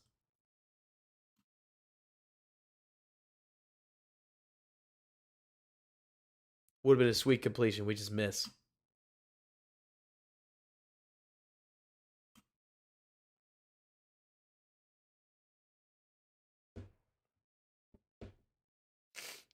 Oh, is this another like zero look? It is. Cut. I got you, Nano. Cole, I think he does. But I also think a lot of greatness, a lot of people don't like great people. Like, I don't know. That's way too general. But I think for some reason, Cole, we are convinced that our favorite people are the Mitch Trubisky's. No, we're convinced that our favorite people are the we think we like the Jordans. We don't like the Jordans until they're done playing. The moment that we're done playing, the moment that they're done playing, we like them. While they're playing, we don't like them. And that's the thing, Cole. Like, the implication that people keep bringing up is that without Caleb, for some reason, Miller Moss, like, rallied the team. But I don't know. Like, I don't know. Because I'm not there. It's a comment that we caught on camera. Not to mention, It could have been a Lincoln thing. It could have been, maybe it was a Caleb thing. I mean, the other thing that I keep bringing up, at least I think about it, man, is Cole, to me, the hardest part about the NFL draft, uh, let's see, I'll get to that in just a second, Butthead. I got you. But so the hardest thing to me about the NFL draft for these quarterbacks is that when we crown one, forgive my ratty hair, I'll finish the stream like this. Like, for I'm so sorry. I'm putting my thoughts together. When you're going to be the presumed number 1 overall pick, how are you supposed to act when your team is screwing this up for you? Like, they lost more games in USC in 2023 than Caleb has ever lost in his life. And I think that was the moment that they lost 3 games. And they lost 5. Caleb was likely disappointed. Likely very disappointed. Does that give him right to potentially detach from the team? I'm not going to tell you yes. Like, that would be the stupidest thing I could do, because I'm not trying to just cape for the kid. I'm trying to remind you what he was going through, right? Not that you have to cry tears for a kid who's probably going to make $40 million guaranteed dollars. And if not, he's going to get traded somewhere and he's going to make $30 million guaranteed dollars. Boo-hoo, right? But I can understand how having a quarterback that is looking past the season is potentially distracting. You have Caleb Williams as your quarterback. A lot of these guys don't do that well, especially when USC wasn't good. Like, they were a team that were held up by the majority of their they were a team held up by brand and by quarterback. And I'm with you, Iceberg. It's not bad. It's just something that Caleb never dealt with. And Mario, he transferred, you're talking about, from OU because Lincoln left. So he followed his coach, right? He has a weekly blog. Does he, Mario? Let's see, you're reading through his weekly blog, and he mentioned how he was recruiting a bunch of top defensive players because scoring a bunch of points and losing isn't cool. Oh, man. Mario, DM me that. I want to read that. Caleb wrote this? But so, and that's the thing, Cole. Like, you mentioned he may have terrible seasons with the Bears and the media here is tough. Is he mature enough for that? To be honest with you, Cole, can I be really blunt with you? Probably not. Like, to be very real with you, I don't think Aaron Rodgers could have handled it. I don't think Joe Burrow would have handled it long term. I don't think Tom Brady would have handled it. I think, not that you need it, but I think that there are a lot of really good players that would not have handled their situation well had they lost more games. They simply didn't lose more games. They just didn't, right? And you look at Aaron, for instance. Do you realize how hard he would have gotten clowned and how much people would have laughed at him after having said RELAX if they didn't run the table? They just did. They just did. And I think I want a quarterback that does that. That's the thing, Butthead. You mentioned TB doesn't lose, though. You're right. In Michigan, he couldn't win a starting job. Like, and now granted, that was because I think his coach was obsessed with the other guy. But it was funky. A lot of these players have had weird times in college. Mahomes is just force of willing his team to Super Bowls. He had a losing record at Texas Tech. A losing record at Texas Tech. It's wild. And like you're saying, Eric, I do tend to think that the press isn't going to tear up Caleb Williams unless the fan base hates Caleb Williams, which right now, we're en route, aren't we, Eric? Like, lovingly, right now, unless a couple of hype reels get released and the fan base turns around, there is a percentage of the fan base that should Caleb Williams start next year and he doesn't throw for 300 yards, people are going to throw stones at a glass house very fast. I just hope that the Bears have built a team good enough to where that simply doesn't happen. And instead, he does play well enough to win. That's it. Like, but so let's see. How many unknown Tom Brady's or Purdy's are there? Honestly, Butthead, we don't know. But we kind of just make the assumption that if they were good, they would have risen to the top. Because those kind of are the only two, right? But that's just my opinion, at least based on what I see. Because I think these coaches would like the guys if they liked it. But so, or they would like the guys if they were good. Butthead asked earlier, what are my top 2 must-have draft prospects? I'd do anything to have these guys. I am too early in my own draft study to really give you a straight answer because quarterback scouting takes way too much time. I'll tell you that there are like 4 safeties that I can think of that are really, really good. There are a couple corners that I really liked. What was his name? It was Jarvis Brownlee from the Senior Bowl, Louisville kid. Really impressed me. Cam Hart was a whole lot of fun. I'm avoiding Quinyon Mitchell because Quinyon Mitchell is so good that the Bears they've got no shot at him. This Keaton Oladipo, I'd done a little research on him, but he is an outstanding mover and a really good player. I think he might have a chance to go higher than Cam Kitchens, personally. Just because, like, Donald, you mentioned Kitchens, like Keaton can play. The Oregon State kid, you should check this guy out. He's awesome. Like, and so I really liked Evan Williams would be a guy that you could get later in the draft, but I like Jalen Simpson from Auburn. You know what? Let me show you this. You didn't ask for this, but the one player that I keep looking at now, granted, you asked me, you'd do anything to have these guys. Man, that is an original sin on my part. I'm just never gonna let you have that, just because I won't do it, right?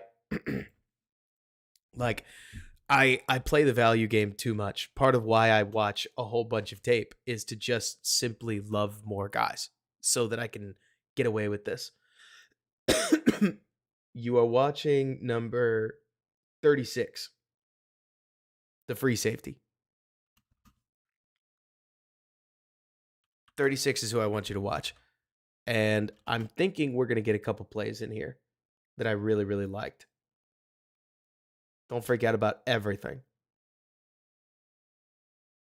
Also, this can be your Brock Bowers tape moment because that's Brock.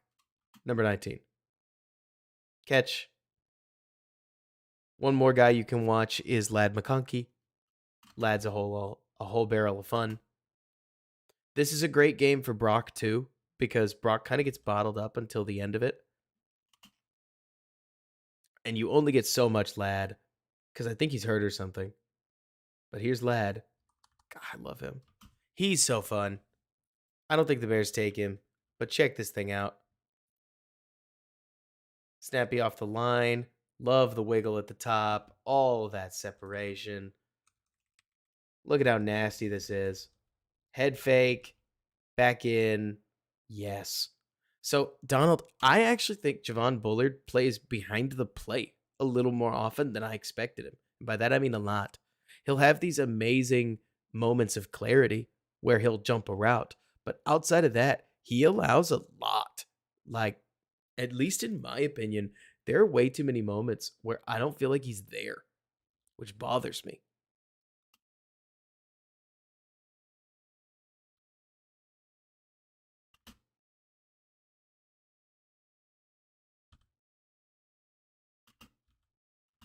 They gave Simpson a lot of leeway to just crash down, which I'm a fan of.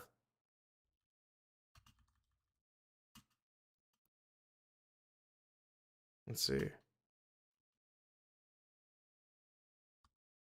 I appreciate that he comes downhill on runs. He seems to just see the game really well. We haven't had any splash reps. Safety tape is so funny this way. Here we get to see him play a little nickel corner. So if you're looking for versatility, here he is out there.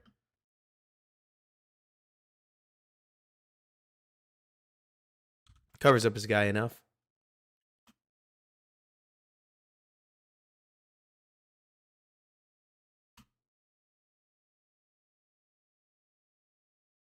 Let me see. Oh, is this the one I'm looking for? Yeah, this is it. I've been waiting because there's a couple reps like this. This is nice. Look at this. Watch the eyes. So we're rotating from 2 high to 1 high. As we do, we've got full authority to bracket the outside receiver.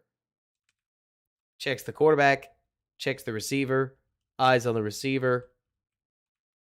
I'm going frame by frame on purpose. He breaks down.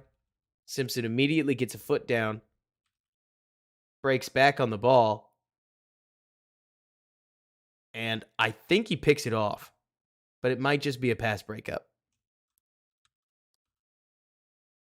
Now, who does that look like?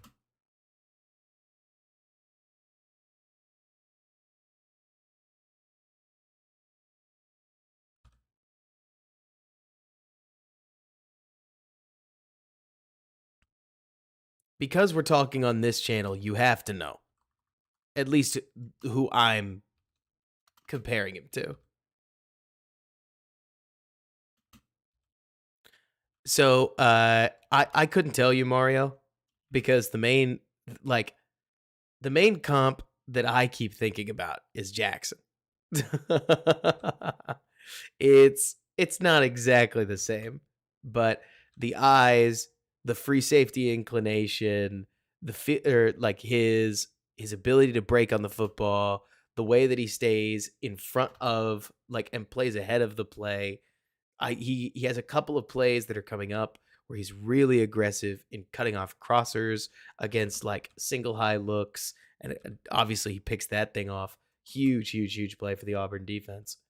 Where I can't tell you exactly this stuff, for instance, where he's sitting back. He might be in man, but it looks to me like they're in a zone look, and he's got the trigger to just get on top of that. Little stuff. Maybe it's partially just because when I was scouting him, I was so bored with some of these other safeties. But watching Simpson, I think, is a treat because he's aggressive in a way that so many safeties are just not aggressive. And to me, if you weren't aggressive and you didn't have the green light to be aggressive when you were in college, you won't learn it in the pros. Football CFC, I will. Not been trying to ignore you.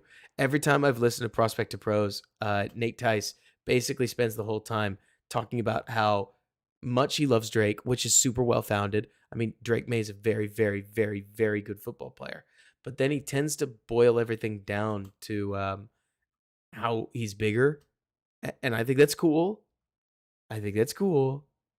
But I also think we overrated a little bit. It's just me, though.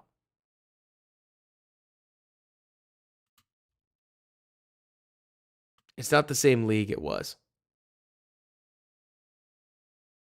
Which piece of it, football? It felt to me as if, each offense is going to get to develop where they want to attack. And hey, who knows? Maybe I'm a big dumb dingus. But it felt to me as if Caleb and the Lincoln Riley offense attacked the middle of the field enough. They just worked the sidelines because they're spread. That's what you do. At least in their eyes, that's how you handle a whole lot of spread answers. Drake probably is the best throwing to the middle of the field in the class. I just don't know if that's. I think that's systemic. Is I think what I'm trying to get at. But I don't know. Maybe not.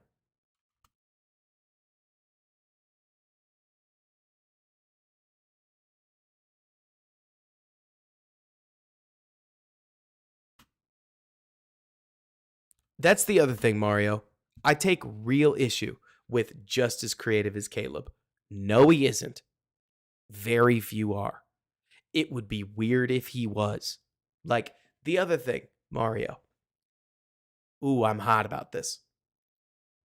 If Drake thought he was as good as Josh Allen, he might be QB1. But Drake doesn't think he's as good as Josh Allen.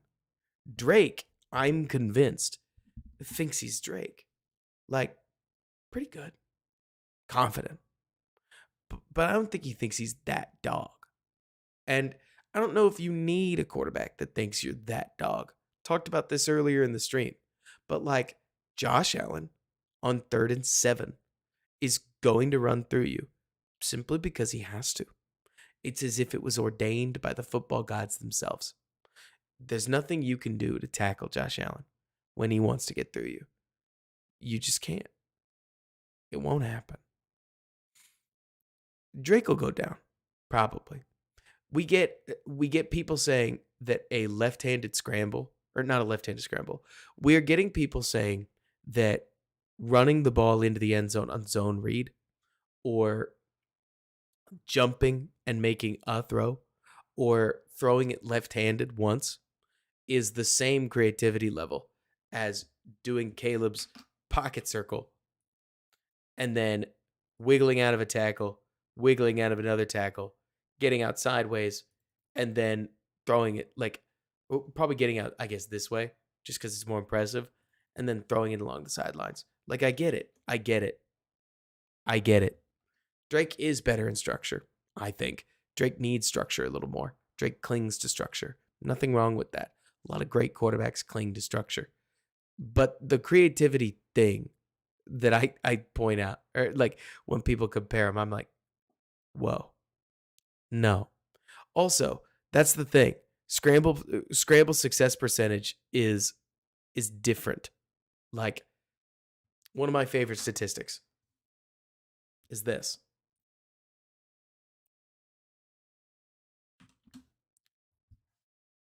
Let me see. Are we... This one.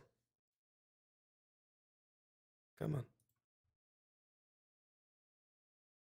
That's really weird to me. Okay, so can we see this? Right here? Let me see. Khalid, how you doing? About to shut it down here soon. Okay, perfect. We can see this. So, scramble rate on non-pressured dropbacks. This is how often does a quarterback scramble when they aren't pressured, okay? So, Jaden Daniels tops the list, 9.4%. Why am I worried about Jaden Daniels? Stuff like that, right? Justin Fields, 8%. He called his own number a lot. Justin Fields at Ohio State was his own check down. It's a thing. Like, all over his college tape, he did not really want to throw the short ball. He wasn't really accurate with it. It didn't really matter, right? Because he was so fast. He could call his own check down. It did not harm him. Drake May comes in 3rd. Big athletic kid. He doesn't mind calling his own check down either. But Caleb Williams is down here at the bottom. Less than half of Drake May's percentage. Like, Caleb probably could run more. He just doesn't. He exhausts the scramble for as long as he possibly can to throw the ball. And if he doesn't, he loses. Or not loses. Like, he'll dump the ball away. Eric, I bet you wouldn't have. I bet you would have expected it to be reversed, wouldn't you? Caleb nearly never, or not nearly never, but Caleb only really scrambles when he's pressured. He just doesn't run like for fun, so to speak. When you give him a scene in the offensive line, he wants to find a way to step up so that he can throw the ball instead of stepping up so that he can run the ball under really almost any circumstance.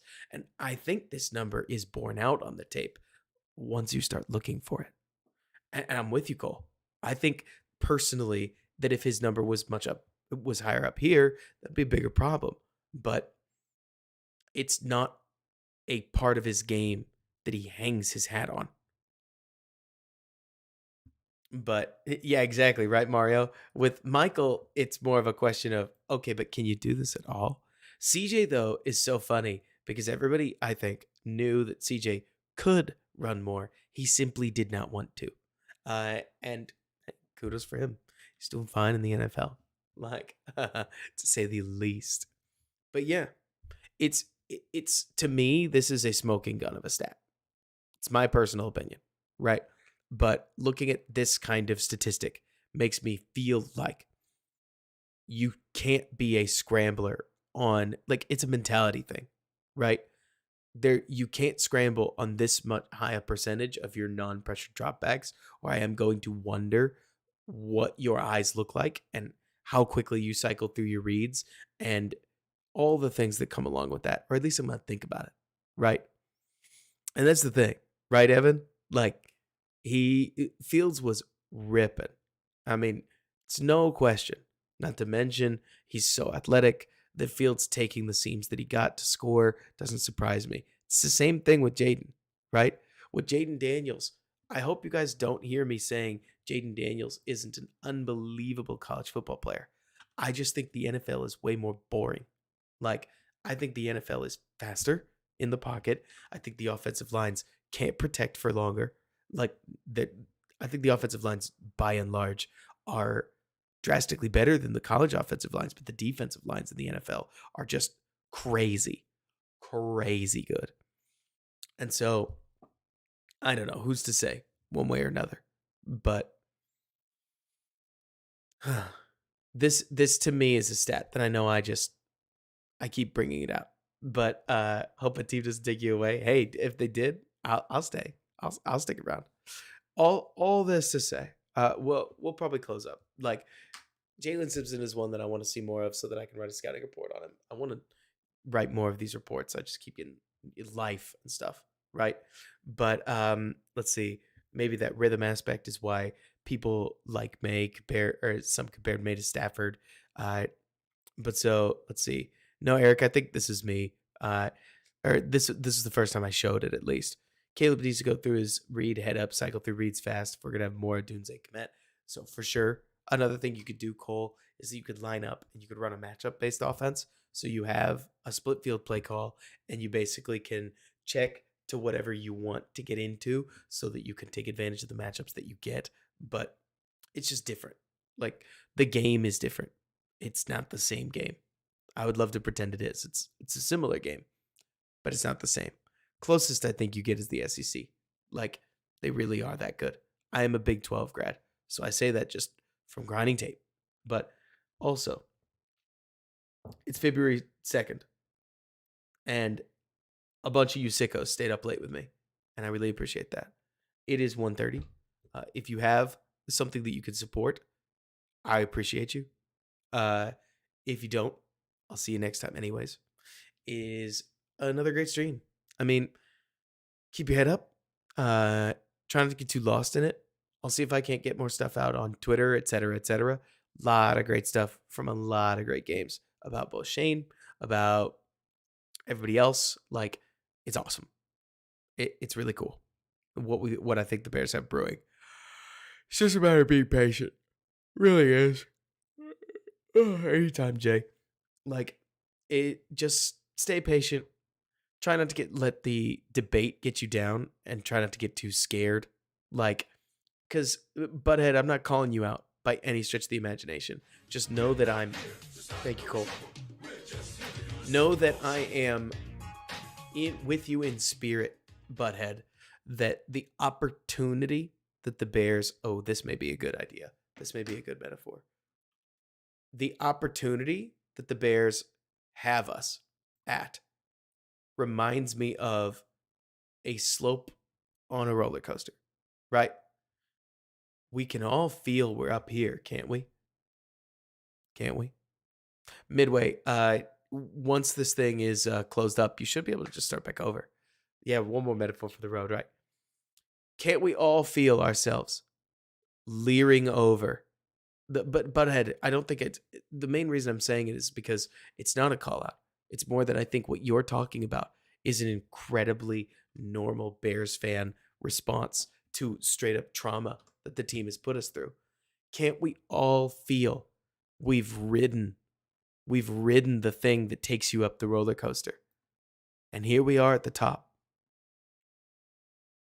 We don't even know if the roller coaster's finished. We have no idea if it's going to be any fun. Maybe it's going to make us all throw up. Maybe it's going to derail.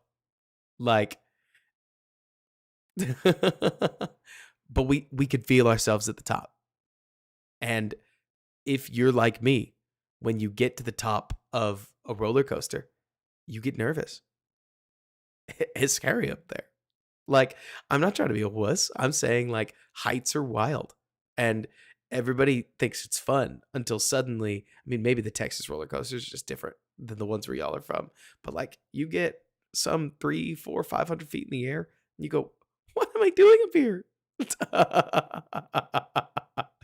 Like, you just sit there, you're like, wow. And then you turn and go down. And that's probably the draft. Like, probably. Yeah, sure. You could say what you will about there being a trade before then. But even if Fields gets traded, people are still going to keep up the idea of, oh, is it going to be May? Is it going to be Caleb? Is it going to be Jaden Daniels? It's not going to be over until he's picked. Whoever it is. Right? But I don't want everybody to get lost in the nervousness of the moment and take it out on each other. Because like McFact is saying, this is a fun time. I hope everybody gets to state their point. And I hope everybody knows that you've got a place like where the fandom does not all have to think one thing. You could be passionate about your take, but you can also do another thing. Like, do we have a poll of possibilities for what? Not right now, but it feels like the whole thing is open. But anyways, until next time, folks, bear down. Thanks so much for bearing with me. Plenty more coming soon. Next stream should be Tuesday, McFact. We're going to try to stick to Tuesday as often as I can. If I get the chance to go to the Combine, which is literally just a matter of money, then I have no idea if I'll be able to stream then, but we'll figure it out. I'll catch you guys soon.